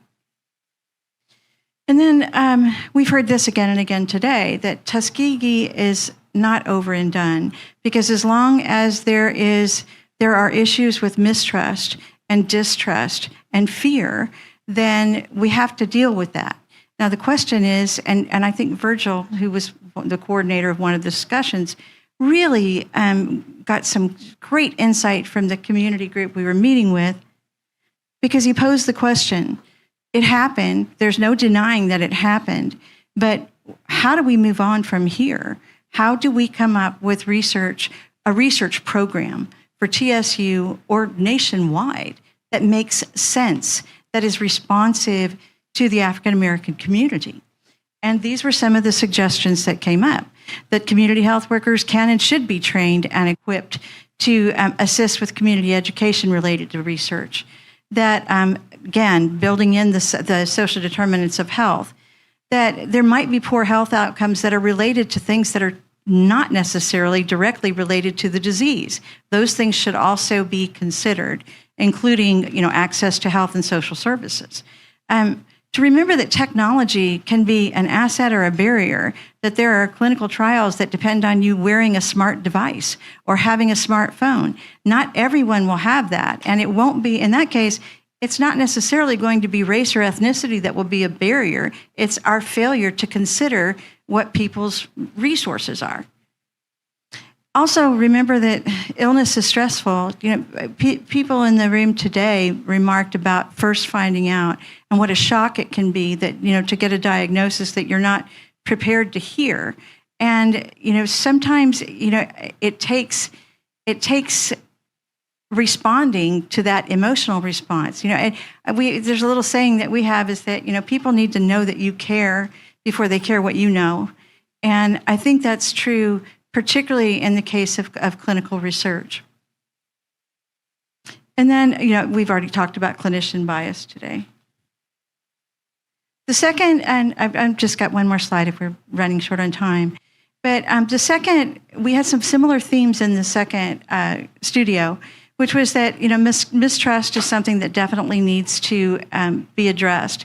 And this was exacerbated in some cases by COVID-19, and really not always understanding, what the issues were about the development of the vaccine and whether it was safe.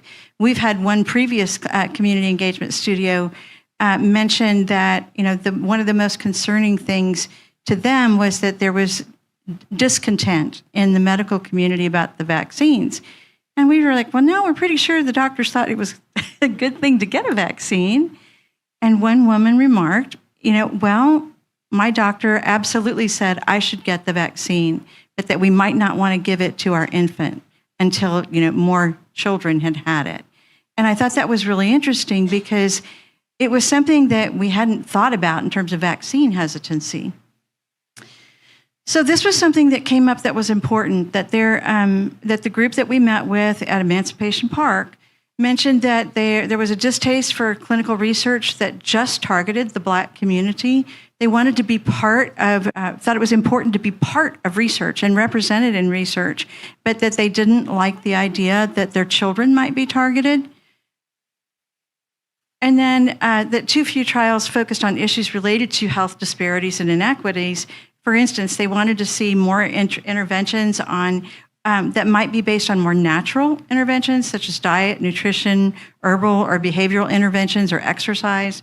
They wanted to see research that focuses on issues prevalent in the Black community, adverse pregnancy outcomes, dementia, rheumatoid arthritis. And that really that any research program or practice should involve on pursuing equity.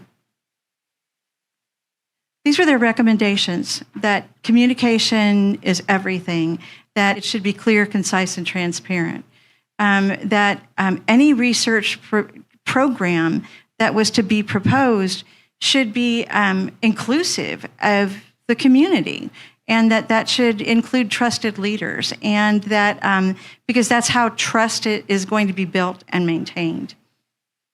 And then they thought that it was really important to develop something like a Clinical Trials 101 educational session so that people would understand what it means.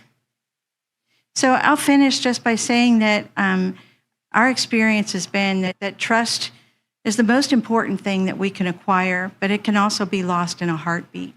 And that it's really important to develop communications networks and strategies, because the community can do for us what we cannot do for ourselves.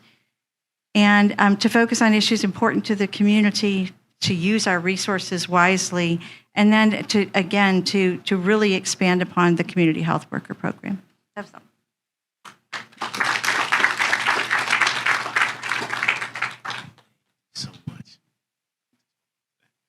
All right.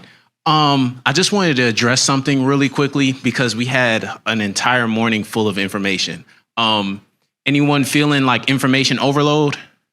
A lot of stuff that you need to keep track of? All right, here's some tips.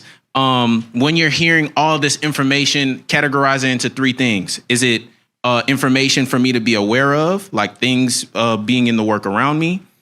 Is it something for me to understand, right? Like different opportunities that apply to me? Or is it information for me to act? Is it information that I can take action on immediately, right? So hopefully, I know we've gone through a lot of different things, so hopefully this can help you bucket things so that the information isn't too overwhelming to where you just drop everything, right? Place them into buckets. All right, so with that being said, just wanted to transition here.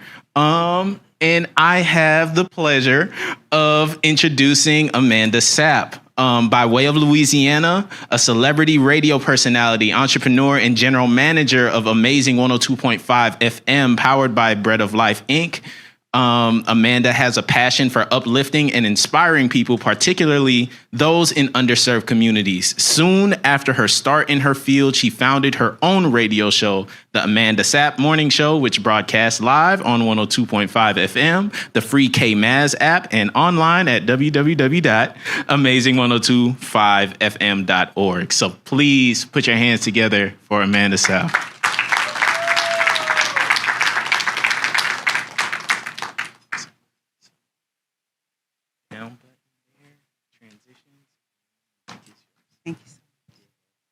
Great afternoon. I have to say, I'm so nervous. I'm always nervous coming up here in front of all of you amazing people with your degrees and all your education and stuff. I just want to say you are amazing, you and your team, Dr. Veronica, and all of your team that helped put this together. I'm so honored to be here today and stand in front of all of you. And today, my name again, as you mentioned, is Amanda Sapp. I am the general manager of Amazing 102.5 FM, powered by Bread of Life, Inc. I'm newly appointed VP of Media at Bread of Life, Inc. And we are, thank you. We are here to serve community. Our radio station is licensed to cover inside of the 610 loop, more specifically in downtown, midtown, 3rd Ward, and 5th Ward. If any of you are in those communities and you're looking for a way to connect to community in a real way, then I would encourage you to connect with our community radio station. There we bring on a variety of guests. We have a variety of music. And we bring in a range of people like Dr. Veronica, like Dr. Hunter. These people have been guests on our show, and it's when they come to tell stories about what we do and how they impact community, it is how you are able to really lend a voice to people who may not be able to speak. Does media play a role in clinical research study? How many of you how many of you read the newspaper? How many of you are online? How many of you are online? Great. How many of you, how do you catch your news? You could just say it real quick. How do you watch the news, listen, tune in? Can't hear you. social media, right? Yeah, yeah. Does anyone watch, does anyone subscribe to newspapers or anything like that? Some of you still do. Do any of you listen to talk radio? That's great, that's great, that's great. Clinical media is important in clinical research study. It's how we share, there we go. The role of media in clinical research diversity. We want to be able to connect with people in a real way, and the only way to do that is by having influencers such as myself be a part of the discussion, as Dr. Veronica has lended us to be a part of today. Today, I'm going to talk about the power of media in shaping perceptions, leveraging media for education and outreach, building trust and overcoming mistrust, empowering communities through representation, collaborative approaches for impact, case studies, and success stories. My objective here is to highlight the critical importance of media in promoting diversity within clinical research, addressing current challenges, leveraging media platforms effectively, and showcasing successful strategies. The power of media in shaping perceptions. Media platforms including television. Some of you, any of you watch TV still? Great. Radio. Some of you do listen to AM or FM radio. Social media, you mentioned that earlier. Thank you. And online news outlets have a profound influence on public perceptions and behaviors. Representation in media can either reinforce stereotypes or challenge misconceptions about clinical research and healthcare. Strategic messaging through media channels can educate and engage diverse communities for fostering trust and participation in clinical trials. Do any of you do interviews? Okay. Because there's a lot of you in here who are leading the charge in this space, but no one knows it. And that's the problem. You guys are experts in your field, and I find too often where you are not reaching out, arranging interviews, sharing with people, hey, I do know what I'm referring to in this space, and I want to share it to a larger group.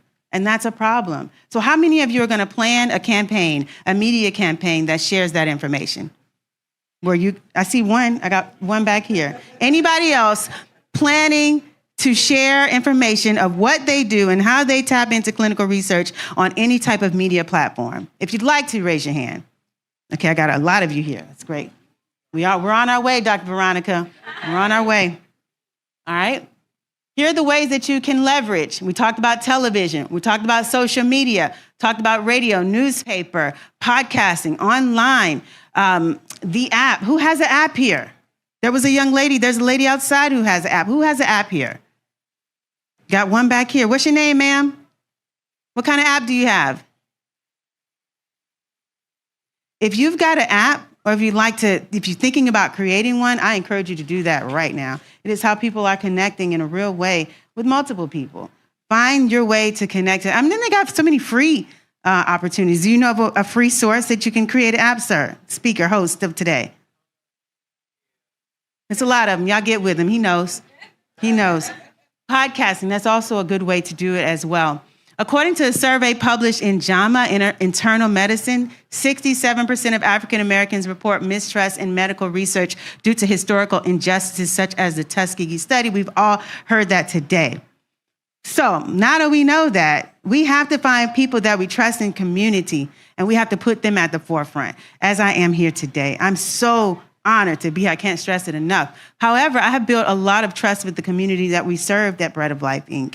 We have a senior citizens program where every third Wednesday of the month, we not only supply them with household goods and items, but we also created an initiative called Tech Savvy Seniors HOU.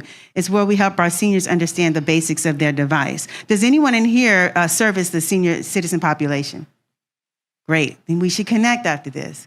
But in order, again, for you to be able to reach them or even pitch your service, they need to be able to trust you. If you are bringing in someone who you know is in community, who you know is an influencer, as they call it today, then you need to tap into them and allow them to be a part of what you do. Do not be afraid of the influencers that are on Instagram. They are looking for ways to really impact in community as well.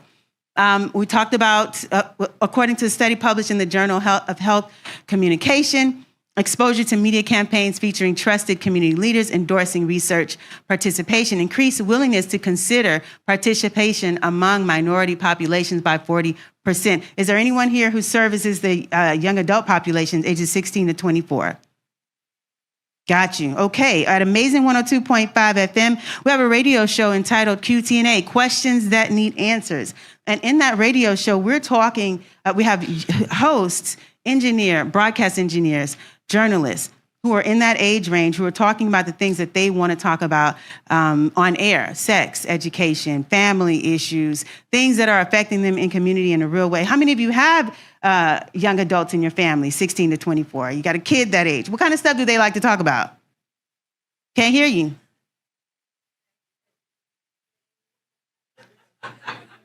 Right?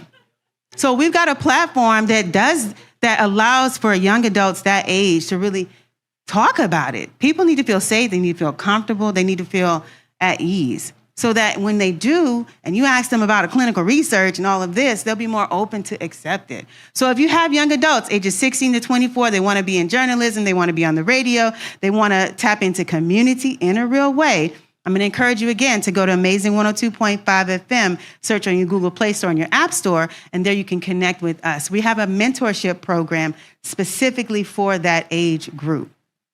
As we just saw here on the statistics, we're doing important work here.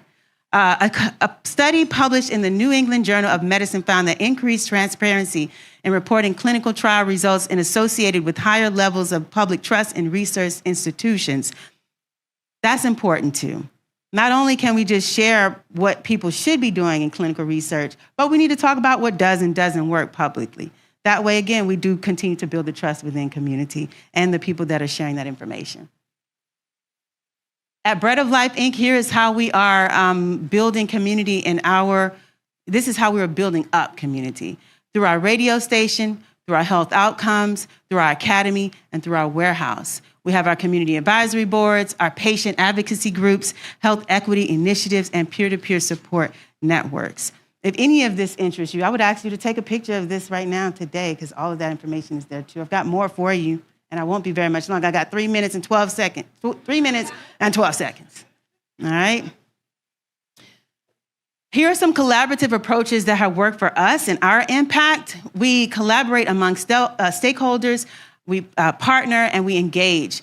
These are some of the groups that we have partnered with: P&G, Houston Food Bank, Quest Diagnostics, United Healthcare, Matthew 25, Houston Health Department, and Houston Equity Fund. These are all partners within our Bread of Life, Inc. scope. These are people that have worked with us and help us really engage better with community. Here are some of our case studies and success stories. You can take a picture of that too, grab your phones. So I'm not just talking about it, we are being about it. At Bread of Life, Inc., it is where we are really, truly connecting with community. And numbers don't lie, people do. So please, check this out. I also have a young lady here. If you're interested in more information, she's gonna pass it out to you. And it is about our organization. Here is where we've come up with an acronym: reaching communities, addressing disparities, individual outcomes. Can y'all say that with me? Reaching communities, addressing disparities, individual outcomes. What does it mean to reach community? Can one person tell me? Can anybody tell me what it means to reach community? I can't hear you. One more time. This event we're at right now. Give her a round of applause. It's a great answer. Can anyone tell me what it means to address these communities? I got 3 minutes. Where's my time?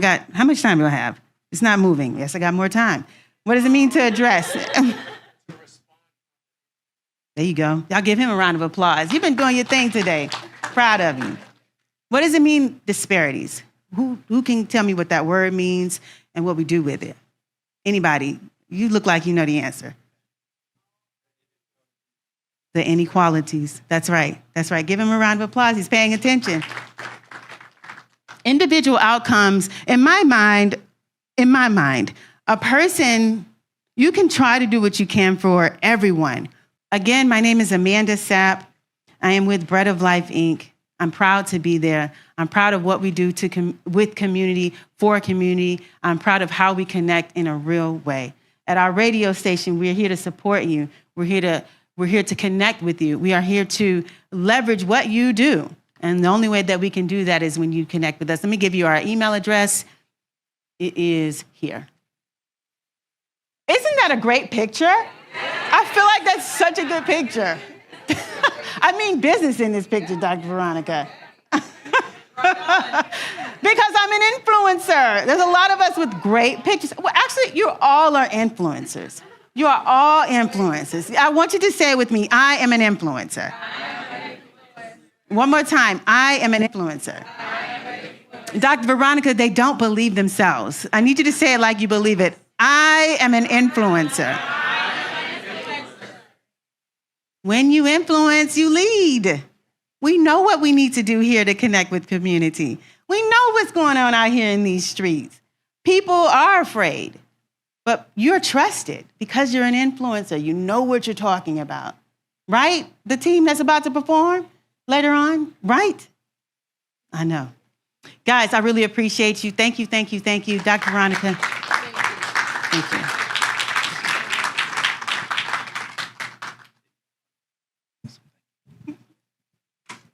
Thank you so much, Ms. Sapp. Good afternoon, everyone. My name is Virgil Elkins, and I have the esteemed pleasure of introducing our next group. The Texas Southern University debate team, established over 70 years ago by Dr. Thomas Freeman, remains a beacon of excellence in forensic arts. With 25 to 50 students annually, it offers a diverse range of activities from parliamentarian debate to persuasive oratory. The team's office is a must-see attraction on campus, adorned with trophies and accolades from competitions worldwide. Without further ado, I present to you the Texas Southern University debate team.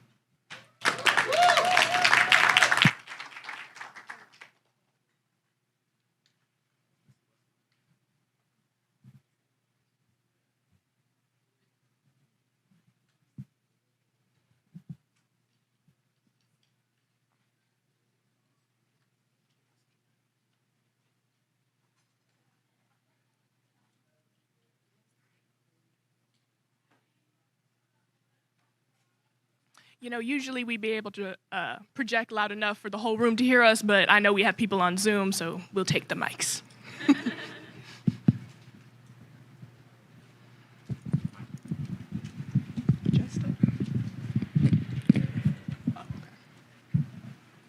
Whoa.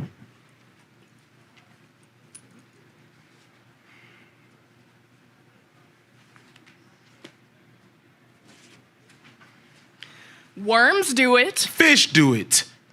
Birds do it. Do what?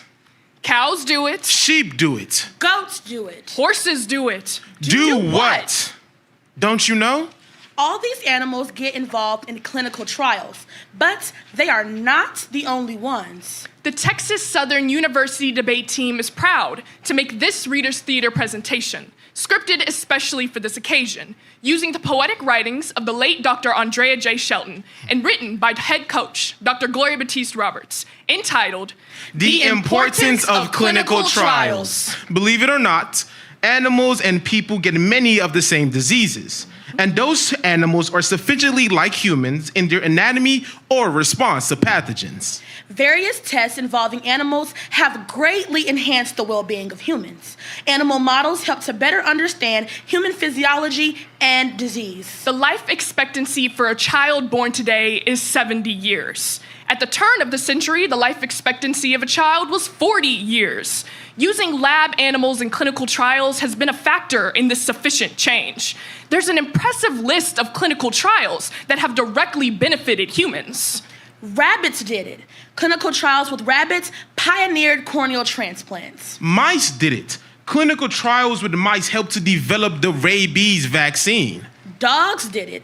Clinical trials involving dogs were key to the discovery of insulin. Pigs did it. Clinical trials with pigs are linked to skin grafts for burn victims. Even rats did it. Clinical trials with rats created the pathway for cancer screening. Cell cultures and computer models, although helpful, are not enough. So, Congress and the Public Health Service creates laws, regulations, and policies for universities and medical schools and other entities in partnership with various funding agencies to support clinical trials. But that is not all of the story.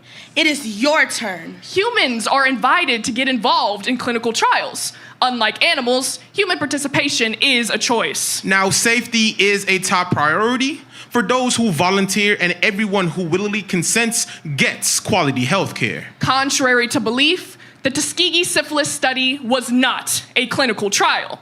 Individuals were not given a choice and did not get quality health care. The individuals did not volunteer, but were coerced. The men in this study got no medicine for the treatment of syphilis, even though there was a known cure. Today, patients may be contacted to participate in clinical trials through hospital medical records, doctor visits, public events like health fairs, and/or social media. Through these means of recruitment, clinical trials are conducted in all 50 states and in more than 200 countries around the world, involving hundreds of thousands of individuals. The most commonly studied medical conditions in clinical trials include cancers, cardiovascular and circulatory diseases, and infectious and digestive diseases. These diseases tend to affect minorities in higher numbers than others. Clinical trials may be a way to address this disparity. Clinical trials are intended to help future patients, and diversity is key. Different medical, surgical, and behavior interventions are studied. Medical practitioners are trying to find new ways to prevent, detect, or treat a disease. Your help is needed to spread the word so that clinical trials benefit all equally. So, are you ready to do it? Clinical trials are important to society. Clinical trials are beneficial to society. Clinical trials are valuable to society. Clinical trials are important, beneficial, and valuable to society. So, are you ready to do it?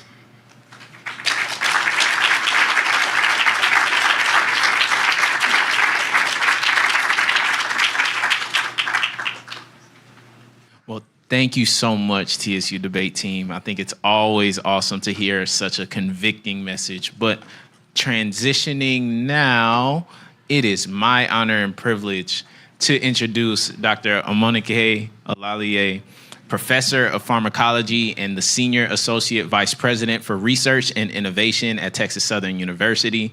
Former training in pharmacology and epidemiology were at Johns Hopkins University School of Medicine and Harvard University. She has a strong background and expertise in pharmacology and epidemiology research spanning over the past 20 years, working on research programs based on disease that disproportionately affect unrepresented or underrepresented minorities and or underserved populations. She is the principal investigator of the $8.6 million RCMI-funded Center for Biomedical and Minority Health Research at TSU. We are excited to have Dr. Olaliye join to share TSU's commitment to the community. Can we please have a warm welcome for Dr. Olaliye? Thank you so much.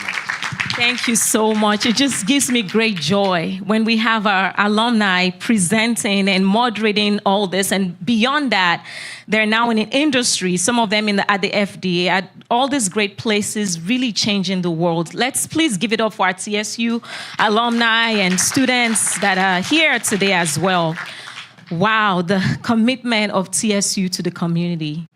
The commitment of TSU to the community is actually rooted in our mission, our historic mission, what makes TSU special. We have about 8,500 students. We're one of the 11 Tier 2 HBCUs in this country. Give it up for TSU.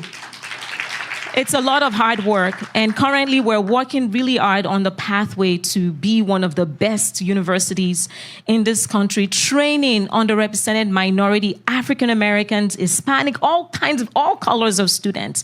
But the best thing about TSU is that we really put our money where our mouth is, okay? We don't just talk. You know, in this country, you've seen all the things happening with all the disparities, all the gaps that we have. One of the greatest things that TSU has been doing is really getting our hands dirty, going really to the grassroots, going to the community, really making changes. And I would say the number one commitment is really human capital. So please give it up for all those that participated in making this event happen today under Dr. Ajewale's great leadership. Give it up for them. One of the greatest things here at TSU is we have great leaders that really work alongside our elected officials to really move the needle. Just, I believe it was Dr. Ophelia, one of the speakers, that said, for us to make all these things happen, we need infrastructure. I spoke about human capital. We're trying to increase our capacity. You heard about all the great grants we're getting. But guess what? The whole world is looking at us. We have to deliver, right? We can't just get all these great grants and we're not just one HBCU, getting peanuts on the table. No, we are actually making a difference to our community. One of the biggest things is really having medicines that can affect our population. You heard from the panelists, you heard from Dr. Ophelia, everyone that spoke. It's critical not only for us to discover new medicines for cancer, but is it really beneficial to all populations? And so to that note, one of the biggest things we have is a huge infrastructure led by Dr. Jay here and Dr. Liang. He disappeared. I don't know where he is. But there's a big infrastructure funded by the NCI. TSU is the only one in this country that's an HBCU that's part of this consortium. It's called the National Cancer Institute Experimental Therapeutics Consortium. Give it up for Dr. Jay and her team. Not only are we the only HBCU in the country, we are the only institution in the state of Texas having this type of infrastructure to really translate new anti-cancer medications into the clinic. We have that infrastructure here at TSU. The federal government, including the state of Texas and also the federal government, actually reached out to us and said, hey, we want you guys to do what you've been doing for the state of Texas through our separate grant led by Dr. Liang. We now want you to scale it up and do it on a national level. So not only, in as much as we're so excited about helping Texas and helping the country, guess what? We're here in Harris County, the third largest county in this country, next to the largest medical center. Somebody said the other time, the largest medical center in the planet. But how do we explain the poor health outcomes of our community members? And I'll tell you this is a strong passion for me. I remember as a student, while at Hopkins, I would walk out of my lab of the building and see the disparities and see the injustice and see all the poor outcomes within our community. Yet, my institution that I'm so proud of would say, oh, we're going to Africa, we're going to Asia, we're going to all these places. But I'm like, no, right here in front of you. Same thing in Boston. But for me, more passionate, here in TSU, I believe that whatever we do here can really change this country. So that's why we put in a lot of effort. 3 big things that are happening right now as we speak. Like I said, we always put our money where our mouth is. The state gave us close to $95 million to build 3 huge infrastructures here at TSU. The first one is about community health and wellness. Give it up for TSU. We literally have to fight. I have some of our colleagues in here, so I'm not going to mention the names of the schools, okay? We had to fight in Austin to make sure we got those monies. That for that building was $30 million to really fund it. What are we going to do with that? We're going to have our students providing services. We're going to have our partners. We're going to be there providing services to our community, to CUNY Homes folks right there. We're also going to have a clinical trial facility. You just heard Dr. Philly speak about the great partnership we're having with them as well as UTMB. So that's one of the big things we're doing. It took a lot of fight. We always have to fight for everything, but guess what? We are ready for the fight. Bring it on. So the next one really is dear to our heart as well. It's called the Catalyst. You know, we're all doing great work, not just TSU, even in Houston, but we've been doing this work in silos. And we realized to really move the needle in our community, we have to work together. So one of the big things is bringing together folks that are really working at this health disparities issues, really addressing it across our university. We have Dr. Bullard, we have several great faculty, Dr. Henderson, from the different 10 schools and colleges here at TSU. And we're going to build out what's called the Catalyst for Urban Transformation at TSU. And we're going to come together and do work that would really move the needle and change all those poor health outcomes in our community. The last institute is the Institute for Drug Discovery and Development. And this is dear to my heart because guess what? we now will be at the helm of actually producing those medicines. We just talked about a patent that came out of TSU for SARS-CoV-2. So we're really excited that we're working on the whole translational spectrum. But you know what? One of the main things the university is doing and has as a mission is to produce the next generation of scientists, of faculty, of staff. So we've put in a lot of infrastructure for structured mentoring. I'm here today because people held my hands. People held my hands. Those people looked like me, some didn't look like me. They held my hands. And we realized that we need to do the same. So we're really deploying infrastructure, capacity at a really accelerated rate. We have great support from our university. More importantly, we're partnering with the community in so many ways, but this one is so dear to my heart.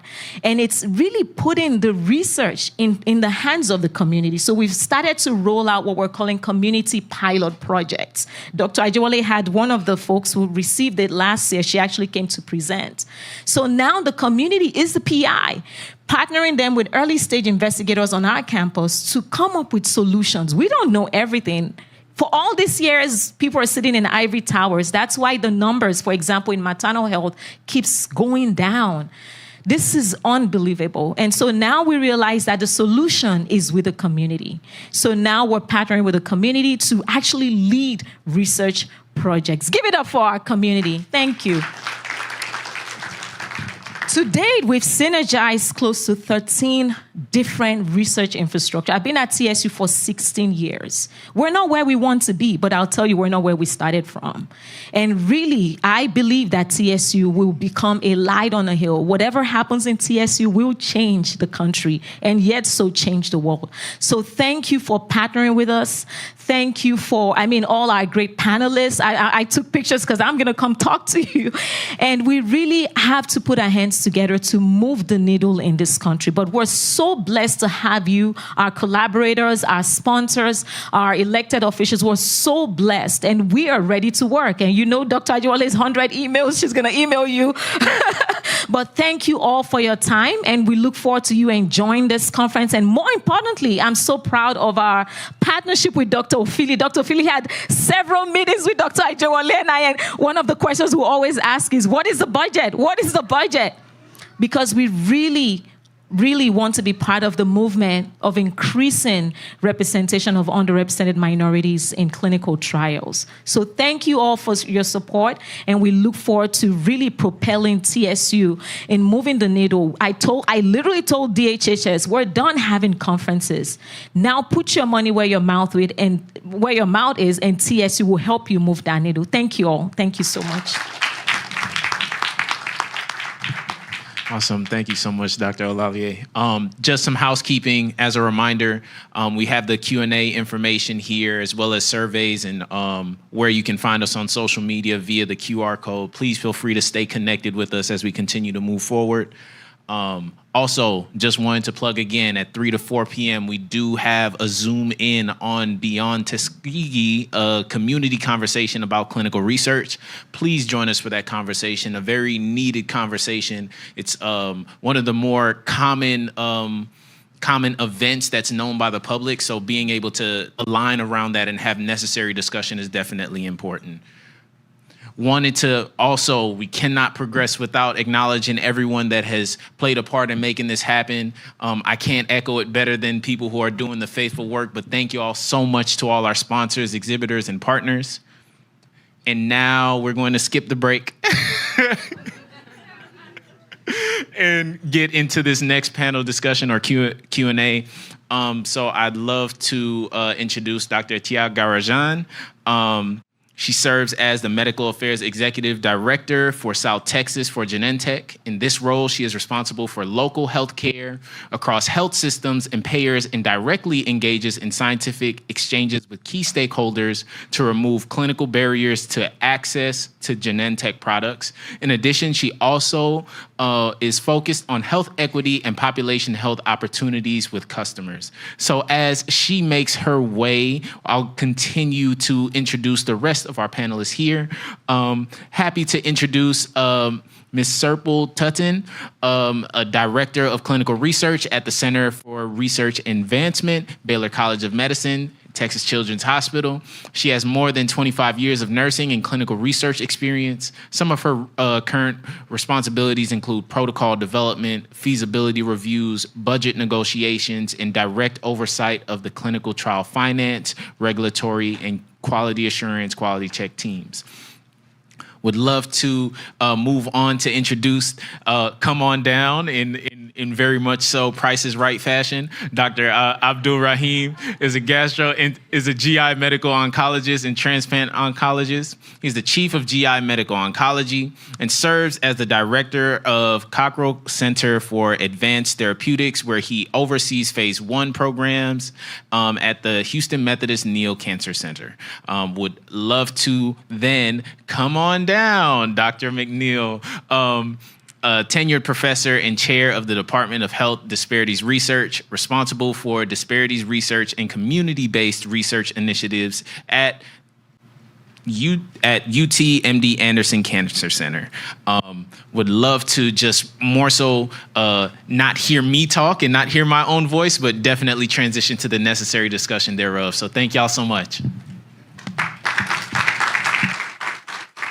All right, I think we may be the last session, so the best session saved for last. But thank you so much, Jordan, Dr. Simpson, for pronouncing my last name right. My first name is Rema.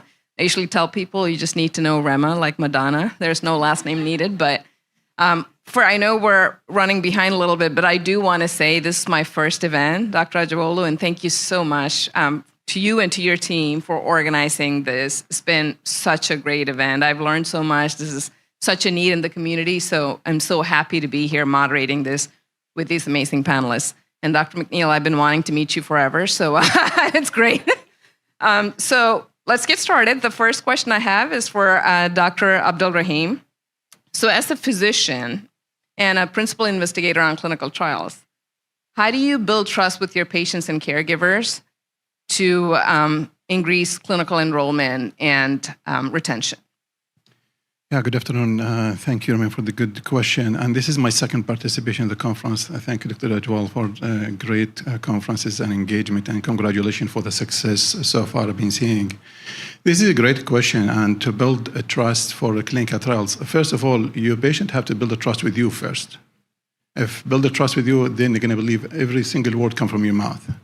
And actually, this become evident because when I offer my patient, I'm a GI oncologist and phase 1 participant a lot. So there's a lot of clinical trial I participate in, phase 1, phase 2, phase 3, even phase 4.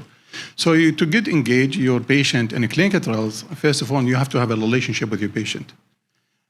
When I offer my patient a clinical trial from the first visit, sometimes they are reluctant because they didn't develop this relationship yet. They want to have time to think about it, but when I offer to them in the second or third line, depending on the clinical trials, they usually like more agreeable because by then they already know you have a relationship with them. So trust your healthcare provider, your physician, your oncologist in this case, will help you to provide that. Second is, you need to explain to patient, what clinical trial is, what type of clinical trial they're engaging about to. Risk and benefit, maybe benefit to them, maybe benefit to their loved one, your family member. Some of the cancer actually are run in the family. So you're telling them, some of these clinical trials is not going to be only benefiting you. You might be benefiting your sibling. Maybe some community, maybe some genes mutation is run in the community. So you're helping your community, your sibling, for a future participant. So this is the second, important. And second or third, we heard about, reluctance about clinical trials from what happened in the past. So you have to be, to show empathy, address their concern. And patients sometimes need guidance. They can't decide themselves. You have to give them options and guidance why this is a good option for you. And fourth and the last is actually to build a trusted environment. They might trust you, but they might not trust the environment. So you have to build a trusted environment. Your research team who participate in these clinical trials, introduce them, let them know be comfortable with them.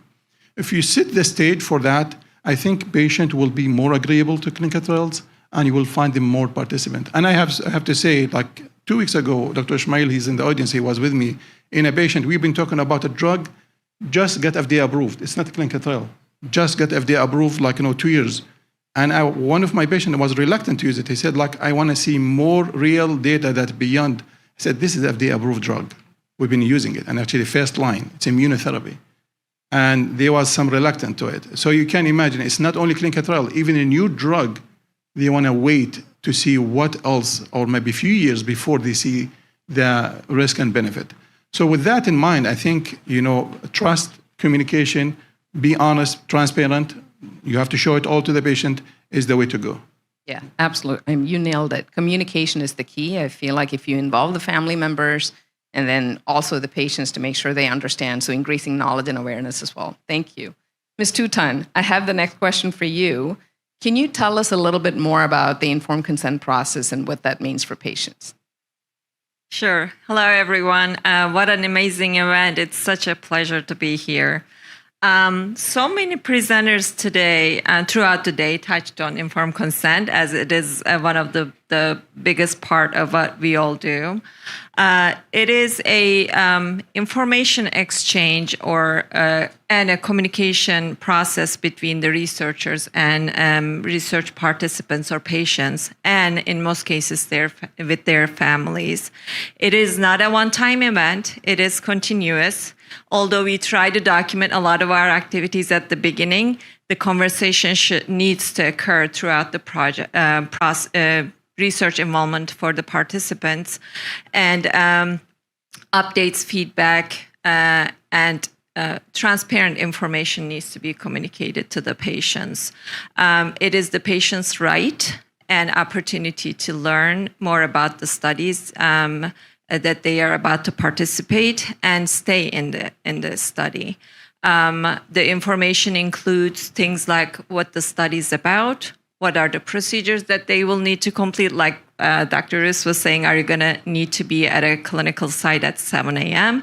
Do you need to stay fasted before your visit? Do you need to hold your medication until after you have your lab draws done? What are the commitments needed on your part? Risks and benefits, your alternatives. Is there maybe another study that you could participate instead of this one? What are your rights and costs and reimbursements maybe. So all aspects of the study should be discussed. And then patients should have enough opportunity to think about it. And they have a right to decline or agree, and also change their mind about it and withdraw from the study at a later point, either because more information became available, their circumstances have changed, or without no reason at all. They're free to withdraw. So that entire process is defined as informed consent process. Thank you so much for confirming. I know we've talked about this throughout the day, but I think the biggest point here is it's ongoing. It's not a one-time event. Dr. McNeil, next question's for you. How do you think we can design clinical trials to increase minority participation?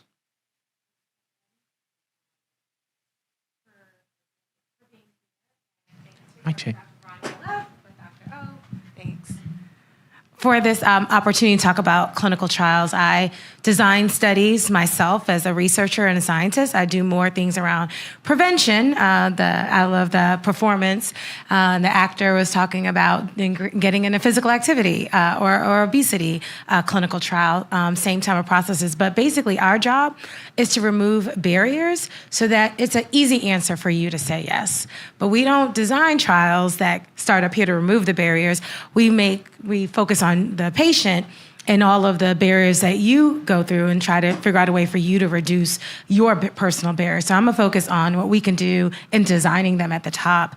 And first of all, we need to have clinical trials available everywhere, not just at medical centers where people don't like to go because you have to pay exorbitant parking fees and you get lost. But when you go to your doctor's office and you're going to your other locations in your communities, it'd be great to have clinical trials available at the CVS and the Walgreens, places where you frequently go and participate in and somebody's able to talk to you about a trial there. So they need to be available everywhere.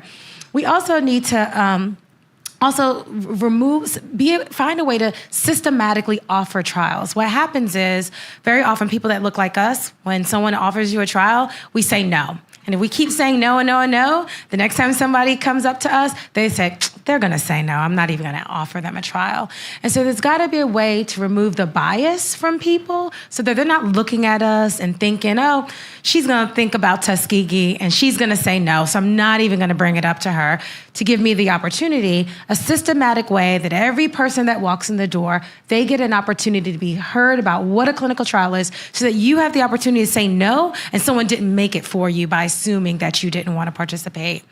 I think another thing is that we want to reduce exclusion criteria. You don't know this, but a lot of them have inclusion, exclusion. So you can participate if you are like this, but you can't participate if you're also like something else. And so very often we have trials that would exclude you if you have hypertension or if you have blood or if you have diabetes. They don't even offer the trial because that they feel like this particular trial or this medication or whatever their procedure is may do more harm than good, so then you can't even be excluded. But sometimes it's not even about harm. It requires more work to involve a study with a person in a study that has hypertension or diabetes. You require more monitoring if you're in that study. So we want to remove unnecessary exclusion criteria so that all of us are able to participate even if we have other conditions that come with us. And then finally, I'll say after you do all of that stuff and you have culturally competent staff, and I think you mentioned that people that look like us enrolling in the trial, ask us. Don't assume that we don't want to participate. Yeah, thank you so much. That's a great answer. Back to you, Dr. Abdul Rahim.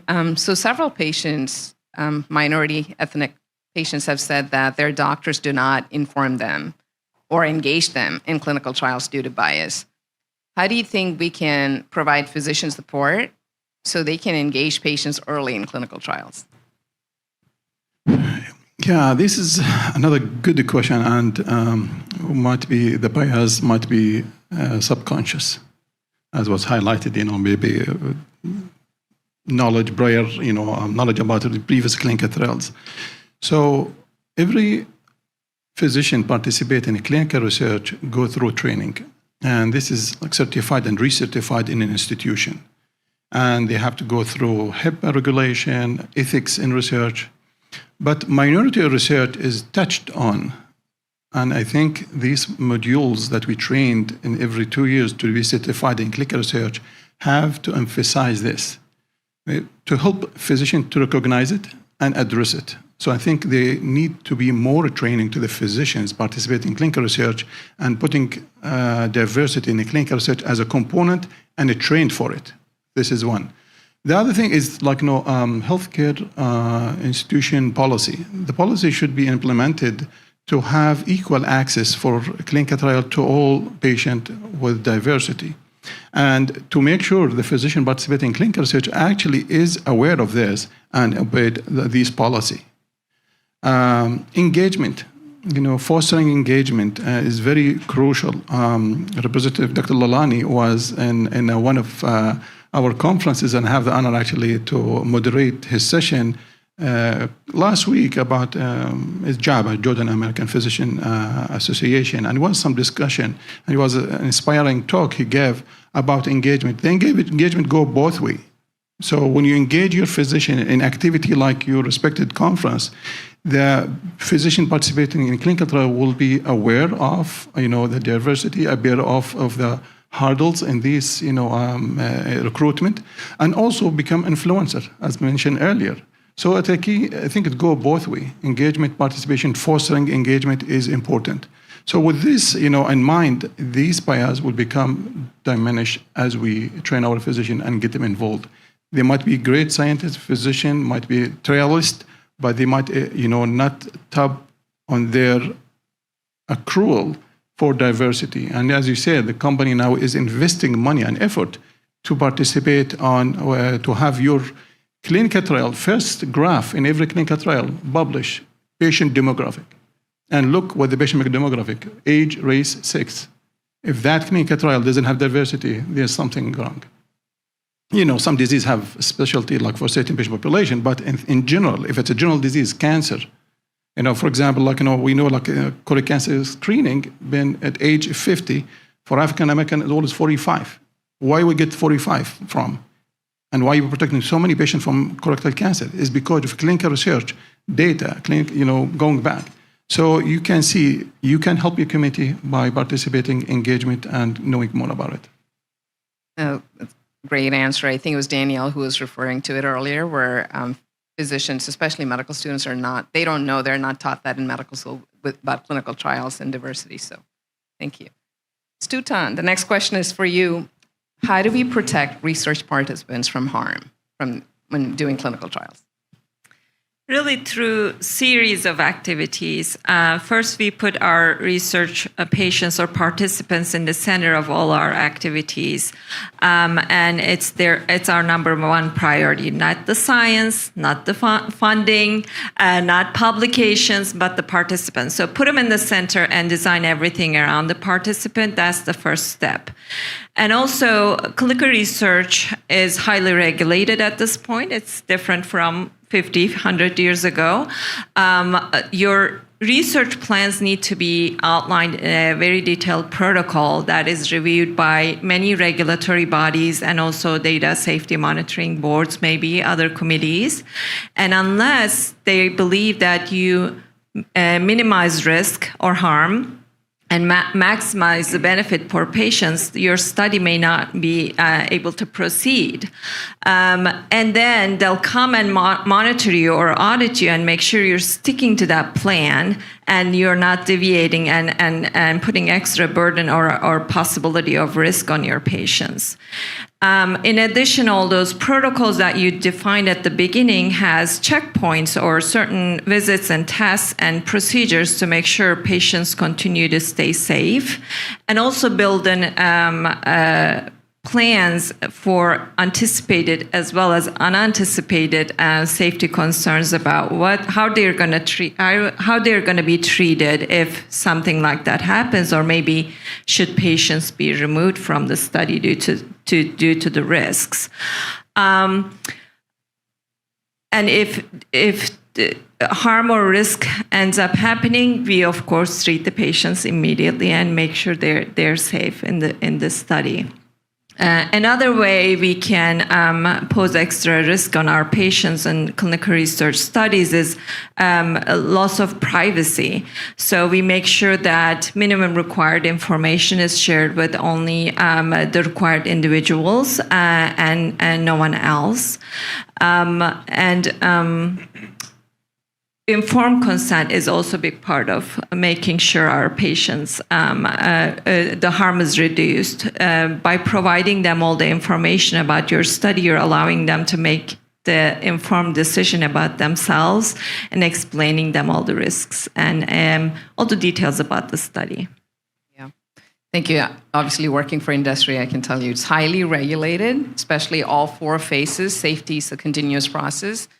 And of course, even after the product's commercialized, we still care to make sure that we don't have post-marketing new safety results. Then, we want to make sure that patients know about that as well. So thank you. Dr. McNeil, next question is for you. What kind of problems do you think can arise if we don't have minorities participate in clinical trials? What are the consequences? Why does it matter? Well, before I answer that question, I'd like to comment on the last one that says, so me and my team, we call all that regulation the IRB police. And we're afraid of the IRB police. Don't want them knocking on our door because they will notice when you haven't done something that you said that you were supposed to do because you're audited all the time. And so just so you know, like at our institutions, there are people in place to monitor and make sure that we're doing the things that we said that we're going to do, as she said. And so we're always talking about, we don't want the IRB police knocking at our door.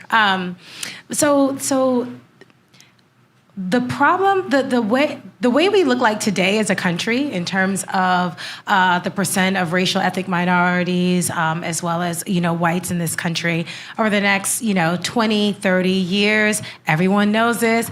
It's coming that minorities are going to be the majority in this country. And who presents with a disease or a condition is going to change too.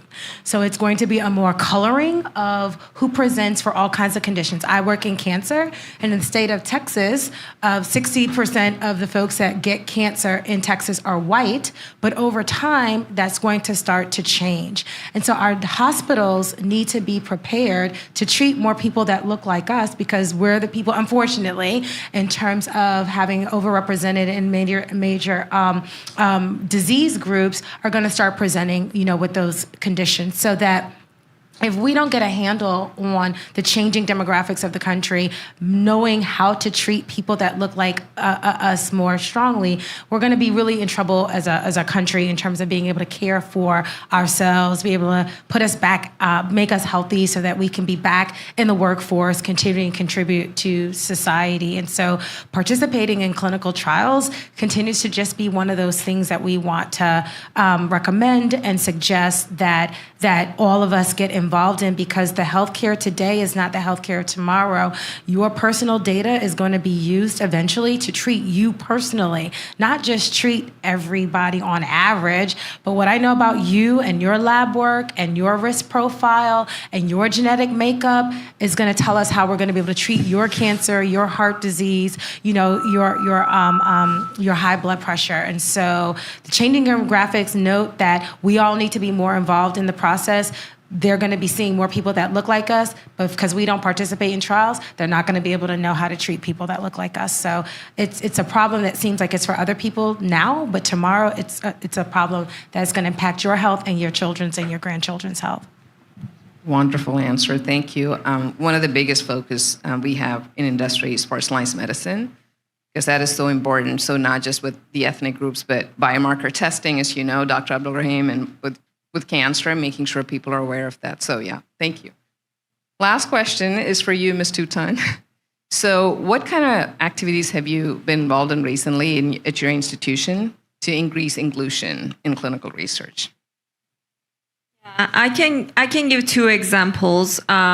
Historically, most of our clinical research activities occurred in our medical center main campus because of various logistical reasons. Another speaker mentioned earlier that you need an infrastructure. So even though we had those community hospitals like West Campus and Woodlands, we really didn't have the infrastructure to be able to do what we were doing in the medical center. So we recently activated research activities in our West Campus to be able to reach those patients. They're not able to or not wanting to come to the medical center, so they can be represented and included in our clinical research studies. And we're about to start it in our Woodlands hospital as well. So that was a big thing. We're still trying to figure out some of the other logistics, like investigational pharmacy for our treatment related studies, but we're on our way. So that's coming soon. Another example is about us adapting to the changes in our environment. So we just been through a COVID pandemic. We're probably still in it, but we're over that intense period that transformed all of our lives, right? We can do many things at home, online, work from home, remotely. So that certainly impacted clinical research as well.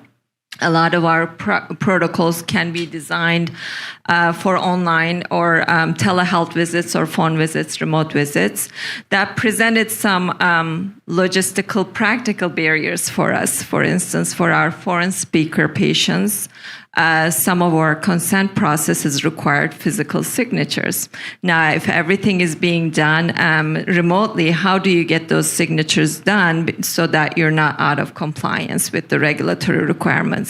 So until the regulatory requirements are changed, we still need that physical signature.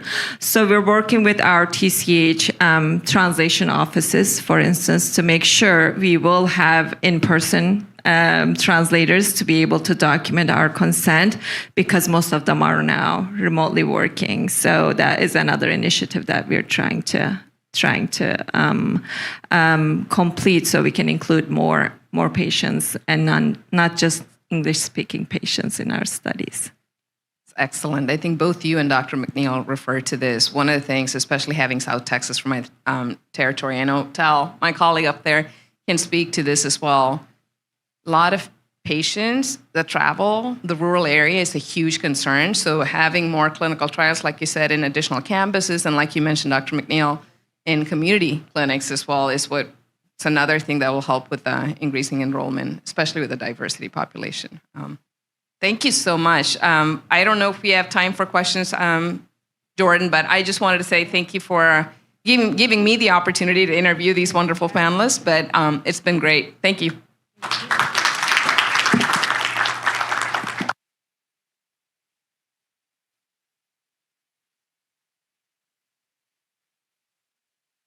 And thank you to all of our panelists as well as our moderator for such a needed discussion. We're almost there, guys. Thank y'all so much for holding attention to such necessary conversations. Now, on advocating for health equity and proclamation, would love to bring to the stage Representative Dr. Solman Lalani, which was elected to his first term in 2022 to represent House District 76. So if you're familiar with Fort Bend County, that's Sugar Land, Stafford, Richmond, and Meadows Place. Dr. Lalani has been in private practice in the greater Houston area for over 2 decades.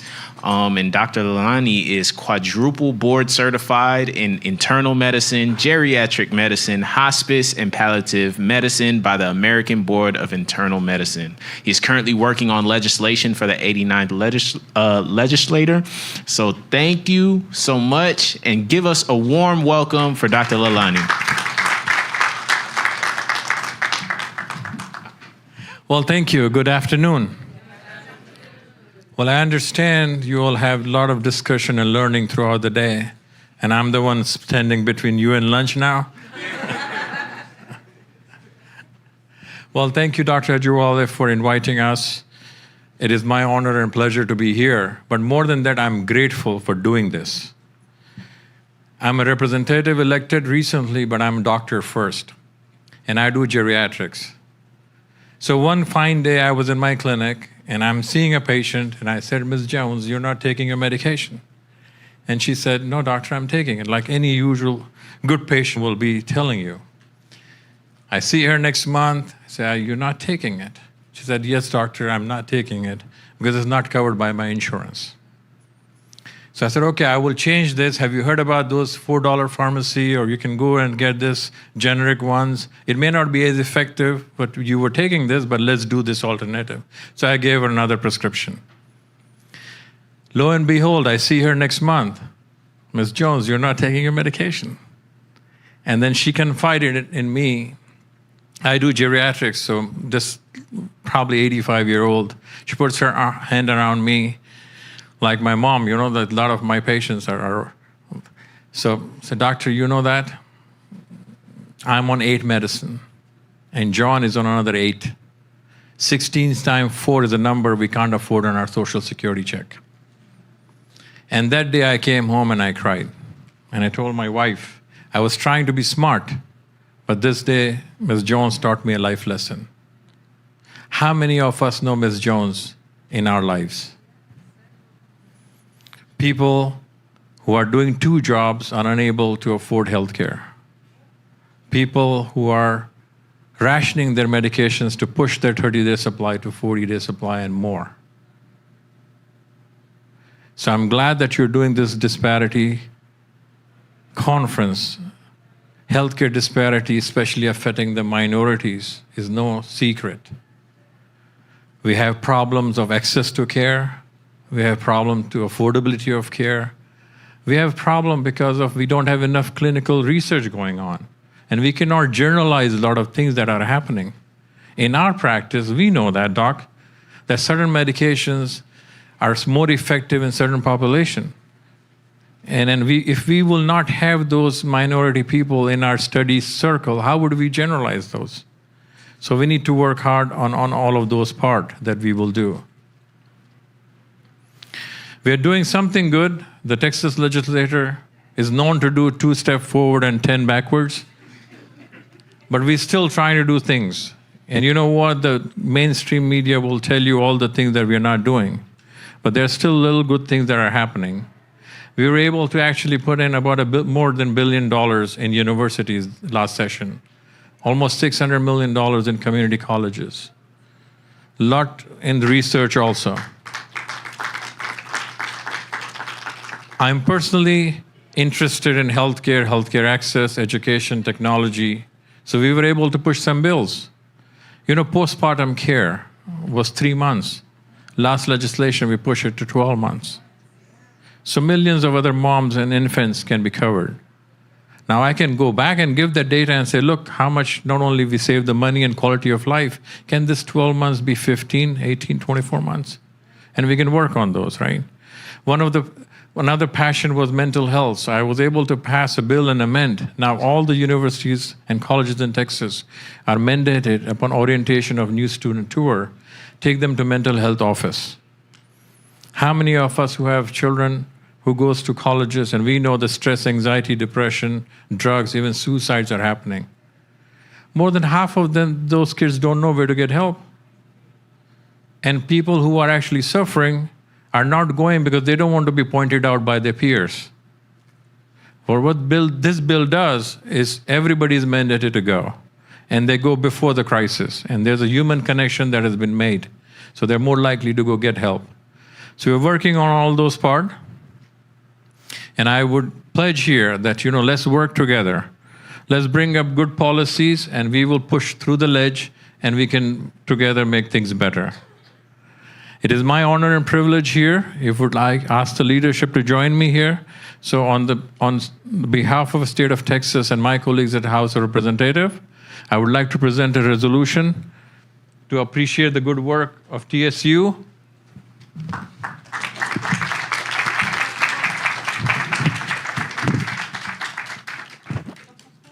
Thank you for joining us. Thank you for giving us a proclamation and for reaffirming the commitment, from a state legislative standpoint to advancing health equity.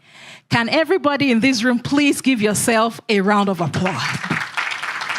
I mean, this room is still almost as full as it was when we started several hours ago. And to those that are online, thank you for engaging with us. Do you all agree with me that it has been a phenomenal program today? Wow. I am just like, wow. It's a lot of information, but definitely meaningful and necessary. But don't feel overwhelmed. Everything is recorded. It's going to be posted on YouTube. So please go back and listen and continue to re-engage. I do have a question to ask. We've had a lot of great information. So then the question is, what's next? Right? What do we do from here? Right? I know I'm standing between lunch, okay? So between now and lunch, right? And afterwards, what next? What do we need to do to see the needed diversity in clinical research and the positive trend in advancing health equity? Honestly, it takes all of us. If I go back to the analogy that I gave earlier, saying that we don't want to walk into a store that has clothes size of 16, and we wear size 8, size 6, size 10, right? We want to make sure that this T-shirt that says it takes all of us, it truly takes all of us so that medication is available and is being tested on a really diverse community. So please, let us continue to be the change. Let us continue to be an advocate, and let us continue to be an hero for a meaningful cause as we have done today. Again, reminding all of us, we do have the next session starting at 3, or maybe we might need to push it a little bit, maybe 3:15, just to allow us to get lunch and stretch a little bit. We are going to have an amazing conversation titled Beyond Tuskegee. For those that are online, please just stay on the same Zoom link. We would kick it off at 3:15, where we would have an incredible panel discussion on Beyond Tuskegee concept.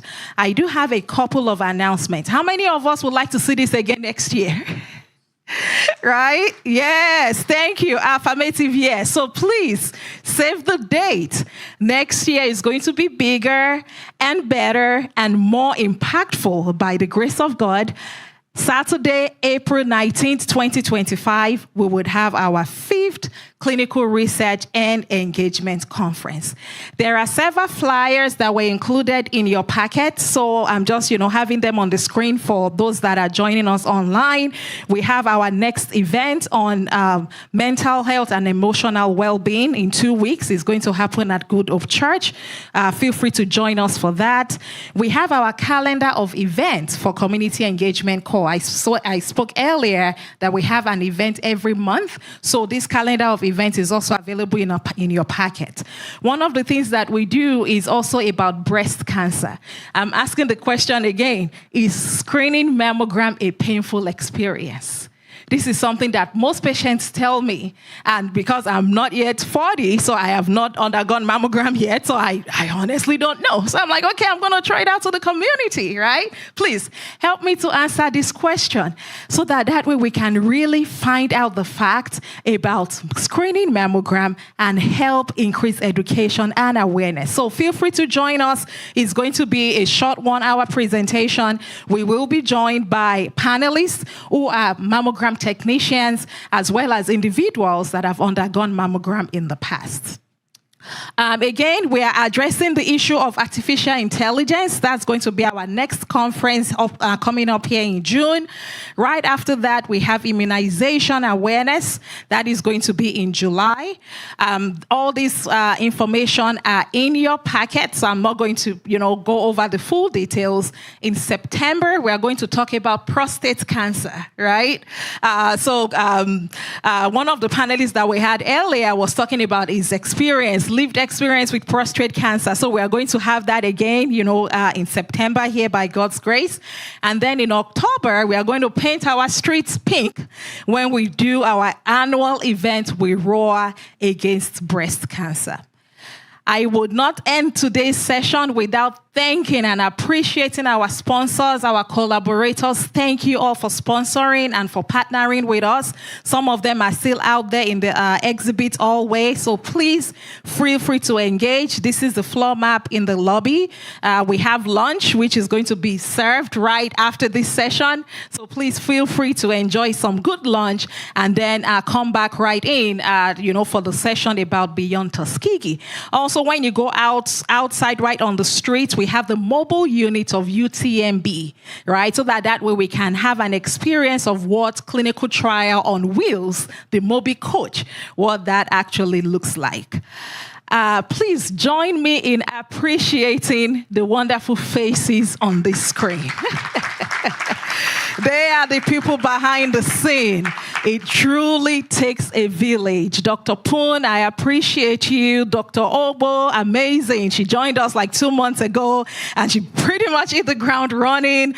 Virgil, Sneha, Cassie, Dolores, Crystal, Olanike and Akisa, Cecilia and Ashley. These people are amazing. Incredible staff team that, they really help us to be able to put this together.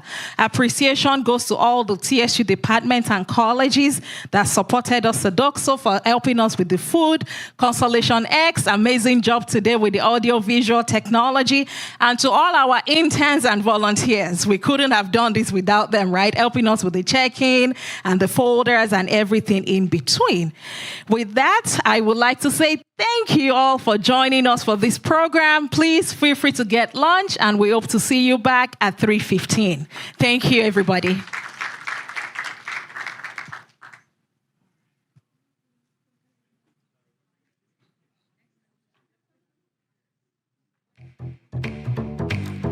Thank you so much for joining us today. I am certain that you have received a lot of great information regarding clinical research participation. I hope we have been able to answer your questions. And please, if you have further questions, feel free to send those to us and continue to follow us on all our social media at CECTX Southern U. And we want to say a big thank you to the founder of our program, to our sponsors, to our exhibitors, to all our volunteers, to all the staff members. to the faculty and the leadership of Texas Southern University. Thank you so much for supporting our program today, and most importantly, to each of you, our community members. Thank you for joining us in person and online. You have made today's program a success. We want to be sure that today's program just does not end here, so continue to engage with us on our social media platforms.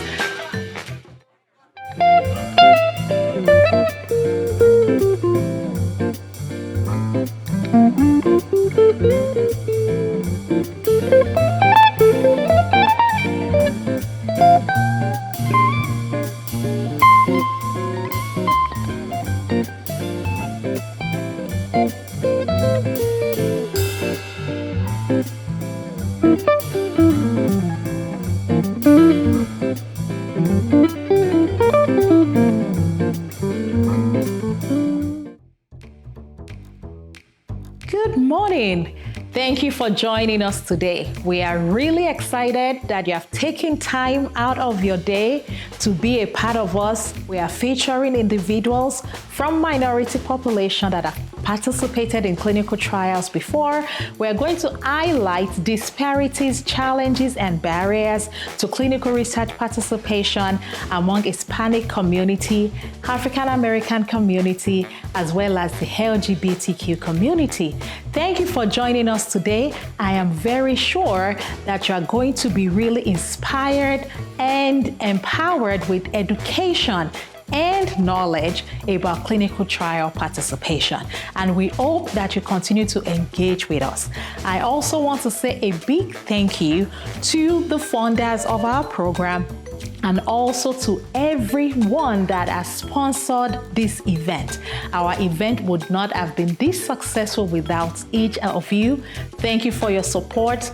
Thank you to our sponsors and our volunteers, and most importantly, to each and every one of you, our community members. We thank you for joining us, and please stay tuned as we begin today's conference. Thank you.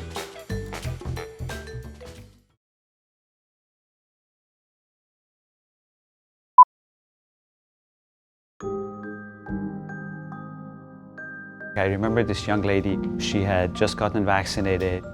She's African American, and she goes home and she talks to her grandmother. Grandma, you need to be vaccinated. Grandma says, absolutely not. I don't trust the healthcare system. I don't trust any of these people. I'm not going to get vaccinated. The young lady says, well, Mom, the lady who vaccinated me is African American. She says, well, in that case, take me, I want to get vaccinated. The message is important, but so is the messenger.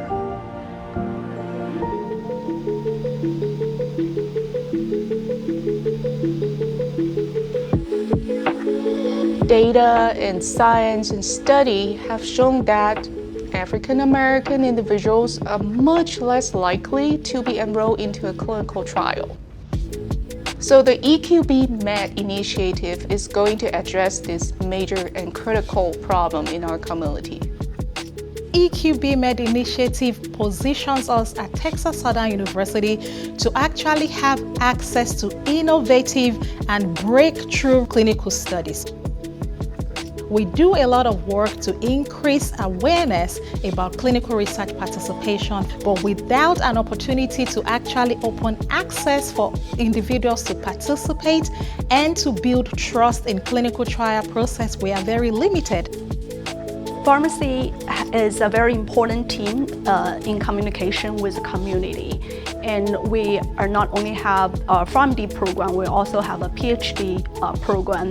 With that, we have more outreach to the community. We are the #1 producers of African American pharmacists in the state of Texas. Pharmacists are a significant part of the healthcare team. They're able to immunize patients. they're able to help them in a variety of health settings per se. TSU had the RCMI support back in 1980s, especially in terms of research infrastructure. So the students and scientists can conduct most cutting edge research, especially in the area of drug discovery and development. In 2024, the College of Pharmacy and Health Sciences celebrated its existence of over 70 years. We lead a lot of initiatives advancing health equity, training community health workers, providing continuing education for community health workers as well as for our pharmacy and health administration students. In this initiative, we are going to partner with UTMB, Yale University, and Morehouse School of Medicine. We will be able to gain more experience and resources and guidance on how to recruit for clinical trial and how to conduct clinical trials. So this clinical research initiative under the EQB-Med funding mechanism allows us not just to provide opportunities for clinical trial participation for community members, but it creates a platform for us to train the next generation of pharmacists that will be culturally competent, that will have an high level of awareness of engaging with community members to promote the concept of diversity and equal representation in clinical research participation.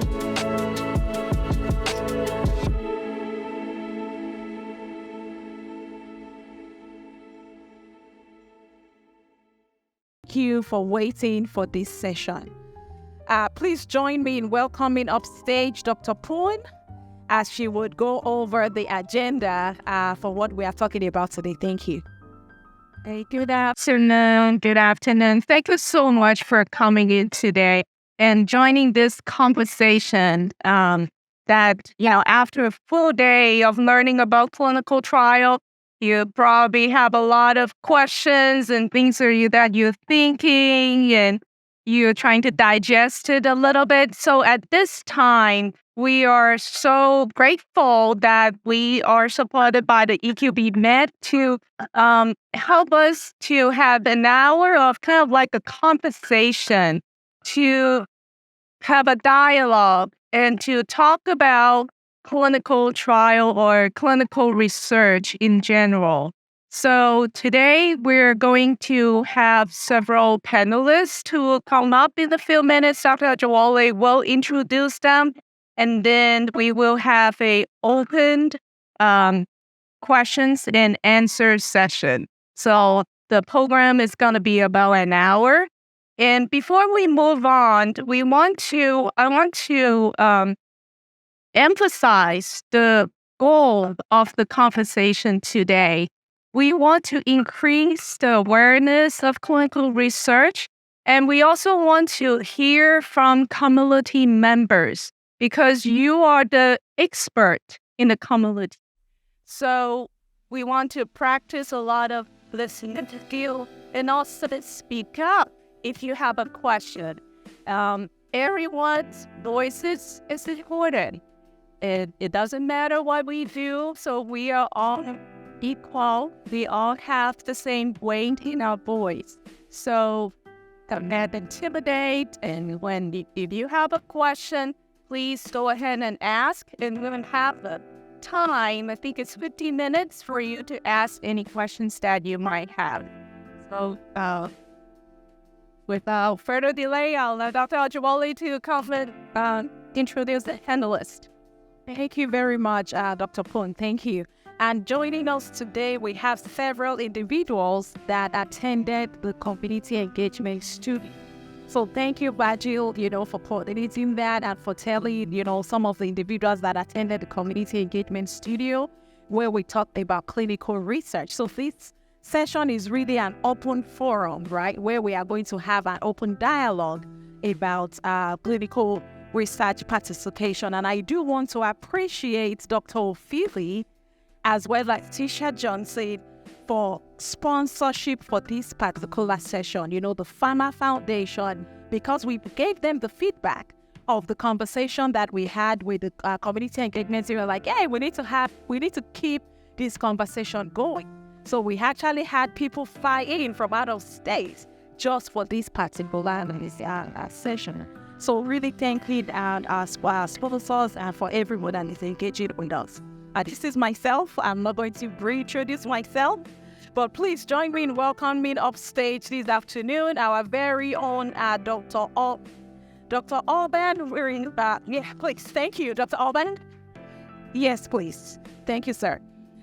Dr. Alban received his Bachelor's of Science in Biochemistry and medical degree from Texas A&M University. He completed his residency in internal medicine at Mayo Clinic and endocrinology fellowship at the University of Virginia. Dr. Alban joined UTMB in 1990, and he has led a lot of works, especially in the Diabetes Center. And in 2018, he has served as the Vice Dean of Clinical Research in the School of Medicine.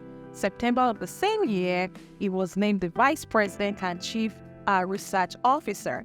Back end of the story here is that Dr. Alban has been our leader when it comes to the implementation of the EQB Med initiative, the partnership that we have between TSU and UTMB. Dr. Alban, is such a pleasure to have you. Thank you very much. Please be seated. Thank you, sir.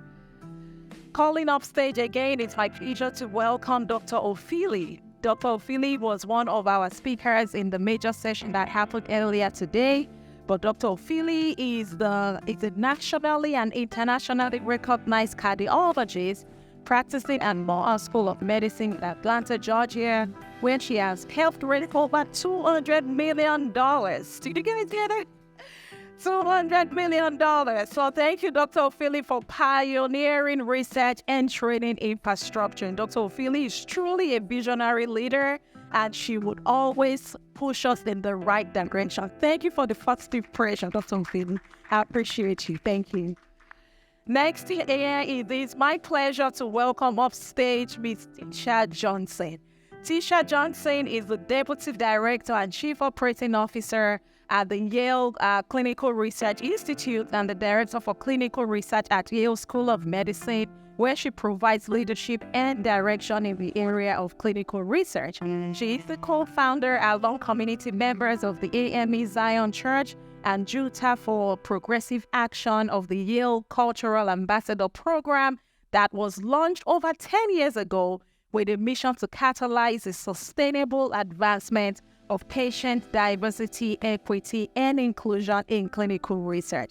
Tisha Johnson, like Dr. Ofili would say, she puts the gas, right? She puts the fuel into the implementation of this diversity and equity initiative under EQB Med initiative. Thank you so much, Tisha, for joining us today.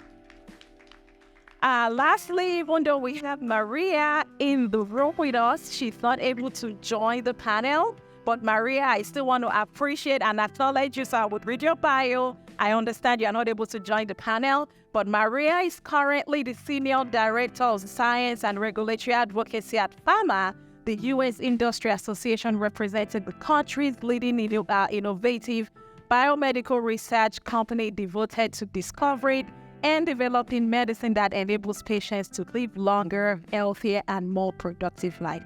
Thank you, Maria, for flying all the way in to be a part of this conference. It is our pleasure to have you. Thank you for your support, and we look forward to having more of you. Thank you. I appreciate Maria for me, please.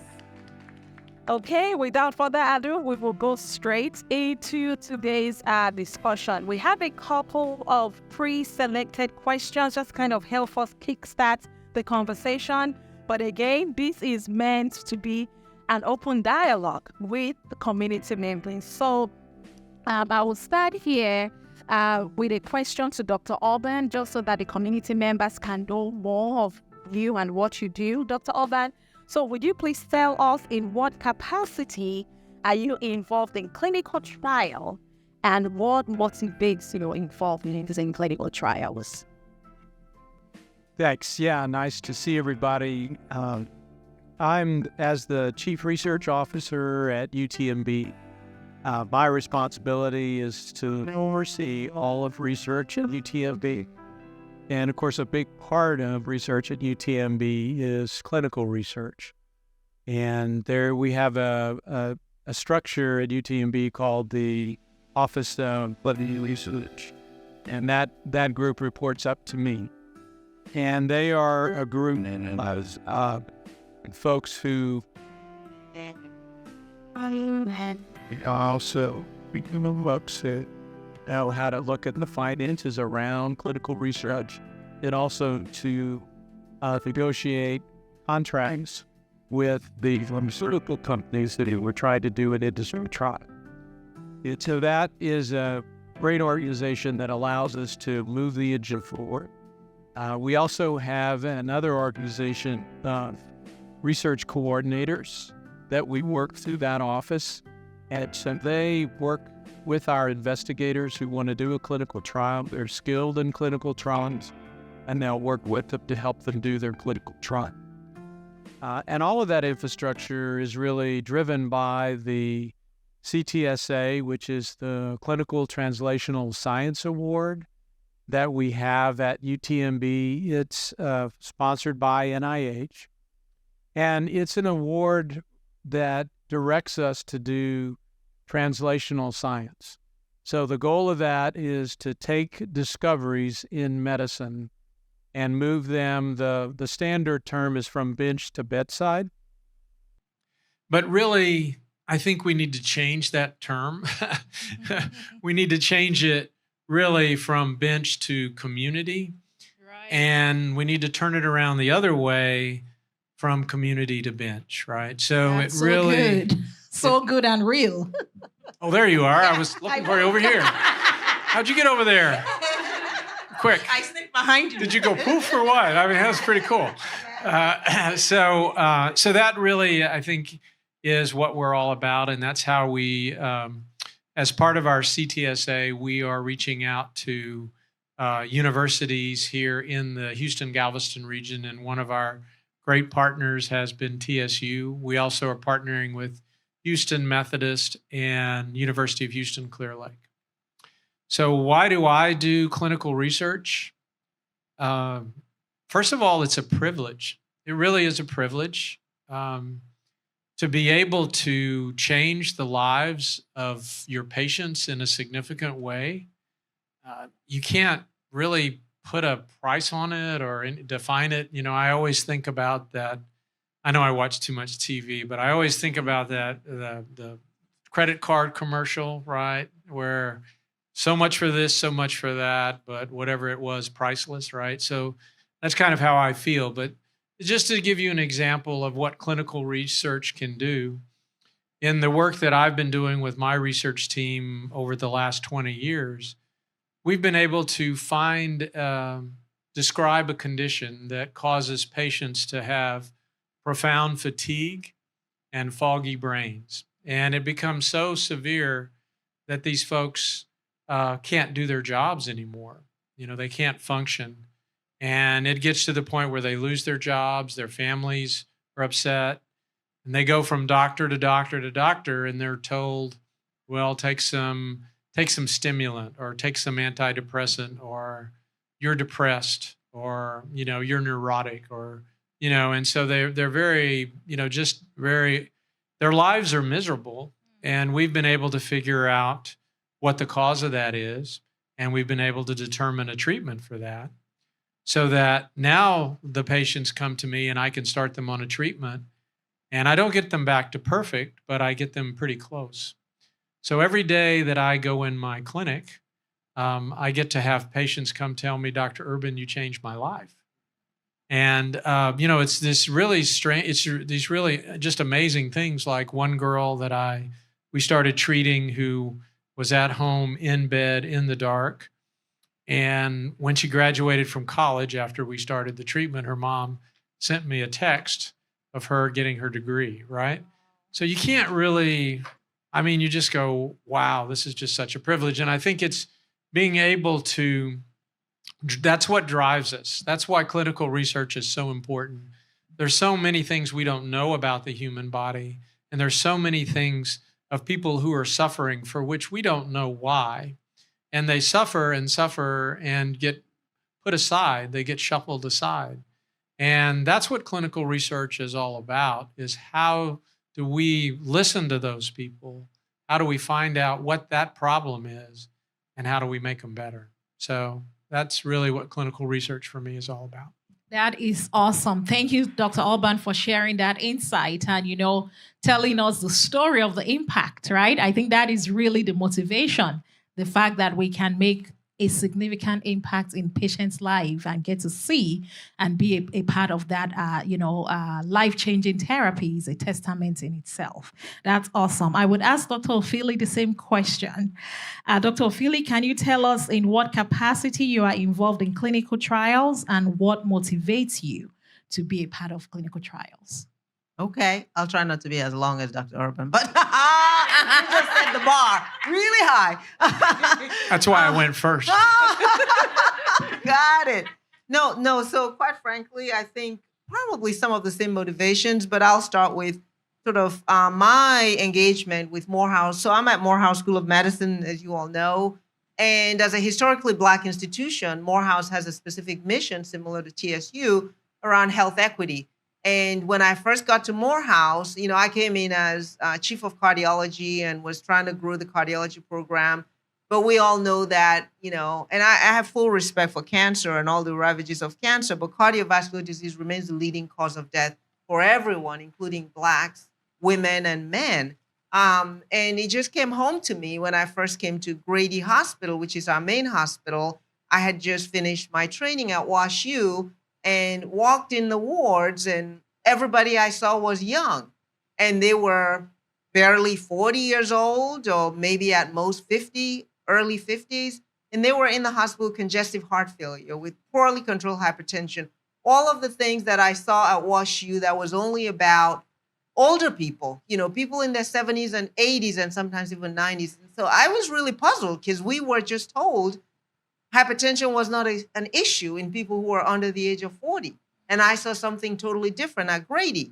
So I asked my colleague, there's a woman who's known by everyone, Dr. Nanette Wenger. She's like known as the queen of cardiovascular. She's been at Grady forever. And I said, why do we have so many young people in the hospital? And she goes, it's high blood pressure. I said, what do you mean high blood pressure?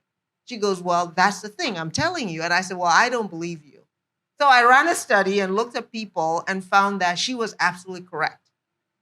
2/3 of individuals that we looked at had uncontrolled hypertension. They were more likely to have congestive heart failure, be hospitalized multiple times. So I said, okay, well, that's it then. We're just going to have to study this. But we didn't ask too many good questions like you're asking, Dr. Ajewale. We thought, oh, yeah, that's what we need to do. But, down the road, we wish we had asked some of the questions you're asking, because what we learned was, yes, it is high blood pressure. But now we know it's more than just high blood pressure. It's about all the things we're talking about, the social determinants. People don't have access to treatment. It's not that they want to have high blood pressure. They're stressed out. There's racism. There's all the stresses at work that our communities face. So there's that broad issue of health inequity. But I worked my way up to that to understand that. Because in the beginning, it was that clinical translational piece. You're sort of in that space. You're making discoveries. But then you recognize that if it doesn't spread to a lot of other people to benefit the community, it doesn't matter.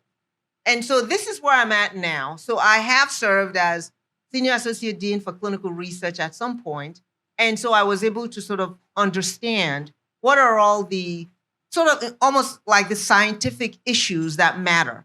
But now, as leading some of the RCMI consortium with institutions like TSU, it's very clear to me that the way you make change is by hooking into the passion within each institution, the commitment for each institution to get to that goal that they've set.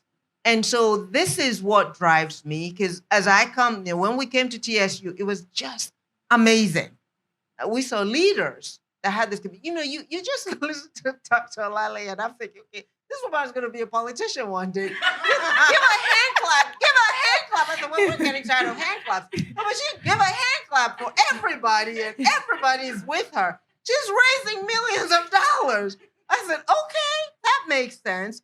But as she said, there's still some issue, and that's happening regardless of what RCMI institution I look at, and that is the severe inequity. You come to TSU, you see people who are passionate. You attract all the students, but your infrastructure is not there. You have less resources to do 10 times the work that other institutions are doing. And it's not just TSU. It's FAMU, it's Meharry, it's Morris. I know among HBCUs, they look at someone and go, well, you got everything you need. No, until you have an endowment like Harvard and Yale, you're not. I'm just serious. This is where I'm at now. We have got to get resources to the institutions that connect directly to the communities. And yes, what you're doing, get the resources to the community because they know what they need to do. When we did a project at Big Bethel AME Church, it was on diabetes. We were successful with diabetes. And then we gave them a grant. It wasn't a huge amount of money. It might have been $35,000, but it was a lot for Big Bethel. And they say, you know what we're going to do? We want to do cancer. Well, that's what they want to do. That's what they see as their disparity, and they should be able to do that. So to me, at this stage where I'm at, it's about workforce. It's about getting the right resources to the people who care about the problem. Don't get it to people who just want to do it because it's the thing to do now. Because tomorrow, when it's not the thing to do, they're gone. And I'm so delighted that you have a partner like UTMB, because when I came to that table, I told someone earlier and they said, I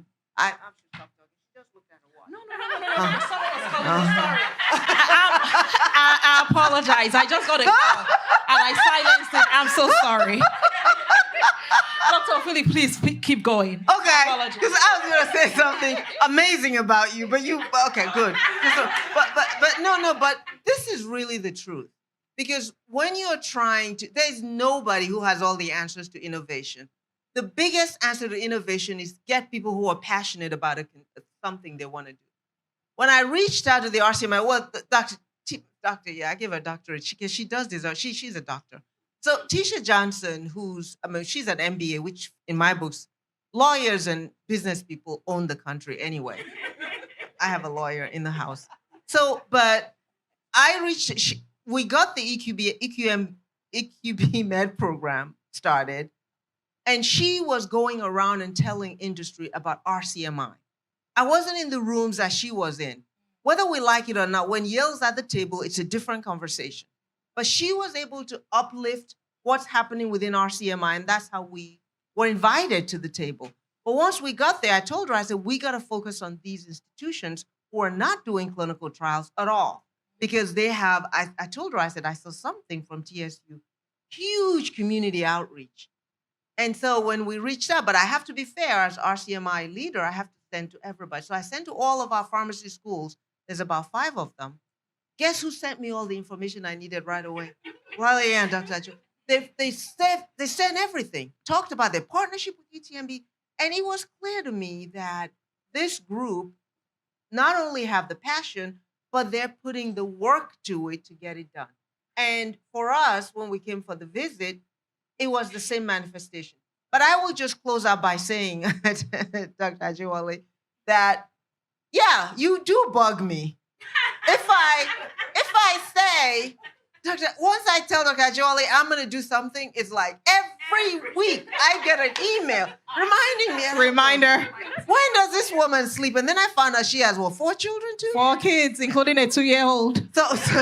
So you get it. So she's efficient. But I would say that at the end of the day, we can talk all we want. Unless the resource math changes, we're not going to make the impact we're going to make. So I am happy that there's a partnership. But I'm going to be a lot happier when I see those millions coming toward TSU and the goals that you've set for yourselves. Thank you.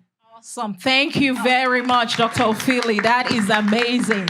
And before I ask Tisha the same question, I just want to address the audience, both in-house and online, to remind us that the title of this session is very purposeful. We titled it Beyond Tuskegee, right? Because we are really trying to say, how do we move forward? You understand? I mean, you can see the passion here, right? You can see that the speakers, we are very intentional and purposeful, but we can't do it alone. We need the community. So please keep thinking, keep, analyzing, and let us know the questions that you have so that as we are designing these studies, Dr. Opan said it should no longer be benchtop to bedside. It should be bench up to community and actually community back to the bench top. But this conversation is just a kickstarter to what the future holds. So I just want to drop that there. And then Tisha, I'm going to ask you the same question. Can you please let us know what capacity you are involved in clinical trials and what motivates you? So that's pretty easy, Dr. Ofili. And it's been really incredible. I heard the speakers earlier talking about clinical research and what it means and how they got involved. And I'm a small town girl. I grew up on a farm. I had no idea that clinical research existed. We did go to the doctor, we'd go to the pediatrician. So I wasn't quite like the speaker from earlier, but there are so many things that we didn't know and that, we didn't understand as a family. And when I left home and started my career, I got to see all of the inequities in healthcare. And I got to really understand just how frightening it all is. And I think that one of the things that sort of keeps me going is that idea of community. One of the things I'm proudest of in my community, in my career, other than like the EQB Med and the work that we're doing now, is the work that we get to do at home in Connecticut. Dr. Ojawali mentioned the partnership that we have with the AME Zion Churches in Connecticut and Junta for Progressive Action, which is a community-based organization. And they really do drive the agenda. So we meet with our community partners and they say, these are the 5 things we're going to work on this year. And guess what we do? We're working on those 5 things because they know exactly what's important to the community. They know the main issues in the community. It was interesting when we first started this partnership, the leadership at Yale said, they're not doctors, they're reverends, they're, leaders of community-based organizations and community leaders. How do they actually know that these are the 5 top issues? At the time, it was 14, so they had a bigger workload in the beginning. They really made us work hard.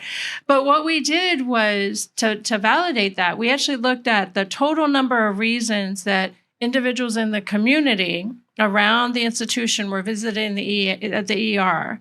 And literally, the top 20 reasons that people showed up in the ER mapped to the top 14 health concerns that the community leaders had.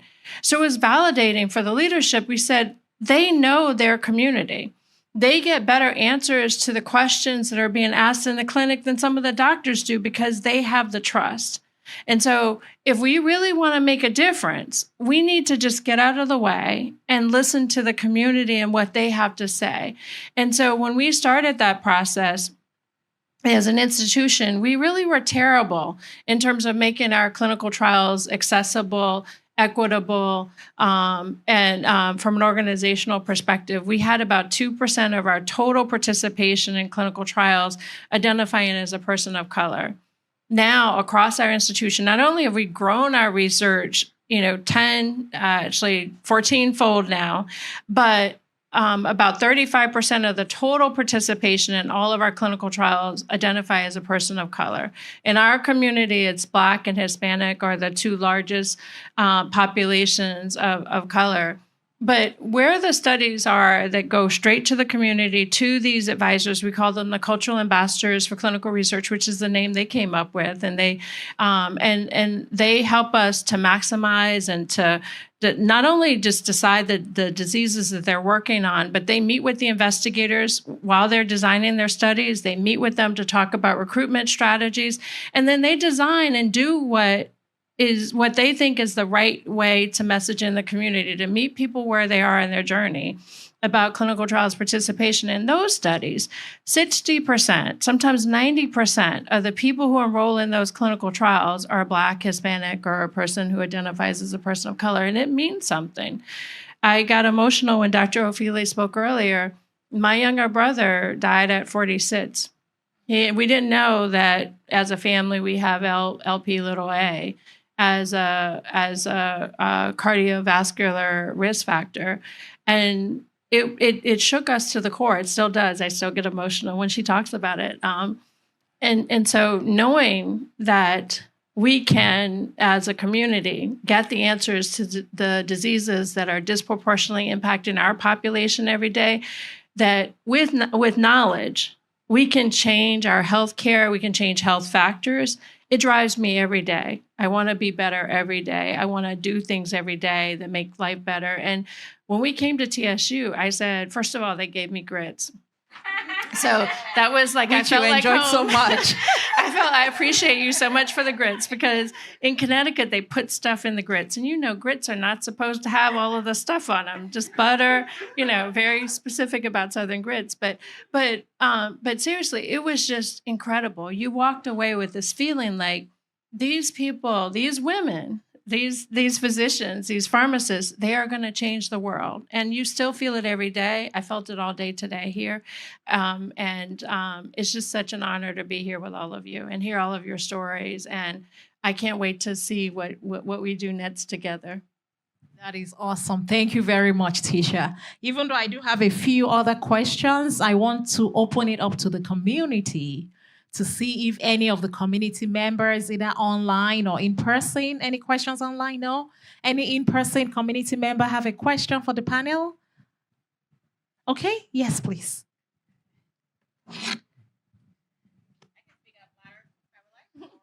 Because we have online audience, they won't be able to. Thank you so much. Ms. Johnson, same for me. I grew up on a farm as well. I wasn't quite familiar with clinical research, but I knew I wanted to be something in biology. My biology teacher had she really pushed it for us. So thank you so much. So my question is, for someone that grew up in Alabama, how do I push clinical research onto my community or assist them in knowing that they're not just guinea pigs in this area? Yeah, it's so incredible. I'm going to share really briefly the story of how we ended up with the Cultural Ambassadors Program when we started to look at this issue of total recruitment in our clinical trials. Like, why are people not signing up for clinical trials? There's the flyer down the street and blah, blah, blah.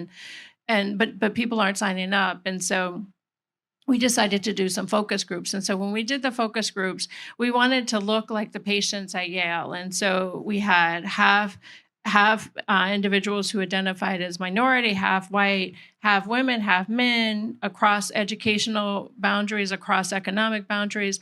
And I was very pregnant at the time with my 15-year-old, but I was behind the glass, like, Law and Order, where the people are on the other side of the glass, and I could hear everything, but they didn't know they were answering the questions for Yale. And so in the sessions, these small focus groups, everyone said, they were asked questions like, how do you think about healthcare? Would you consider participating in clinical trials? So literally, I heard 250 people who were Black or Hispanic say, no way, even if I had cancer and someone told me this trial potentially could be life extending, they said no. And it hurt. I'd spent much of my career in clinical research, and that really hurt. And then, so we decided to have more conversations, but just Black and Hispanic continue. So we had 100 Black, 100 Hispanic. So 200 more people who identify as a person of color said, even if they were told that a study could extend their life with cancer, they said no. So we said, how do we change it? And what we heard was, in the Black community, church won't be perfect. Not everybody goes to church. Some Sundays I don't make it either, But people in the community generally trust that ministers are doing the right thing. And then we also heard community-based organizations, because this is where I go when I need food assistance, or if I need assistance with my heating. I go to these places and I trust these people. I trust them more than my doctors. So they said, if you can get these people to trust you in the church and these organizations, then maybe we'll trust Yale. So I called, I thought I had an in. I'm very pregnant. I called my uncle, who was the presiding elder, and I said, Uncle Tim, I need a favor. He said, oh, anything for you, Niecy, anything for you, girl. I said, I need help with clinical trial. He's like, no way, I ain't being no guinea pig for Yale. That was like, so we talked on the way home, and he said, you know what I'm going to do? I can't guarantee you anything, but I'm going to get 5 of the ministers that I think at least will hear you out. I'll bring them to a meeting, and you can invite these other organizations, and you're going to have to convince them. And so what I did was I talked to them about all of the health disparities. I talked about prostate cancer. I talked about heart disease. I talked about diabetes. I talked about how, depending on the zip code you live in, you could die 10 years sooner than somebody that lives in a similar zip code. And I said, but clinical trials, it's a way for us to at least understand and influence drug development, to figure out what's coming next, to get some of these answers. And they believed it. And so we started this journey together saying, okay, how do we change the minds of community? And so we have things now like workforce development programs for high school kids. We take kids from all around the country. It's still open, so I'll give the link. It's a remote opportunity for 15-year-olds. And part of what we do is meet the leader. So they talk to people like Dr. Ophelia. She has lunch with them virtually for an hour. And we say, look, these are careers that you can have. This is what science is. And then we help them by writing letters of recommendation when they go to college. We're in year 3 now. We have 4 kids at Yale, 1 at Stanford. Really proud of the work that we're doing. But it's this idea that we're working directly with community leaders and people who know how to reach. Because it's one thing to have a message, but if someone's not willing to hear the message, or if it's not written in a way to reach them where they are, it's not speaking to their culture, it's not speaking to who they are in rural America, it's never going to get there. And so we have to modify the message to speak to the people who it matters most. And so we're really excited. Another one of our sites in EQB Med is in South Carolina. That's my home. So I already started talking to all the people on the farm, say, look, we're going to be talking about clinical research, so get ready. So thank you.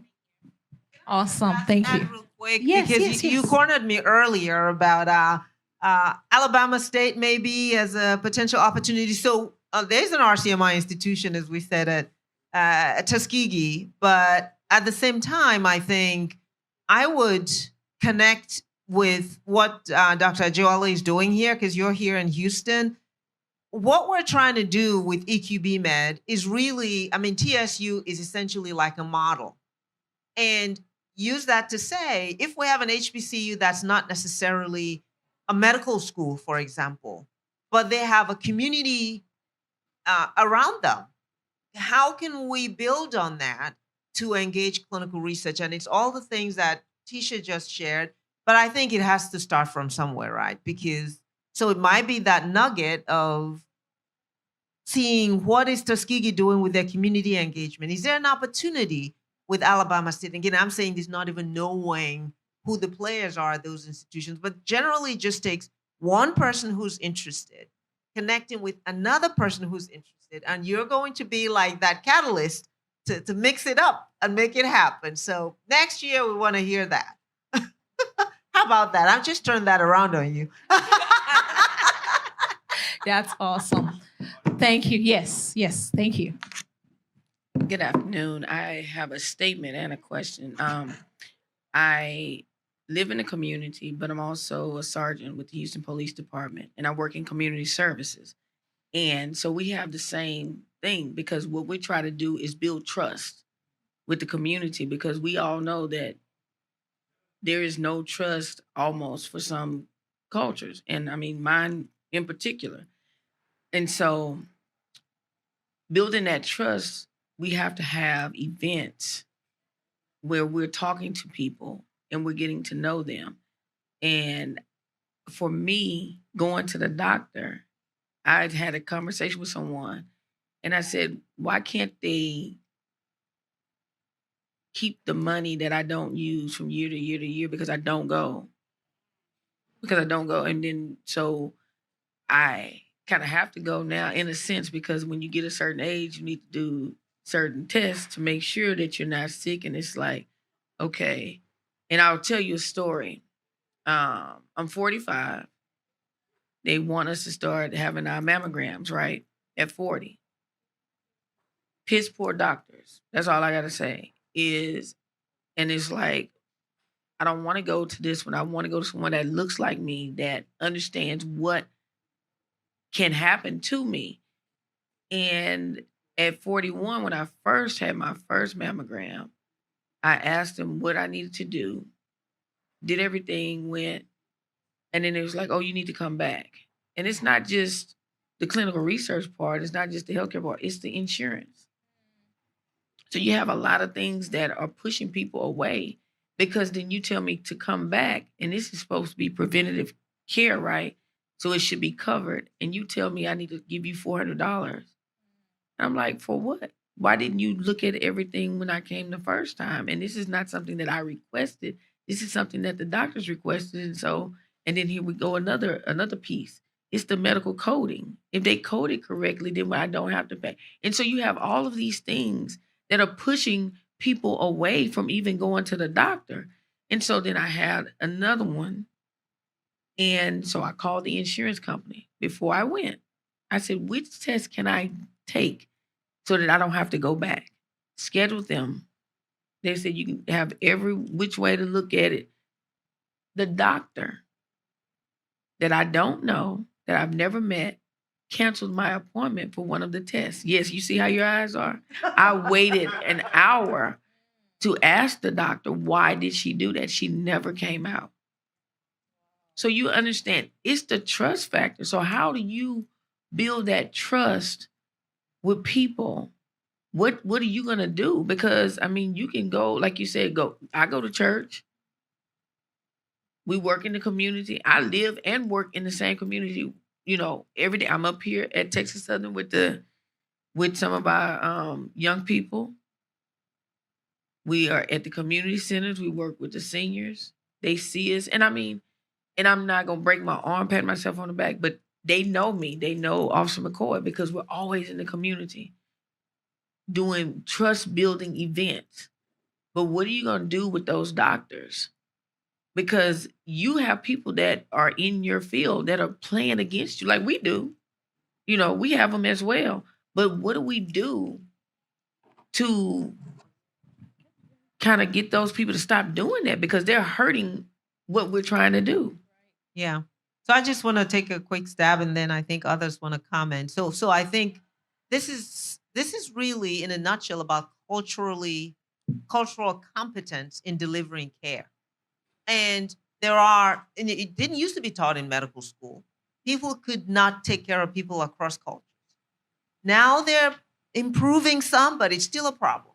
Because like you say, sometimes when patients come in and they see someone who looks like them, they are more likely to open up on some things, or even gender alignment. And there's data now that shows it does make a difference with outcomes. However, we know that the number of physicians who are African Americans or Blacks is very small.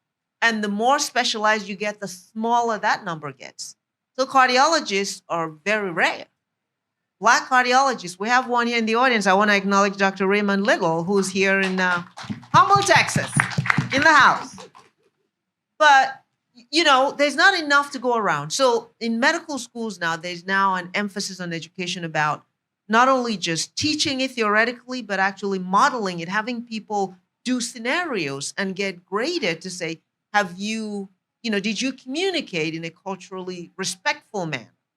But there are headwinds, and we all know that Texas is leading the way with these headwinds against things that we thought was appropriate to help people get to a certain level so we're more equitable in delivering care.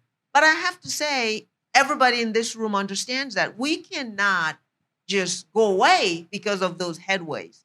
We have to keep getting the information, just like Tisha shared, just like the TSU teams are sharing, and communicate that outright in publications.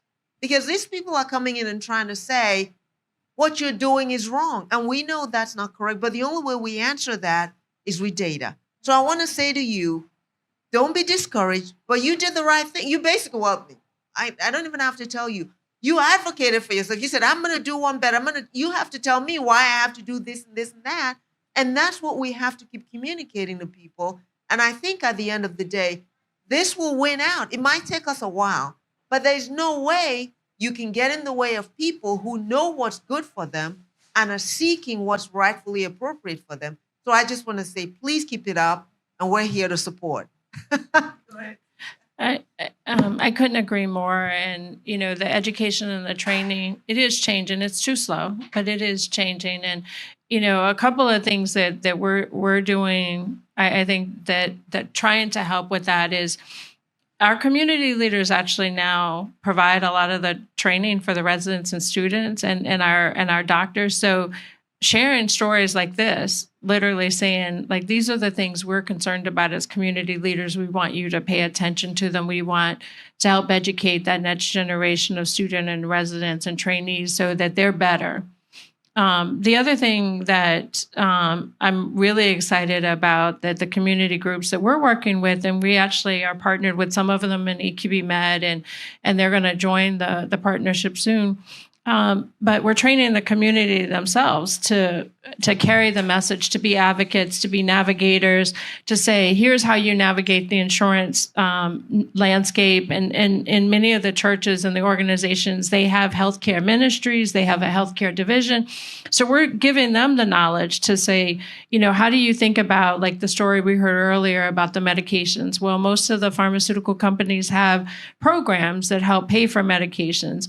If there are issues with access and the issues of coding, like you mentioned, how can you work with a navigator in advance? And so sharing that knowledge to say, look, the more we educate ourselves as healthcare consumers, the more we're going to be able to advocate for us in our community and get what we need to do to have equitable access across the board to healthcare.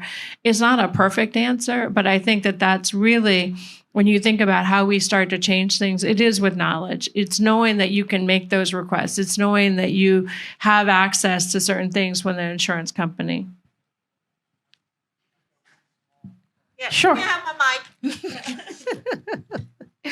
Thank you. This is Dr. Little. He owns a surgery center in Humble, Texas, and I'm just going to let you know, when I got to his office, he and his wife, power couple, doing great work. Please check him out. Oh, thank you. Thank you. I wanted to make a small point. One of the things that is going to push change, the change that you desire, is that when you control your own data, then the health system has to adjust to you. So just know that the day of your data empowerment is coming. And then the healthcare system, the doctors have to say, listen, I'm going to listen a little bit more closely to what her need is and what she wants. And that's one way we'll make the health system more equitable. Just wanted to mention that. It's coming. Thank you for that. Data, patient empowerment and how data is being shared. I see your hand, and I know there is a question online, maybe a couple more, but I want to get Dr. Alban's take on training opportunities for cultural competency, with UTMB and the large resources that is available, right? Especially for us at TSU, as we are learning to be clinical trial, proficient, in this process. Are there any pre-existing trainings that maybe we could also leverage from UTMB's side? There are many different opportunities within our medical student training now. I'll talk to you guys to really increase that awareness. And the medical school classes have themselves changed dramatically in the last, 20 years. So I think we're seeing the diversity. It really happened first with women. That was the first change. And now we're seeing with the culturally diverse. And it's, so for our system, it takes time. It takes time for those folks who are training in medical school. It's a long road. It's 4 years to medical school. And then if you specialize, if you're like going to be a general internist, it's 3 years. If you're going to be a family practice doctor, it's 4 years. If you're going to be an OB-GYN doctor, it's 5 years.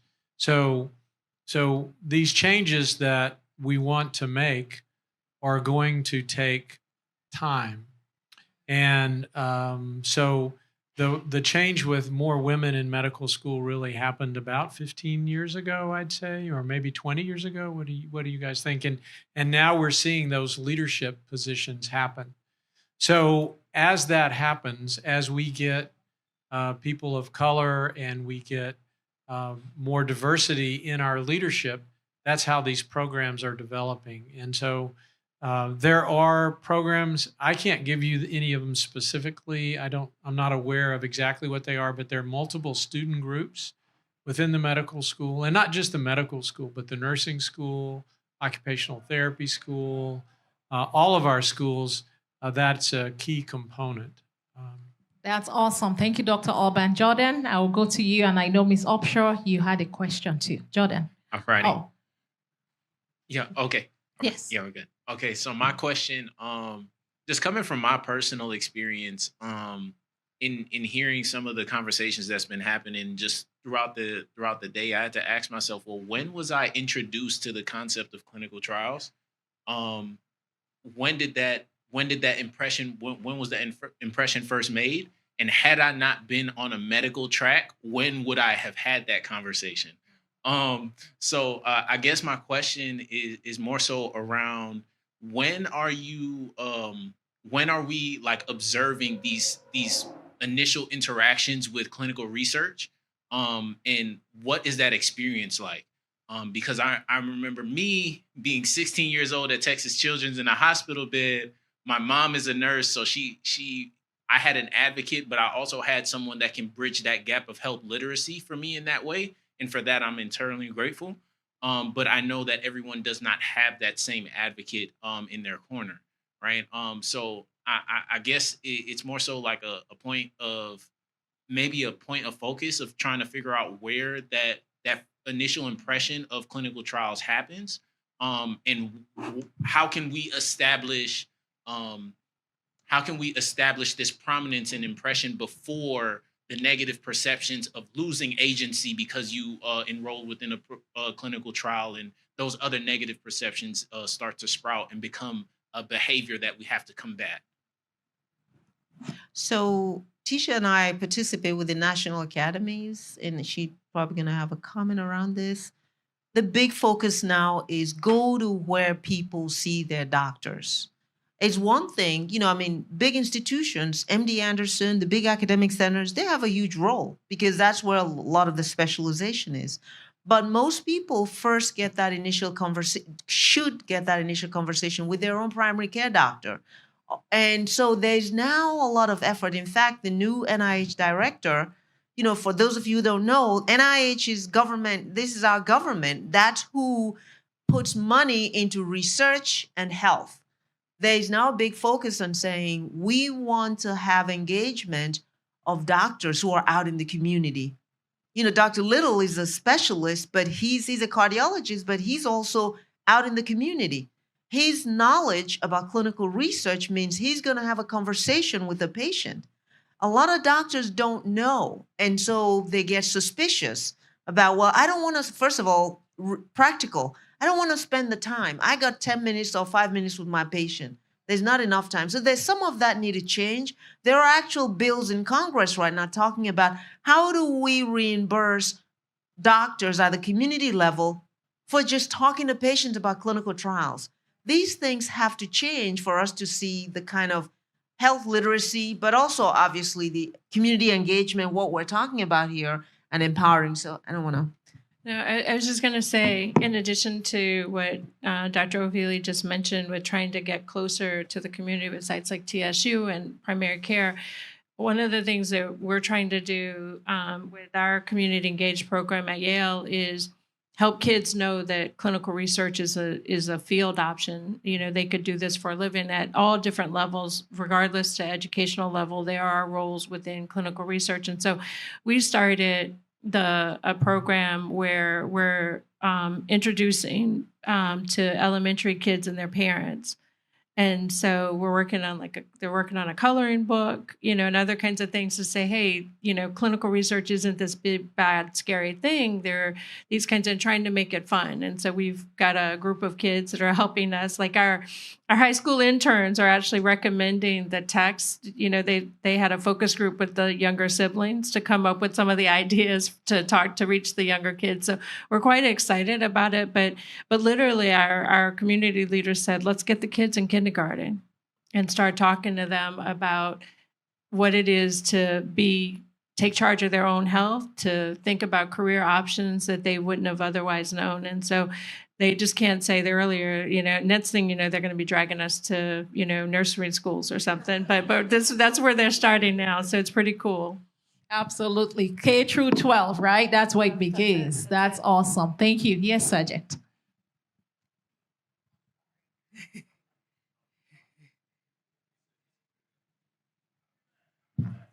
Okay, number one, I want to say thank you.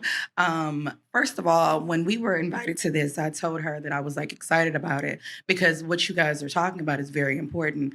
At 23, I was diagnosed with a pseudotumor.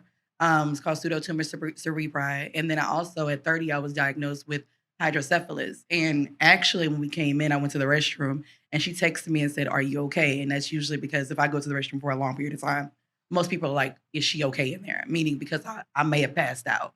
I lost my sense of smell in 2019 from the hydrocephalus because I have the vasovagal syncope. And me and her have this conversation often about the fact that every time I go to the doctor, usually they tell me, well, maybe it's because of the pseudotumor or maybe it's because of the hydrocephalus. And often it's never because of that. I get the runaround with the doctors on a daily basis. I just went to the eye doctor on yesterday and they said the thickness behind my eyes is getting thicker and they don't know why. And so they're like, well, we'll send the reviews to the neurologist. But the neurologist just took me off the medicine. So it's like a constant back and forth between every doctor. And I can say that over the last 10 years, if it isn't people like you, Dr. Urban, that have these type of testings on a daily to find out what's wrong, I wouldn't be halfway as good as I am now. I mean, it's frustrating not being able to smell on a daily basis. And since I lost it in 2019, most people are like, okay, is it from COVID? And it's like, no, it's not. But at the same time, it's nothing that I can do. But I say all of that to say to you, ma'am, who was asking, well, what do you do? I may not know the answer, but I can say push it as far as you can because you have people like me on a daily basis that I really don't know what's all wrong with me. But I pretty much go through this concept of like, well, we're going to go to the doctor. I'm going to go to 10 different visits a year, and we're going to get different answers, but none of them are going to be true.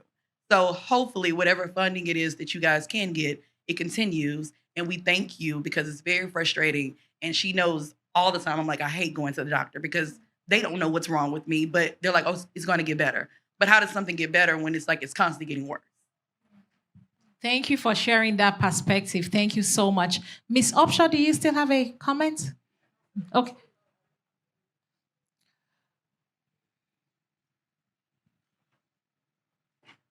Because so much, excuse me, so much has been said, and I've heard keywords, advocacy, power, awareness, change, and all these are very big keywords, and research triggered so much in my mind. And when I was diagnosed with cancer, and I told my story earlier, and one of the things that I came to terms with that I had to be an advocate, not just for myself but for others. And and going out into the community is just so awesome. When you came to me and thanked me for what I said, I have to do what I have. I have to do this. I have to be an advocate. I have to try to educate my people. I have to try to do what I can. And I just want to say, for those of us who have been fortunate enough to survive cancer, who have participated in clinical trials, we have to.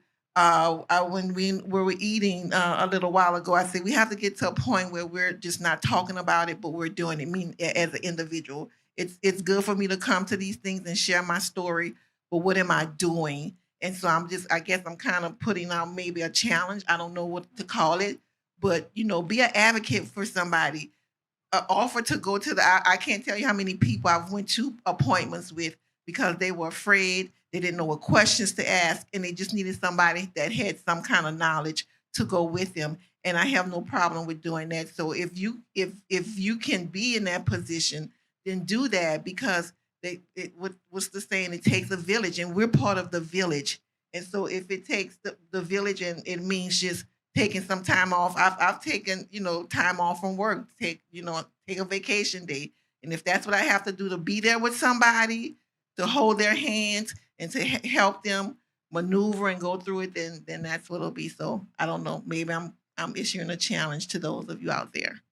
That is awesome, and that is a great challenge. Thank you very much, Miss Offshore. I think you will all agree. We have question now. I think everyone would agree with me that this has been an amazing conversation, really genuine and fluid. Thank you very much, Dr. Alban, Dr. Ophili, Ms. Johnson. Thank you so much. I appreciate you, and we look forward to continuing to having this conversation. And to the community members, thank you all for staying, those online and in person. We will be making calls out because now that we are starting this clinical trial initiative at TSU, we would be starting a community advisory board, right? Because again, we can't do it, without each and every one of you. Back to the concept Dr. Alban said earlier, we need to turn it around and make it community back to the bench top. So thank you, panelists. We do appreciate you. Thank you so much. Thank you, thank you, thank you. I would like to invite up Dr. Monica Laleye to please give us a closing remark for this session. Thank you, Dr. Ho. I just want to reiterate what she said. Thank you so much, Dr. Ophili, Dr. Auburn, Dr. Johnson. Thank you so much for everything. We really look forward to what will come out of this partnership with EQB Med. Thank you for leading the charge. Thank you for advocating for us, pushing for us, and we will not disappoint you. Thank you to our guests, our partners. Thank you, Sharon. Thank you, everyone. We truly appreciate you. Greetings from our president, Dr. Sayers, as well as Vice President Dr. Penn Marshall, our provost, Dr. Carl Goodman. Greetings from them. We truly appreciate this. We will make this happen by God's grace at TSU, and we will, move the needle here and be a model, like Dr. Ophili said, to the entire country. Thank you all. Thank you, Dr. Ajewale, for your leadership and your team. Thank you, Dr. Poon, Dr. Ogbo. Thank you so much. Thank you to our students, alumni that came back. So proud of you guys. Thank you. Thank you, everyone, and we'll see you around. Thank you. Thank you so much for joining us today. I am certain that you have received a lot of great information regarding clinical research participation. I hope we have been able to answer your questions. And please, if you have further questions, feel free to send those to us and continue to follow us on all our social media at CECTX Southern U. And we want to say a big thank you to the founder of our program, to our sponsors, to our exhibitors, to all our volunteers, to all the staff members, to the faculty and the leadership of Texas Southern University. Thank you so much for supporting our program today, and most importantly, to each of you, our community members. Thank you for joining us in person and online. You have made today's program a success. We want to be sure that today's program just does not end here, so continue to engage with us on our social media platforms,